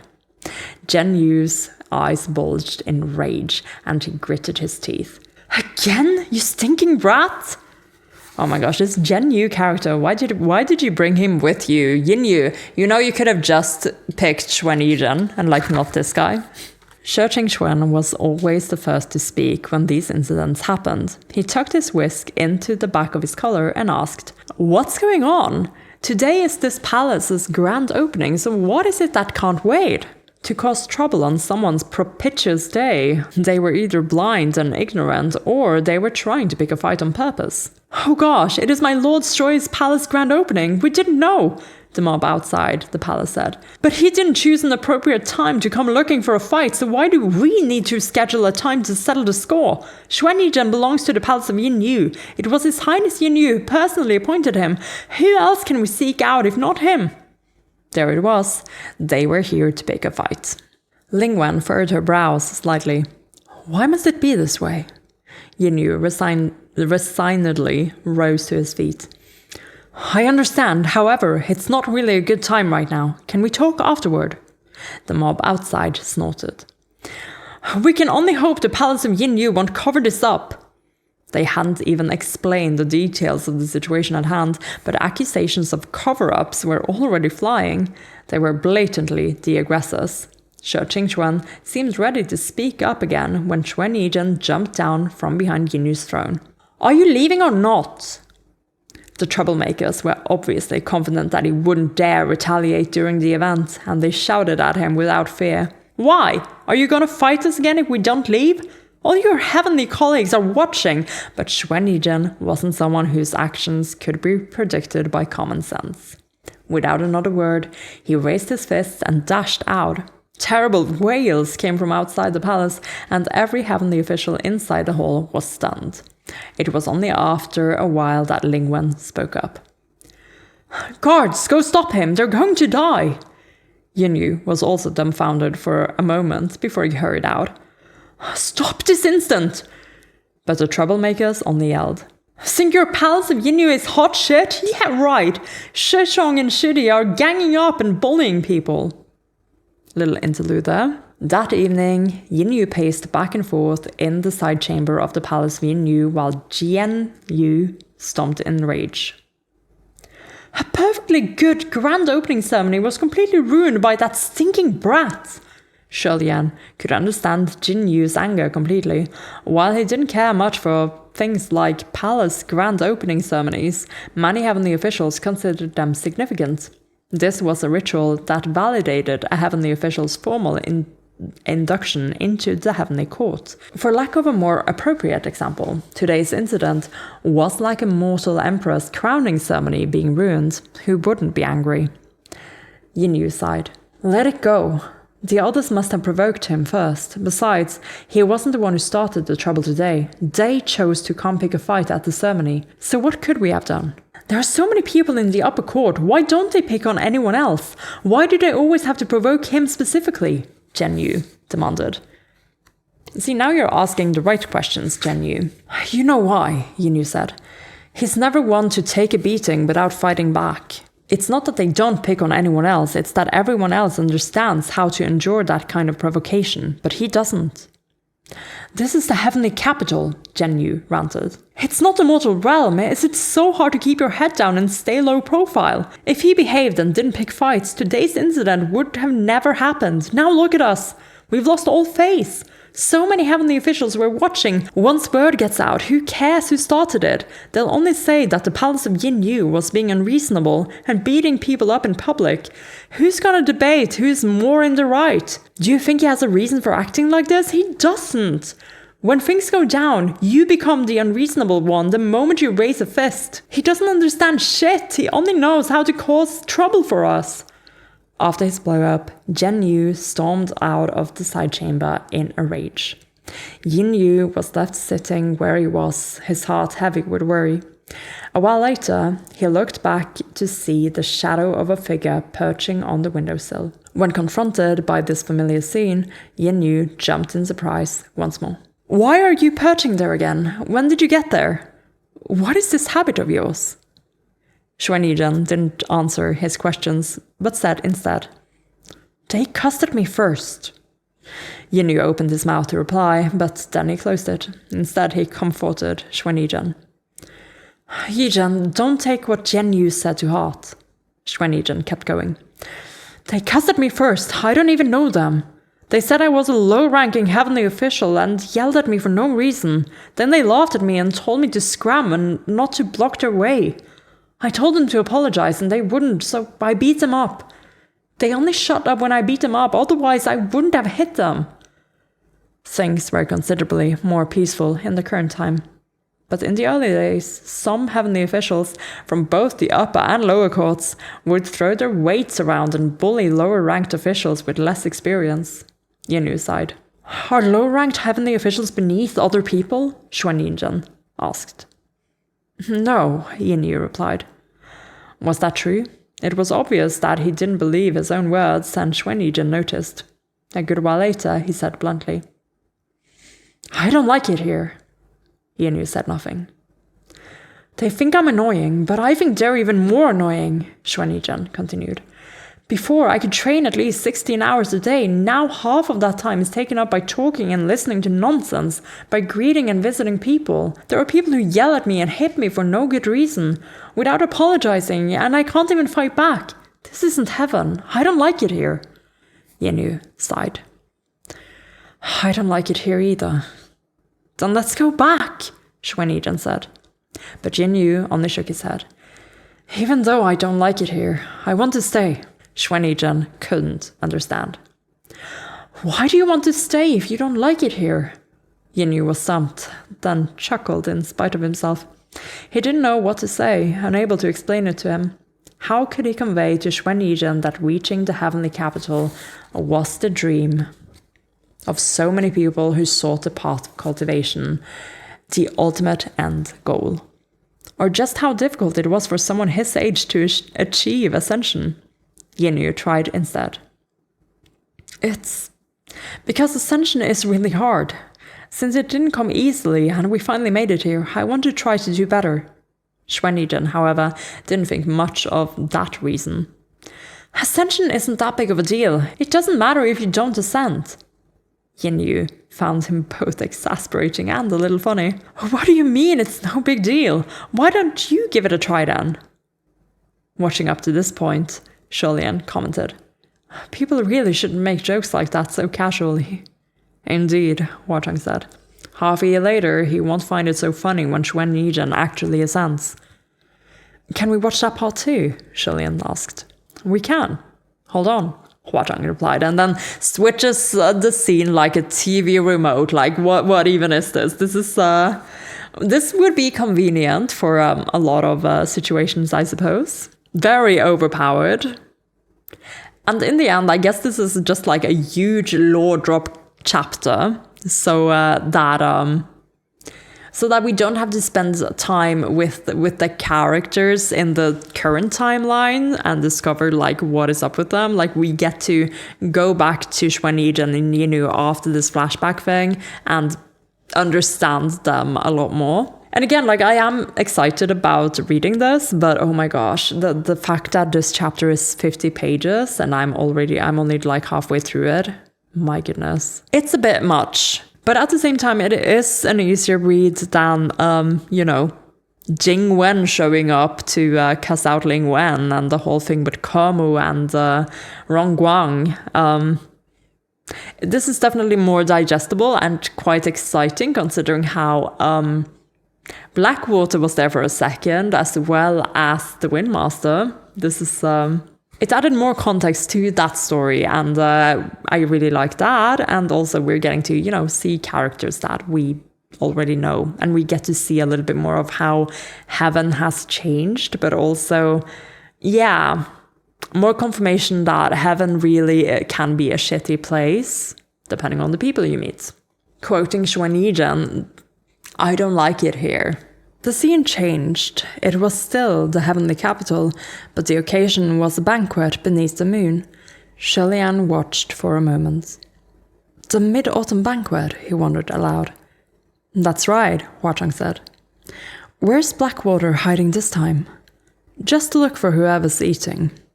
At the banquet, every heavenly official was busy making toasts, greeting the others, or playing games. There was only one exception, a person whose face was practically buried in the giant bowl in front of him. This time, Hirschwen wasn't hiding. He was openly sitting in the corner in the guise of the Earthmaster. But still, no one who noticed him there. Yenyu and Zhenyu were seated next to the Earthmaster. Their assigned seats were considered the edge of the banquet. Yenyu wasn't eating or talking to anyone. Next to him, Zhenyu muttered under his breath. Thank God that insane stinking brat didn't come. Yenyu heard him and whispered back. He's been ascended for a while now. You shouldn't let others hear you talk about him like that. So be more mindful. It's the truth. Am I wrong to speak it? Zhenyu said. So what if he ascended? His brain won't get any smarter no matter how many centuries he lives.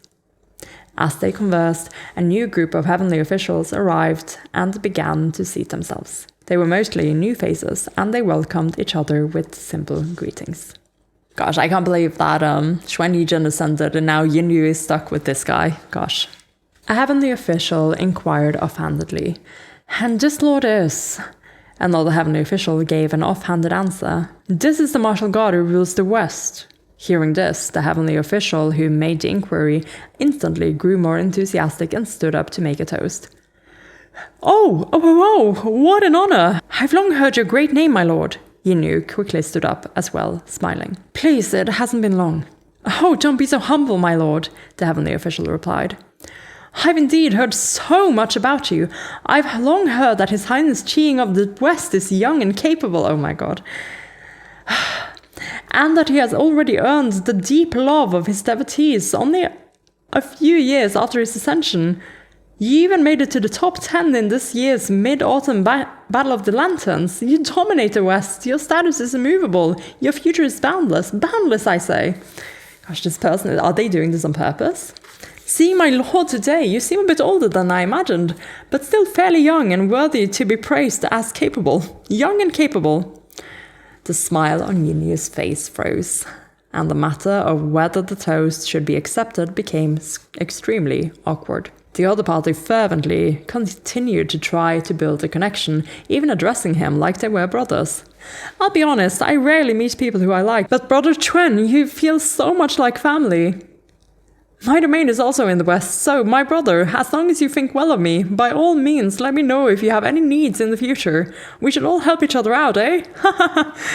He laughed heartily, and those nearby who knew Yinyu laughed heartily as well.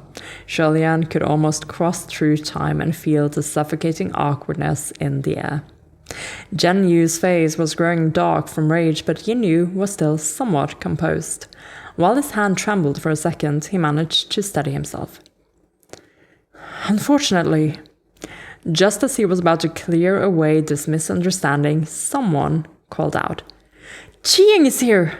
A commotion started at the other end of the banquet, and the heavenly official next to Yinyu was shocked. Huh? You're not His Highness Qiying?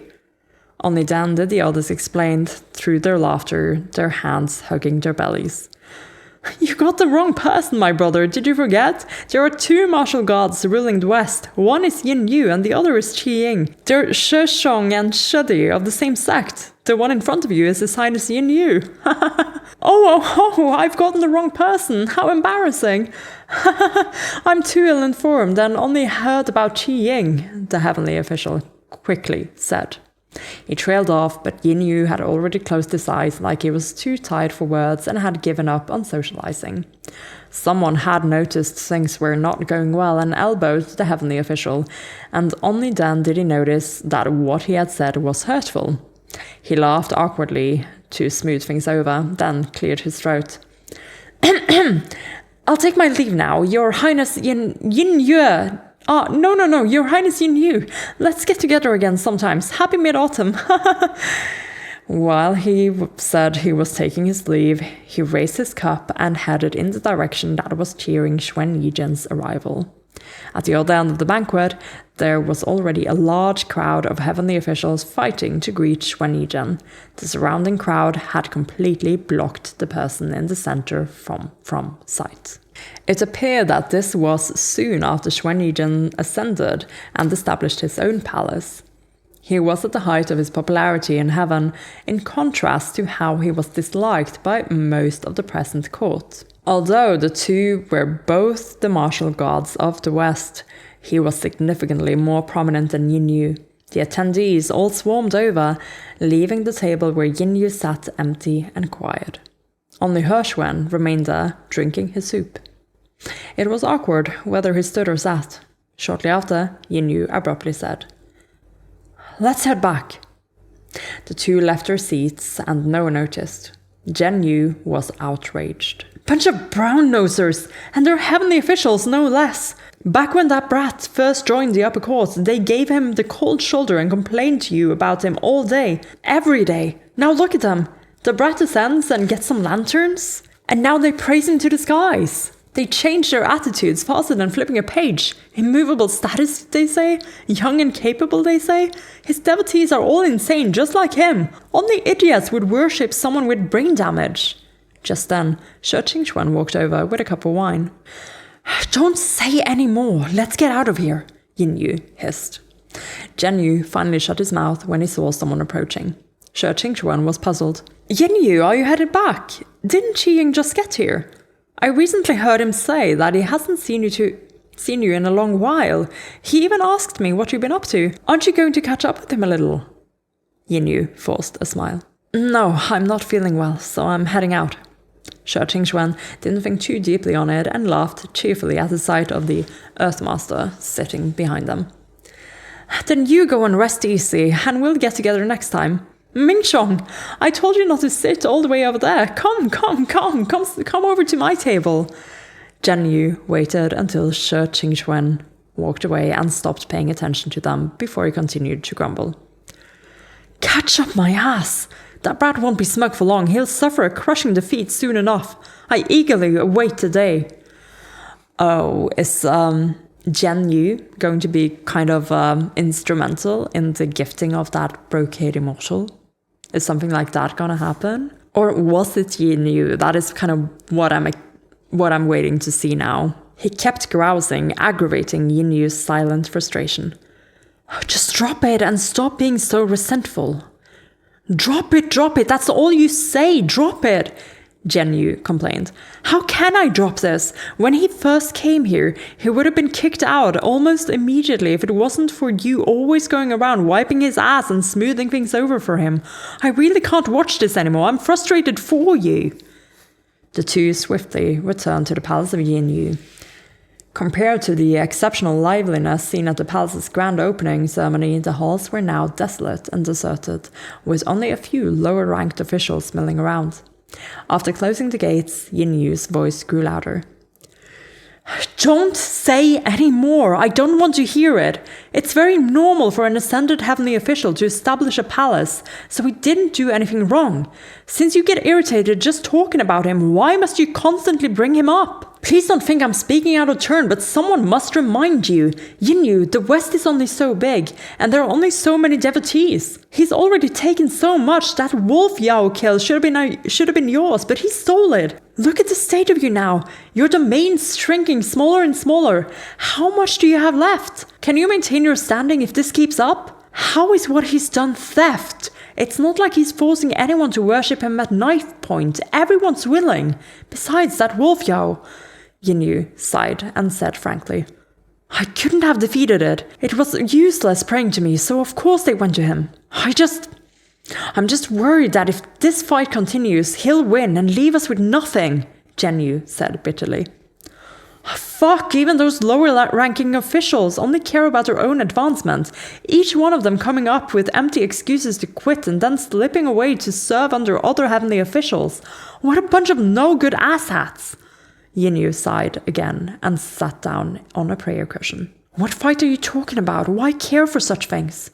Those who want to leave will always leave in the end, and those who want to stay will naturally remain. I didn't ascend to fight for power with anyone, nor scrabble over domains, nor quarrel. So why can't you let this go? Yeah, Jinyu just doesn't seem like he was very cut out for the cutthroat sort of place that was heaven at this point, that heaven really still is. One mountain has no room for two tigers, or so they say, and one need only look at the present example for proof. Function and mooching were both stationed in the south and had been at each other's throats for years. Well, the thing about that is different though, because they're so neck on neck, like the competition is keeping this going. Things might have been a little better if they weren't in the same territory, but enemies are destined to meet, and one's domain is where one is renowned and ascends. After ascension, the people from one's past mortal life will often end up crowding together in and below the heavens, as gods and as humans. Life is just awkward like that. There was no reason for Xuanizhen to abandon the West and move to a different territory. The two were in the middle of their argument when someone banged loudly on the doors. Who is it? Jinyu called. It's me, the person outside replied. Jinyu turned angrily to Jinyu and hissed under his breath. Why did that stinking brat come knocking? Jinyu gestured for him to go to the back of the palace, and he schooled his expression before moving to open the doors. Sure enough, standing just outside was Xuanizhen. He seemed to have grown taller since the last time they met. He was now about the same height as when Shirley first met him, and he had finally stopped perching on windows. When Yinyu spoke, he sounded fairly calm. Heejun, it's you. Aren't you going to attend the Mid-Autumn Banquet? Why have you come here instead? Chuan Yizhen followed him into the Grand Hall, and his first words were as blunt as expected. It's my birthday. Ellip's reply. And if I remember correctly, they did have a tradition of giving each other gifts on their birthdays. As it turned out, the Mid-Autumn Festival was Chuan Yizhen's birthday, and he had come looking for his birthday present. Shilian had heard that Yinyu asked Chuan Yizhen's Shishong would always give him a present on his birthday. But with all the awkward incidents lately, there wasn't one that year. Judging by Shi Qingquan's words back at the Mid-Autumn Banquet, Yinyu had been avoiding him on purpose for some time. Someone with a bit more sensitivity would have noticed when someone started avoiding them and stopped giving gifts. They certainly wouldn't have gone to ask for a present in person. Yet here, Chuan Yizhen was, knocking on the door with full confidence, no idea that anything was wrong. Shilian had never witnessed anything more tragically awkward. If he wasn't touching foreheads with Hua Chang right now, oh, are they still doing that? Are they still standing like that for this whole thing? Yeah, this forehead touching really is a magical moment. That's lasting for like 40 pages, apparently, so there you go. Hualian intimacy hidden in the chapter all along. If he wasn't touching foreheads with Hua Chang right now, he would have slapped his own face to cover his eyes, so he wouldn't have to watch anymore. Yinyu puffed a dry laugh. That's right.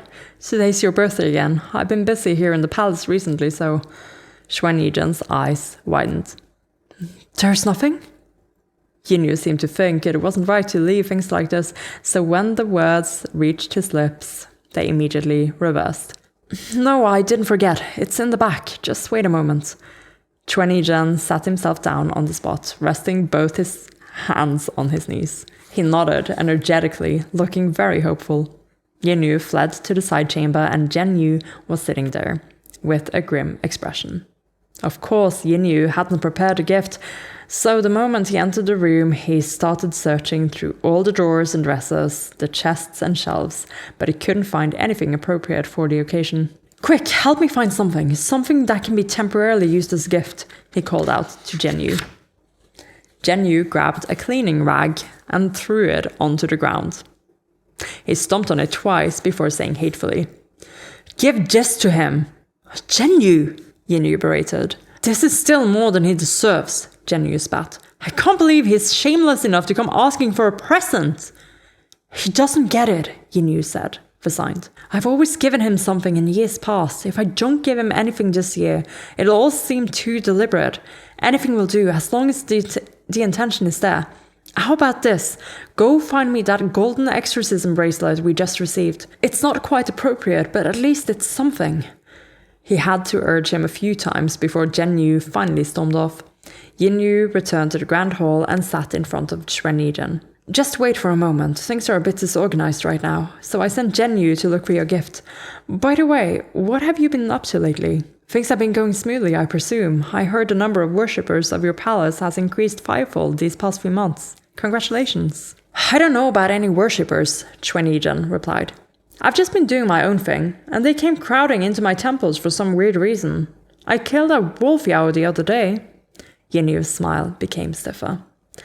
Chuan Yizhen so effortlessly managed everything he couldn't. It was like being ignored by a girl you loved, and nothing you did could win her over. And then, when she tearfully ran into someone else's arms, they couldn't even be bothered to spare her a glance. Instead, they turned around and told you that she was on the average, nothing special. Truly, what a bitter feeling. Chuan Yizhen rambled for a bit, then suddenly said, I saw you at the Mid-Autumn Banquet. I wanted to talk to you, but you left so quickly. When he finally stopped talking with such excitement about the recent battles in his domain, Yinyu could finally breathe a sigh of relief. Oh, a little something came up, so I headed back early. Chuan Yizhen nodded. Someone told me it was because they greeted you as the wrong person. Yinyu's face dropped at this. But Chuan-Yi-Zhen didn't notice at all, his lips curving upward. That's too funny. So stupid. Shilian couldn't bear to watch anymore. And he buried his face in Hua Chang's arms. Oh my god. Oh my god. The fact that they've literally just been standing there forehead to forehead, and now Shilian is like, oh no. The imagery, the image, I like it. I like it. This is too tragic to watch. Shilian wholeheartedly believed that Chuan-Yi-Zhen genuinely thought it was funny that someone had made such a silly mistake, and that he genuinely did not realize just how unfunny it was to Yin-Yu. But that didn't change the fact that he was going to die from suffocation if those two continued this awkward conversation. Thankfully, Yin-Yu finally came around with a gift box before he suffocated. He passed the gift box to Yin-Yu, oh my fucking god, and returned to the back of the palace without a word. Yin-Yu looked like he had been saved and passed the box to Chuan-Yi-Zhen. He seemed ecstatic and hopped up on the spot to receive it, but Yin-Yu's smile was already laced with fatigue. Why don't you open it back at your place? Chuan-Yi-Zhen nodded. Okay, I'll head back now. Oh, I'm going on patrol next month. If Shichong is free, come with me. Yin-Yu couldn't listen to anything else he said, and he placated him with an offended, all right. Once he was sent off, Yin-Yu came out, cussing and slamming doors. Oh my god. Oh my god. Yeah, so, oof. So Yin-Yu is in a very, awkward situation with this whole thing, in that, yeah, his palace is declining because Chuan-Yi-Zhen is succeeding. He wants to be a god, but he doesn't like it here. He doesn't know how to, well, even if he knows, he's not the kind of person who will play the Heavenly Official Games and do what he needs to do to stay on top. And whatever he does now, it's too late anyway, because Chuan-Yi-Zhen's popularity is just a beast, you know? It's really such an unfortunate situation for him. But then at the same time, then this happens. I'm betting that this Yin-Yu gave him some old ugly clothes or whatever instead of what Yin-Yu actually requested, and it turns out that was the brocade immortal or something.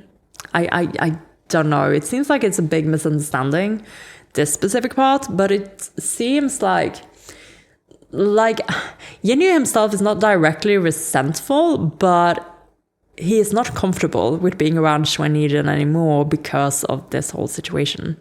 And of course, his other deputy is not helping the whole situation by being such a stick in the mud, so annoying.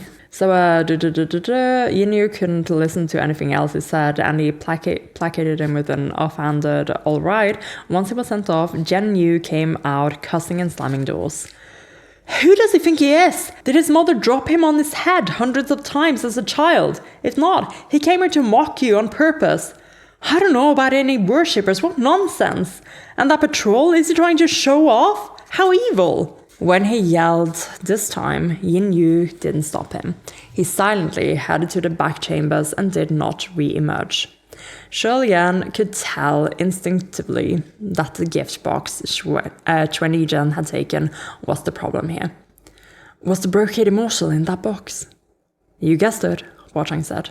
Then Yin-Yu should have been considered responsible for the brocade immortal incident. Why was Yin-Yu's punishment so severe? Shilian asked. Goku will find out. The next part takes place 3 days later, Hua Chang replied. He said 3 days, and 3 days went by. Rays of sunshine shone startlingly through the quiet palace of Yin-Yu. Yin-Yu sluggishly walked into the side chambers and started hunting for something. He searched through the chests and delved into the drawers. As he rummaged through a desk, he fumbled out a shining gold bracelet covered in charms and spells. He didn't care about it at first and set it aside, but a moment later he picked it up and called out. Yin-Yu! Yin-Yu entered the room. What is it? Yinyu held up the bracelet. Why is the golden exorcism bracelet here? He asked, puzzled. Didn't you give it to him? Didn't I have you wrap this up in a gift box? Jinyu humphed. Give him a gift? He doesn't even deserve a drop of your spit. Yinyu was exasperated. You didn't actually give him that foot-cleaning rag, did you? Why must you purposely offend him? But Jinyu only smiled cryptically. I didn't. I gave him something better. His tone was odd, and Yinyu frowned. What exactly did you give him? Oh my gosh, he did it maliciously too, like he knew what he was giving him? That robe you captured last time, Jinyu replied. Yinyu's face instantly changed, and he clearly didn't think the situation was so casual anymore. What? I was wondering why I couldn't find it anywhere. That robe can manipulate minds, it can suck blood! He turned to hurry away, but Jinyu grabbed him. Why so worried? Sure, that thing can manipulate minds, but you're the one who gave it to him, so only you can control him. As for the blood-sucking, maybe it's effective on mortals, but I doubt it'll do anything to a heavenly official.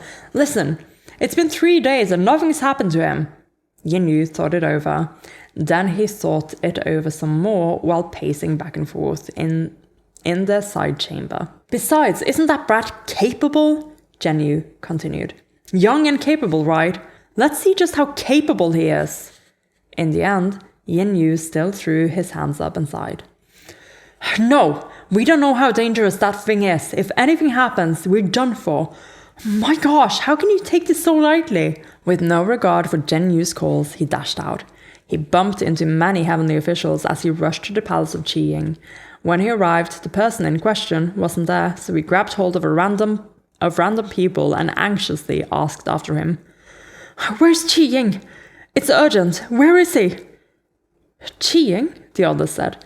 His Highness Qi Ying is in a meeting at the Palace of Divine Might. All the top-ranking martial guards of the upper court are there today.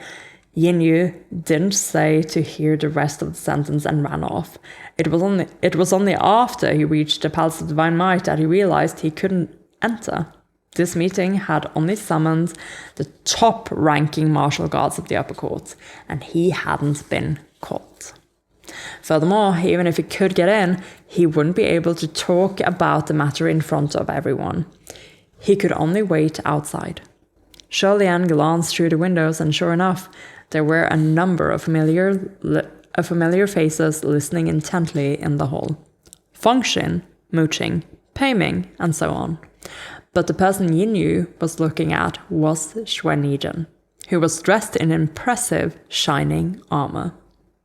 There was nothing odd about him. It was instead Lingwen, who appeared a little odd as she stood next to Junwu. Yeah, because she knows, she can see it. She can see its true form. He sat on his throne. She was clearly distracted and making frequent mistakes. It grew so noticeable that Junwu had to speak up. Lingwen! Lingwen! He called her a few times before she snapped out of it. What is it? Junwu chuckled. Whatever is the matter with you today? You keep staring at Qi Ying. Are you perhaps like me and think that his new armor is quite nice? The martial guards in the hall started laughing. Lingwen mumbled an apology, subtly wiping away the cold sweat on her forehead. However, the hand that she used to grip her brush seemed to be trembling. If Sholian had been present at the time, he probably would have smiled as well. However, he was perfectly aware now that Lingwen must have been quite unsettled to see Xuanizhen confidently wearing the bloody robe that she herself had created centuries earlier. Yinyu paced outside the hall, sometimes squatting, sometimes standing, agitated and jittery. At last, the meeting ended, and Xuanizhen was the first to come out. When he saw Yinyu outside, he greeted him. Sheshong, why are you here? Yinyu instantly rose to his feet. He made a few inconsequential remarks, then jumped straight to the point. Your armor. It's great, Xuanizhen replied. Both the Emperor and Lingwen complimented it. Thank you, Sheshong. Yinyu spoke with forced calm. It's great indeed, but the person who forged the armor said there's a little problem and wants you to bring it in for repairs. If he directly ordered Chuan-Yi-Jin to take off that armor, he would risk Chuan-Yi-Jin discovering that he was being manipulated. It would be bad if the truth was discovered, so Yin Yu couldn't afford for him to notice anything amiss. Thus, he could only make the request in such a roundabout way. However, this meant that Chuan-Yi-Jin was only puzzled by the demand. What problem? I don't think there are any problems. After all, it was also awkward to ask to have a gift returned. Yin Yu was thinking hard on how to counter this statement when Chuan-Yi-Jin spoke again. By the way, Shishong, next month we can go on patrol together. Yin Yu's head shot up, and he looked a little bemused. What? That almost made him forget about the whole business with the Brocade Immortal, he said hesitantly. I don't think my name is on the list for the patrol. Chuan-Yi-Jin, however, looked quite happy and excited.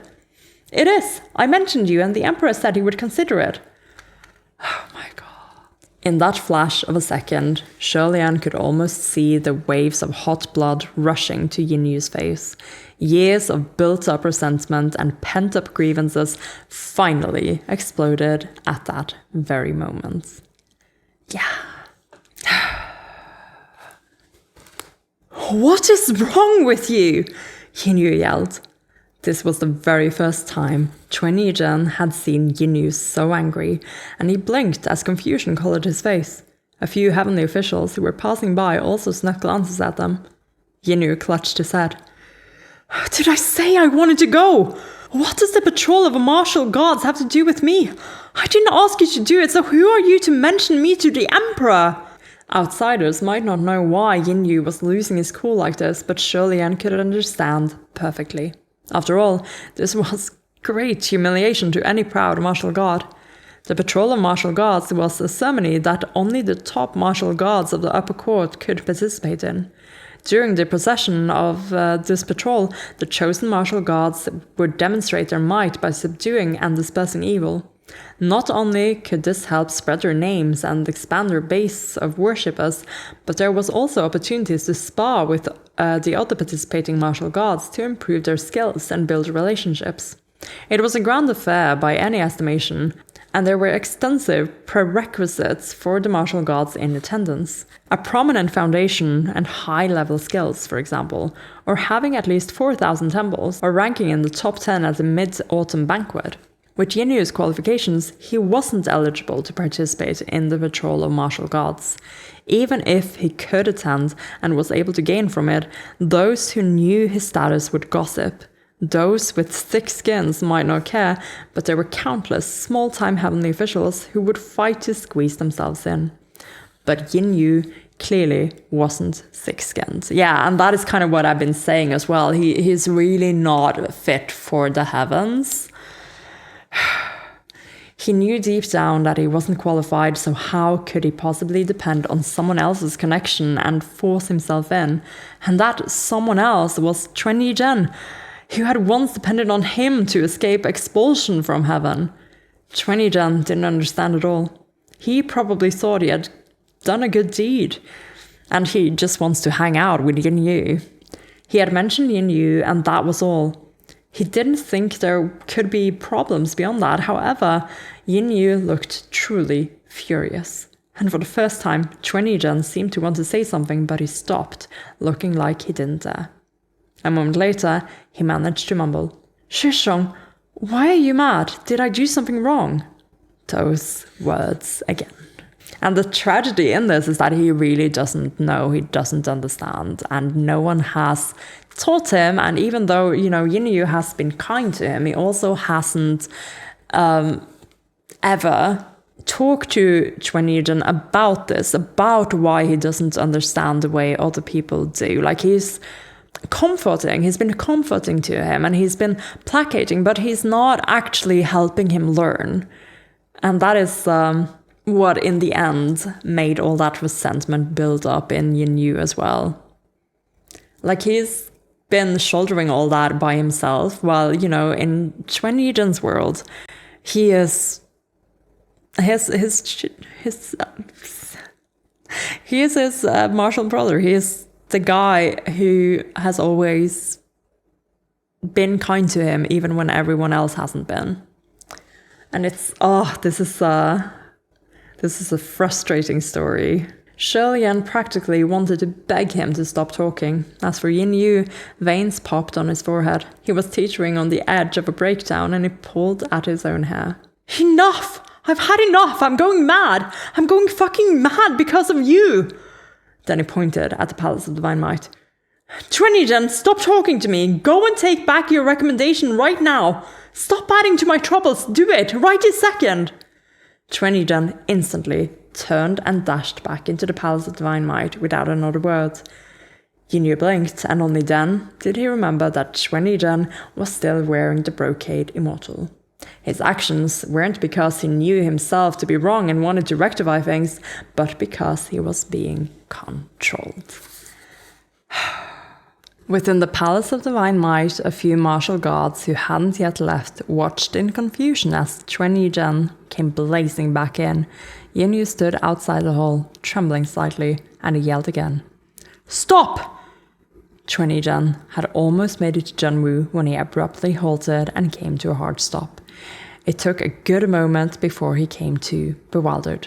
What was up with me just now? Junwoo knitted his brows. Qi-Ying, do not move. Come here and let me take a look at you. Your eyes were unfocused and you are surrounded by an evil aura. It seems you have been bewitched by an evil spell. Twenty-Gen scratched his head, feeling confused. All right. And he then moved forward. Without any choice, Yin Yu had to yell another command. Come back! Leave! Twenty-Gen turned around the moment he gave the order, madly running out of the hall in Yin Yu's direction. Perhaps it was because rage had rattled his mind. Perhaps he had gone crazy from distress, but the few moves Yin Yu had made were all extremely terrible. Yin Yu himself also started running in confusion, looking very much like a fleeing criminal. Junwoo couldn't possibly pretend he didn't see, so he rose to his feet. Bring them both down! The martial guards all acknowledged him. Yes, my lord! Yin Yu was falling deeper into despair, his mind in complete disarray, and he roared while covering his face with his hands. Leave! Leave right now! Take off your clothes! Twenty-Gen's eyes were wide and blank, and he stripped off his armor in the middle of his mad dash. A group of martial guards surrounded them halfway and attempted to arrest them outright. Seeing that there were people obstructing him from obeying his orders, ferocity flashed in Twenty-Gen's eyes. Taking the dozen martial guards in his sights as his targets, his fists flew out and punched a chain of holes right through them. As in, like, literally killed them, because the next line is like, murder! Murder in the upper court! Screams echoed through the air as blood had spilled. Yin Yu was already petrified, his face white as a sheet. Only Ling Wen wore a face paler than his. Yeah, okay, so then Qi-Ying, under this control, when Twenty-Gen under this the control of the brocade immortal, ended up killing people. Not because Yin Yu even told him to, but because they were obstructing him from taking off his armor. He had never imagined that the brocade immortal was so powerful, so incredibly evil. This had gone completely out of control. The lower-ranking officials that had charged forward to apprehend him couldn't block Twenty-Gen's fists, and they were all completely annihilated on the spot. Seeing how perilous this situation had gotten, Fengxin, Peishaw, and Lang Chenchaw all leapt in to surround Twenty-Gen, ready to attack. Ignore him, Yin Yu cried. Don't touch him, he won't kill anymore. As long as they didn't prevent Twenty-Gen from completing his orders, he wouldn't harm anyone. But Twenty-Gen had already killed over a dozen martial officials, so who would let him run free? Of course, no one believed Yin Yu's words. If he was someone who reacted quickly and remained calm in emergencies, he would have shouted, "Drop to the ground, surrender, and don't move!" or a similar command, but things were happening so quickly, and there was no time to react. Yin Yu had probably never experienced a situation like this, and he was already in distress, his decision-making ability completely broken. With just one misstep, they had been sent careening down a terrible path. He was still wholly distracted by his confusion when Mooching suddenly appeared behind him. Trying to get away! Only then did Jinyu realize he was also fleeing with no direction in mind. He quickly halted, trying to explain himself. I wasn't! But Mooching didn't wait for him to finish before he twisted his arm behind his back. Julian heard a crisp crack and Yinyu's face twisted. Oh my god, Mooching broke his arm? Oh my fucking god. As a martial god, being subdued by another martial god whose abilities and strength were greater was a double whammy, a blow to both the body and the mind. Pei Ming was watching the fight without participating, and he commented from the back, "Why is it like his strength suddenly exploded?" He was referring to Chuan Yizhen. It was only natural. Chuan Yizhen was already very capable in combat, and his power had increased twofold while wearing the brocade immortal. When the other martial gods faced him one-on-one, it was actually 2 against 1. He had an unfair advantage, but since no one knew the truth, they were too embarrassed to attack him in a group. Wouldn't that be pathetic? So Chuan Yizhen fought his way down the main street of the heavenly capital, covered in blood from head to toe. When he saw a palace on the road, he barged right in headfirst. "He's entered the palace of Yinyu!" the crowd shouted. The command Yinyu gave him was to leave, but he didn't say where to go, so Chuan Yizhen chose somewhere at random. Several martial gods followed him inside. Since everyone else was clear of mind, they held back while fighting Chuan Yizhen, but he didn't care and fought with all he was worth against anyone who obstructed his orders. This apparent callousness enraged the other martial gods. "There's something really wrong with this brat," Fengshen barked. "Let's beat him down first and talk later." The moment Fengshen shouted, the other gods lost their reservations. They wouldn't show restraint any longer. They all rushed in and surrounded him to beat him to a pulp. Swords swung, palms blasted, fists flew, legs kicked, and with a loud rumble, half of the already deteriorating palace of Yinyu collapsed. Yinyu was still being restrained by Mooching, but his eyes bulged, and he cried out when he saw his palace falling apart around the brawl. "Please stop fighting!" That would never stop the other martial gods, but Chuan Yizhen heard his orders, and his fists stopped. Now he'd done it. All those swords, blasts, fists, and kicks rained down hard on him. Another tragedy. Lang Chencho didn't have the time to halt the swing of his greatsword, and it struck deep into Chuan Yizhen's shoulder. Thank goodness his sword was dull, and he was able to quickly pull back his strike. At least Chuan Yizhen wasn't sliced in half. "Stop fighting! I don't think he can move anymore!" Lang Chencho shouted. Fengshen wiped the blood off his face. "Oh, fucking finally!" Chuan Yizhen lay stiffly on the ground like he'd been trussed up with rope. Mooching tied Yinyu's wrists with an actual immortal binding rope before letting him go.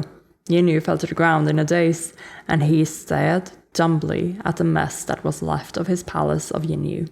After taking in the room, his gaze fell back onto Chuan Yizhen, who had dropped to the floor in front of him. Chuan Yizhen clearly had a very stubborn life force. Even after being beaten to a pulp by several martial gods and pulverized beyond recognition, he didn't lie still for long before suddenly sitting up straight, clearly confused. "What's going on?" Oh my god.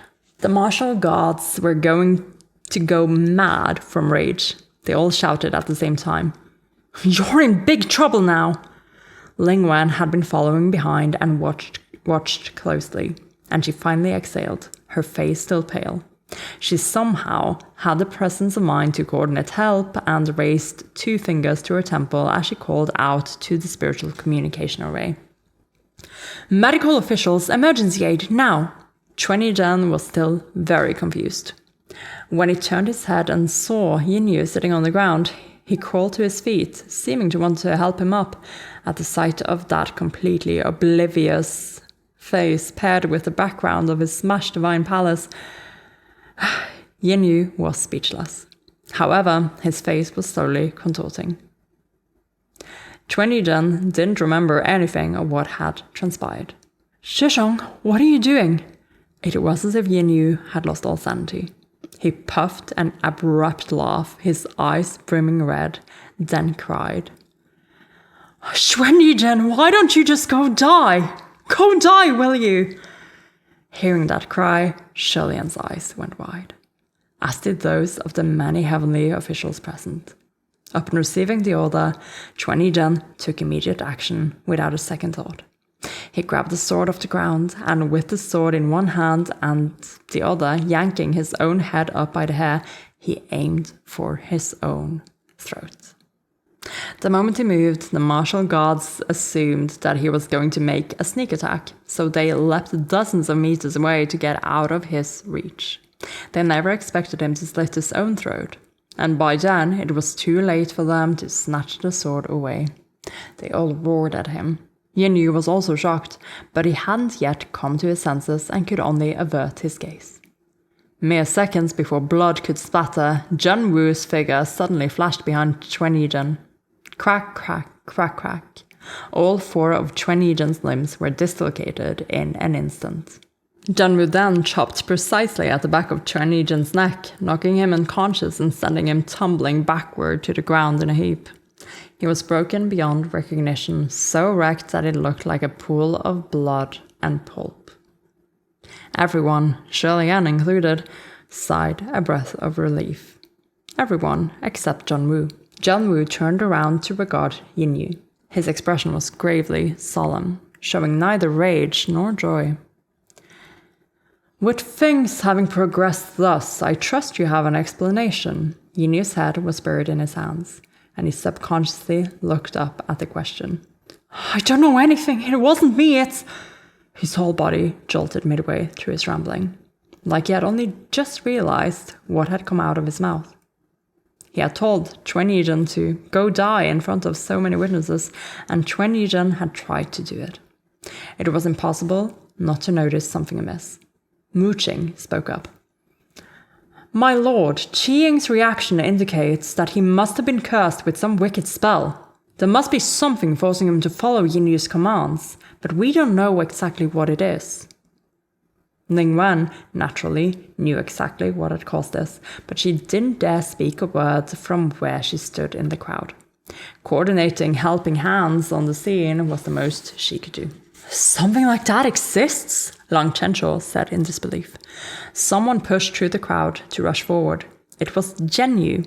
It was obvious that he had been out looking for Yinyu before returning to the palace and that he didn't yet know what had happened. What are you all doing? What happened to the palace of Yinyu? How did this happen? Who smashed it up? Junwu languidly approached Yinyu. How are you controlling him? His tone was not harsh, but it carried a suffocating, oppressive air of authority. Being looked down upon from so high above struck fear into one's heart. Shulian had certainly made many major mistakes, but he had never seen Junwu like this before.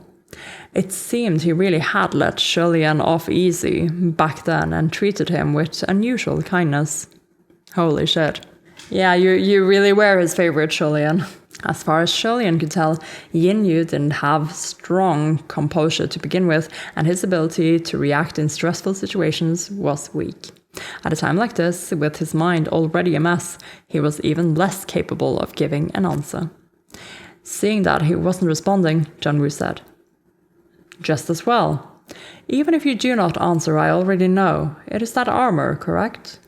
He was done for. Finished. Doomed. Yinyu sat on the ground, clutching his head, anew as waves of chalk crashed down all around him. Astonishing! Over all my centuries in heaven, I have never witnessed anything more inconceivable. A heavenly official manipulating another heavenly official to slaughter without reservation?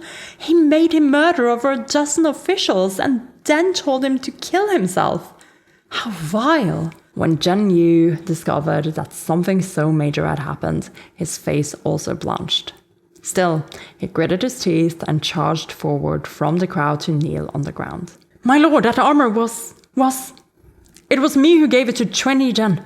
It had nothing to do with Yinyu. Only then did Yinyu stir. Zhenyu, he croaked. Zhenyu braced himself and cried loudly. I only wanted to teach that brat a lesson, but I didn't think that it would cause something so horrible. Xuanyijin was still unconscious, lying in a pool of his own blood. The medical officials who had rushed to the scene surrounded him, as did the rest of the crowd. I've always hated that brat, but Yinyu has always treated him with courtesy. Many here can bear witness to this. He didn't know anything about the armor, Zhenyu said. But it was too late at this point. No one would believe that Yinyu wasn't involved. Instantly, someone piped up. You're only a low-ranking official in the palace of Yinyu, yet you already hate him to the point where you mean him harm. It's easy to imagine that the heavenly official you serve isn't any better. There were even those who taunted them. How didn't he know anything? If he didn't know anything, why would he tell him to go die? Are you going to try to tell us he was joking? It could have been argued that Yinyu's reactions were understandable, that he had become flustered by distress, but those last words negated everything. Go die. Those words had doomed him to condemnation. When Lingwen first told Sholian this story, she had said that Yinyu played a prank. Sholian could now appreciate that she had said that to cover for Yinyu. Zhenyu couldn't believe it. What? Stop talking nonsense! How could he have said anything of the sort? He's always been perfectly polite with that brat, so why would he tell him to go die? Yinyu, you didn't say it, right? You didn't say anything like that. You wouldn't have said it. But Yinyu didn't answer him. He closed his eyes instead.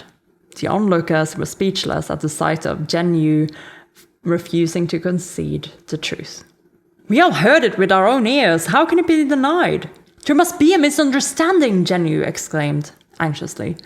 There's so much you don't know. No matter the misunderstanding and no matter what we know, I don't think there's any matter so severe that it should make someone want to kill their own Shiru. Yinyu and Zhenyu were both silenced by this. Thus, the heavenly officials on the sidelines continued their commentary. I heard that ever since Chuan Yizhen went solo and established his own palace, the people of the palace of Yinyu stopped caring for him. Every time Chuan Yizhen visited, they always gave excuses and said no one was around. I was confused at first, but it turns out it was because they couldn't stand him, huh? Speaking of, didn't someone mistake him for Chuan Yizhen at the mid-autumn banquet the other day? I saw how upset he was at the time. Those were undeniable truths, but they led to the wrong conclusion. Oh, I know about that incident too. It was pretty awkward, but it still wasn't bad enough to justify harming someone. Yeah, that's a little too small-minded. Zhenyu's eyes were going red, and he shouted. I already said that His Highness had nothing to do with this. I'm the one who committed the crime. I admitted to everything, so what are you all still going on about? Yeah, okay. Kudos to Zhenyu for actually taking responsibility for this, but yeah, it's too little too late, isn't it? And with the way these things work, as in the rumor mill, and you are the reputation that people give you. You are what people say you are. But at this point, there was no hope for clearing Yinyu's name. In the other's eyes, this only proved that Yinyu had a malicious but loyal subordinate, and one argument alone was enough to shut down all his defenses. Well, there was only one person who told Chuan Yizhen to go die. Things were becoming more and more heated. Take them both away, Zhenwu said grimly. Lingwen, stay here and watch over Qiying. Lingwen inclined her head to acknowledge the command, and Zhenwu stalked out of the palace of Yinyu with his hands clasped behind him. Several martial officials pulled the heart-stricken Yinyu to his feet. Let it go, Zhenyu. Don't say anymore. Zhenyu was also pulled to his feet and bound with immortal binding rope. It's always let it go with you. This time you absolutely must not let it go, he cried. Let it go and you're finished. You'll be banished for sure. But Yinyu only sighed. Let it go. If I'm banished, then so be it. Even if I stay here, it doesn't mean anything. You should have never, ever cursed him, Zhenyu cried bitterly. Just those 2 words and you lost hope of turning this around. You've never cursed him before, so why did you have to say it now of all times, those words? It was like Yinyu had aged 10 years in an instant, and his eyes had lost their light. He seemed a little lost, and he shook his head. I don't know why either. At the time, I was just... I don't want to argue anymore. They started to take him away, but he'd only stumbled a few steps when Jinyu suddenly cried out, "Why?" Everyone turned to look at him. "It's not like you didn't work hard," Jinyu cried. "You're stronger than him by 10,000-fold, better than him by 1,000,000-fold. Chuan-Yizhen is nothing, so what if I hate him? Why is he like that, and you're like this? Why isn't he the one who gets banished?" He gritted his teeth hatefully, hating with every bit of genuine emotion he could muster. So absolutely filled with hate that tears rolled down his cheeks. There are many times when hard work just isn't enough. Perhaps he knew that deep down, but he just couldn't accept it, unable to swallow his resentment. Listening to his cries, Jinyu couldn't move another step. He buried his face in his hands and slumped to the ground in a heap before the palace of Jinyu. "Enough! I already said not to say anymore, please just let me go!" he yelled. He covered his ears and cried until he was hoarse. "Please stop reminding me over and over! Stop talking, please! I beg all of you, stop talking!" Shulian couldn't bear to watch this any longer. "That's enough!" Huachang dispersed the scene, and the two gently separated their heads. Yeah, so that was literally 40 pages-ish of Hualian touching foreheads. That's all that happened for the last 40 pages. Let's just ignore everything else, shall we? What a situation. Having been pressed together for so long, Shulian's forehead was a little numb, a little itchy and overly warm. He wanted to reach up and rub at it, but his limbs couldn't move. Huachang seemed to have noticed even his subtle discomfort, and he raised his hand to rub it for him. Like it was the most natural thing in the world, before dropping his arm. Outside the stone wall, the ghost-masked Jinyu had been pacing back and forth. After a while, he turned to Chuan-Yizhen. "You want to come out?" he asked, coldly, intentionally disguising his voice. Chuan-Yizhen nodded. "I do." "Very well. Look here," Jinyu replied. In the blink of an eye, with blinding speed, he whacked the shovel against Chuan-Yizhen's head. Clunk. Chuan-Yizhen instantly fell silent. Shulian was stunned. "No way! He whacked him dead?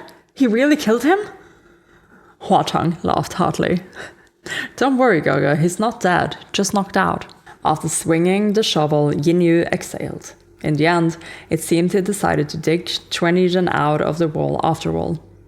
He raised the Earthmaster shovel and began to dig through the wall bit by bit. Shulian now understood the situation. If Jinyu chose to save Chuan-Yizhen, but they ended up fighting, he wouldn't be able to win. He also risked exposing his identity, which would be harrowing. The relationship between the two, Shechong and Shudi, was distressing to the extreme, and there was no comparing who was worse off. It was best for Jinyu to pretend not to know him. "Sunlang, should we also think of a way to get out of here?" Shulian said. Huachang seemed to be enjoying himself where they were. Already? Yeah, really? Really?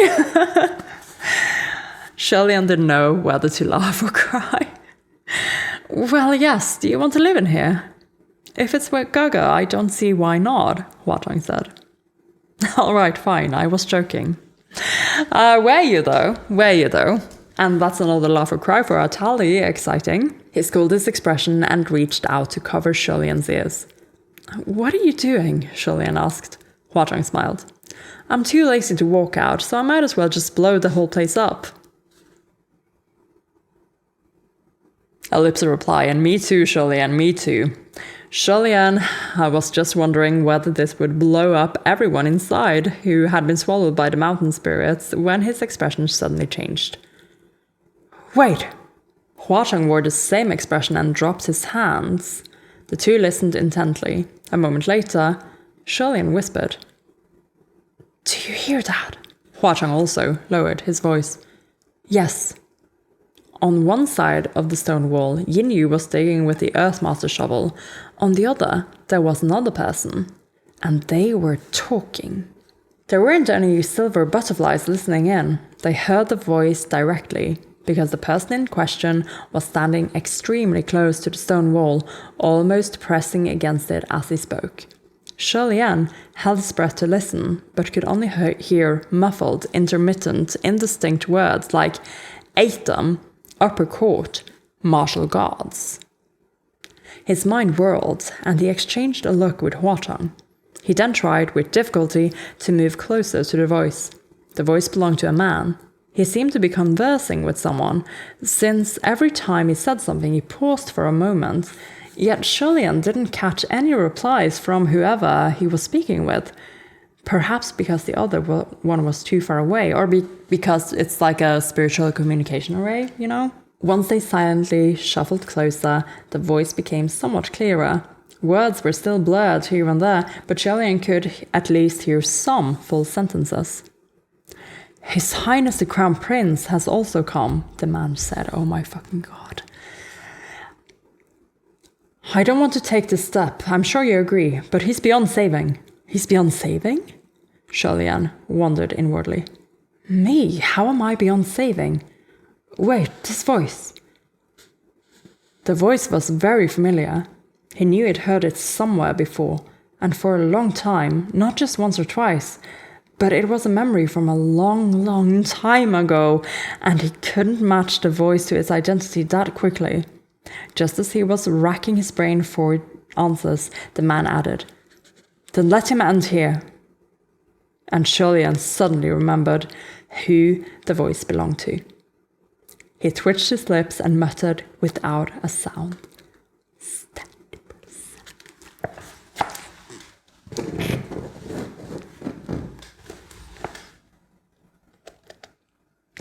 The person on the other side of the stone wall had the exact same voice as his mentor from the kingdom of Chandler. Are you fucking real? And that was the end of the chapter, and also as far as I'm going to read today. But wait, what? I mean, what happened to the preceptor? Pei Ming asked. Rightfully so. Looks like he's been wandering about. Oh my fucking god. Oh my fucking god. Oh my god, you're here. Oh my god. Mei Nianqing, oh my god. We have Mei Nianqing, confirmation, maybe. Very likely, right? He said exactly the same. It's gotta be him. It's gotta be him. It's Mei Nianqing, oh my fucking god. Oh my god.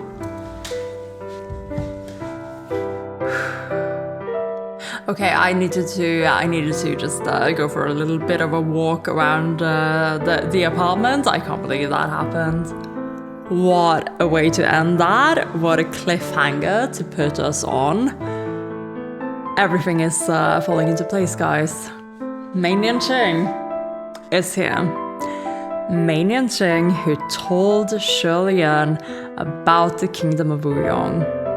And he's talking to someone. He's talking to someone about the Crown Prince being here. Oh my fucking god. Oh my fucking god. He can't be saved? What does this mean? What does all this mean? I'm still reeling from all the revelations regarding the Yin Yu backstory. And I'm like, and then they slap this in my face. Like, this is what I want to be reading about, and now I'm like, I've read over 100 pages for this read-along over the last couple of days. I am not going to be able to continue, and I think this is a good place to end, because it's gonna let me kind of digest all these side character plots a little bit. I'll get to come back and talk a little bit about them, and then hopefully we'll be diving into whatever's coming next, and I'm hoping this is gonna be it. We're gonna get into the meat of things. We're gonna start really digging.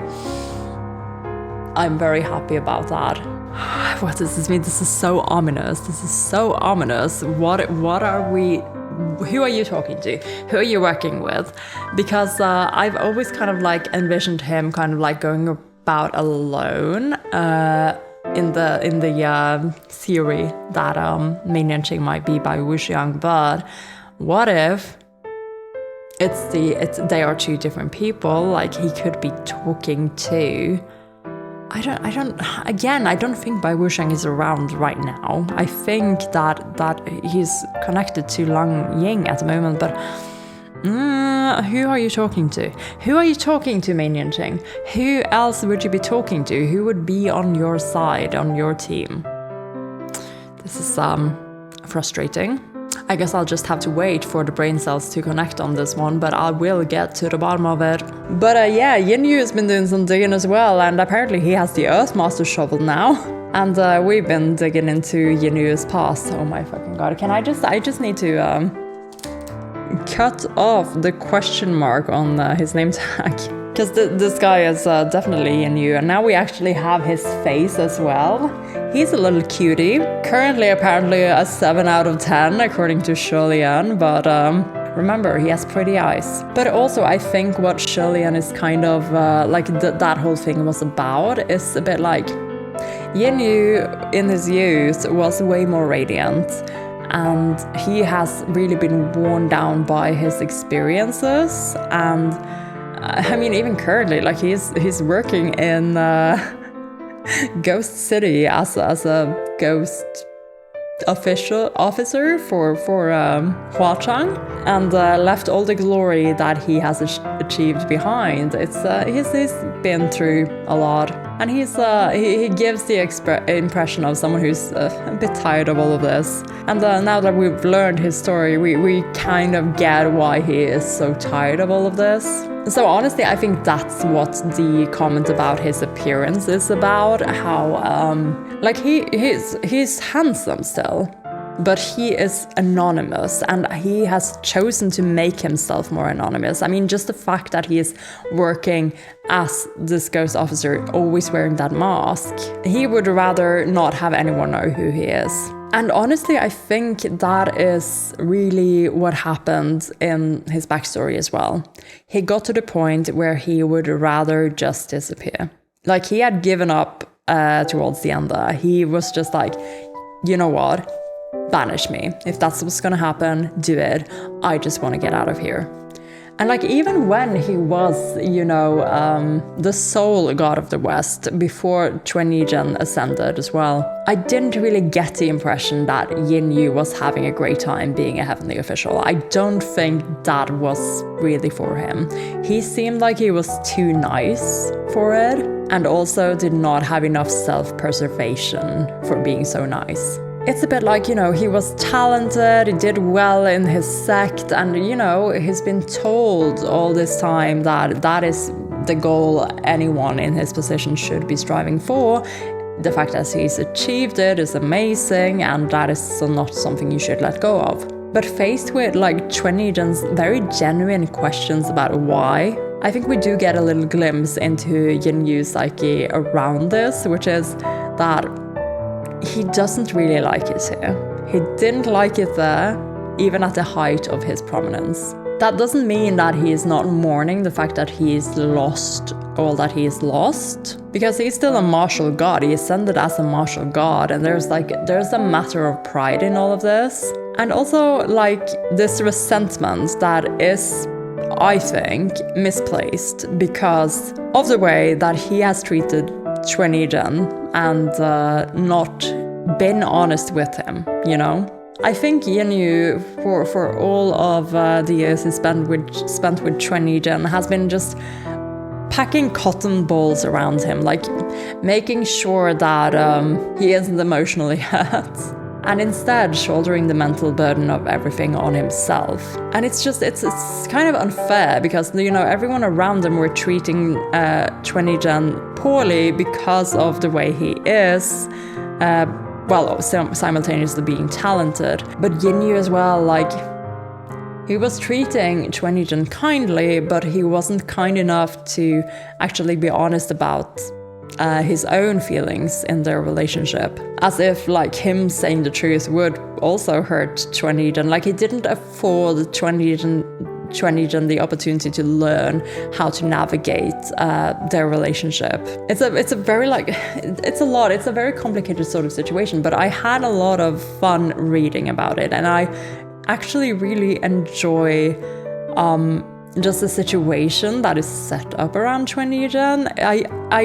Again, it feels very realistic in a sense. I recognize so many of these just little micro situations that are presented here as well. And like again, I guess you could say that this flashback dragged out. We were just taken out of the story where we were to experience this flashback, but it was interesting. It was more interesting than being told the story, because we also got little glimpses of characters that we know and their involvement in all of this, or not even involvement, just what they were doing in this whole case. And like I'm talking Lang Chen-cho, Mu Qing, Fang Xin, Pei Ming, Pei Shuo was there, Ling Wen was there, Zhan Wu was there. Heck, even Shi Qingxuan and He Xuan were there. He Xuan in several different forms. It was great. So yeah, in the end, I actually had a lot of fun with that backstory. I don't think it needed to be 50 pages. That was one long forehead touch. So I guess, more importantly, at the end of the day, we now have the Hualien string. We have a string. It's glorious. And I feel like it's gonna be great telling you guys about this, because that is like one of those physical things that I think would probably appear in a lot of official art as well. So hey, if you have any nice Hualien Red String of Fate art to share with me, I recommend that you drop into my Discord server, go into the TGCF recommendation channel, and show me all the goodies. I think I deserve it after this read-along, honestly. I'm going to have so much to process while I'm editing this, and there's so many things that I need to kind of think through. We've been given like a ton of backstory, and still not all of them are solved. Like with this one at least, I feel like we've learned all that there is to learn, the one with Chwennigen and Yinyu. So now the question becomes, what is going to happen next? Well, with all the other backstories, there are still things that we do not know yet, and we still have to reveal. As for our tallies, we are actually doing splendidly. The Guga tally is already at 59 with 100 pages to go. And that means we are literally 9 Gugas away, or 10 Gugas away from beating volume 4 for the title of most Guga-filled volume. So this volume really might be it. This might be the Guga volume. Laugh or Cry tally went up by a couple actually, so we are now tying volume 2 with 5 Laugh or Cries, which still makes it like third place in the tie with volume 2, but we have 100 pages left to go. Like, stuff can still happen. There's still plenty of stuff to laugh or cry about, I am sure. And lastly, the ellipsis replies went up a ton, mostly for others, because Yinyu did a lot of ellipsis replies in this. But these stats have been fun to follow along with, especially now that Huachang is back to his real form, ready to call out a Guga here and there at every turn. There's been a couple of Your Highness as well, and like when he first came back, I do remember that was what he said. Your Highness, I'm here. Oh my god. Oh my god. It's like offering up his services. It was so good. I loved the Huachang returning to his real form reveal. That was probably my highlight from this whole read. Aside from Guoshi, when I get you. Hopefully that's gonna be very soon. So thank you guys for sticking with me tonight on this wonderful Tuesday evening. Now I've got so much footage to trim down and edit and get out to you, so hopefully this will be out sometimes this week for all of you to enjoy. And then once that's done, on to the next part. This has been Amelia, aka Spaced Out Puffin, and I will see you in the next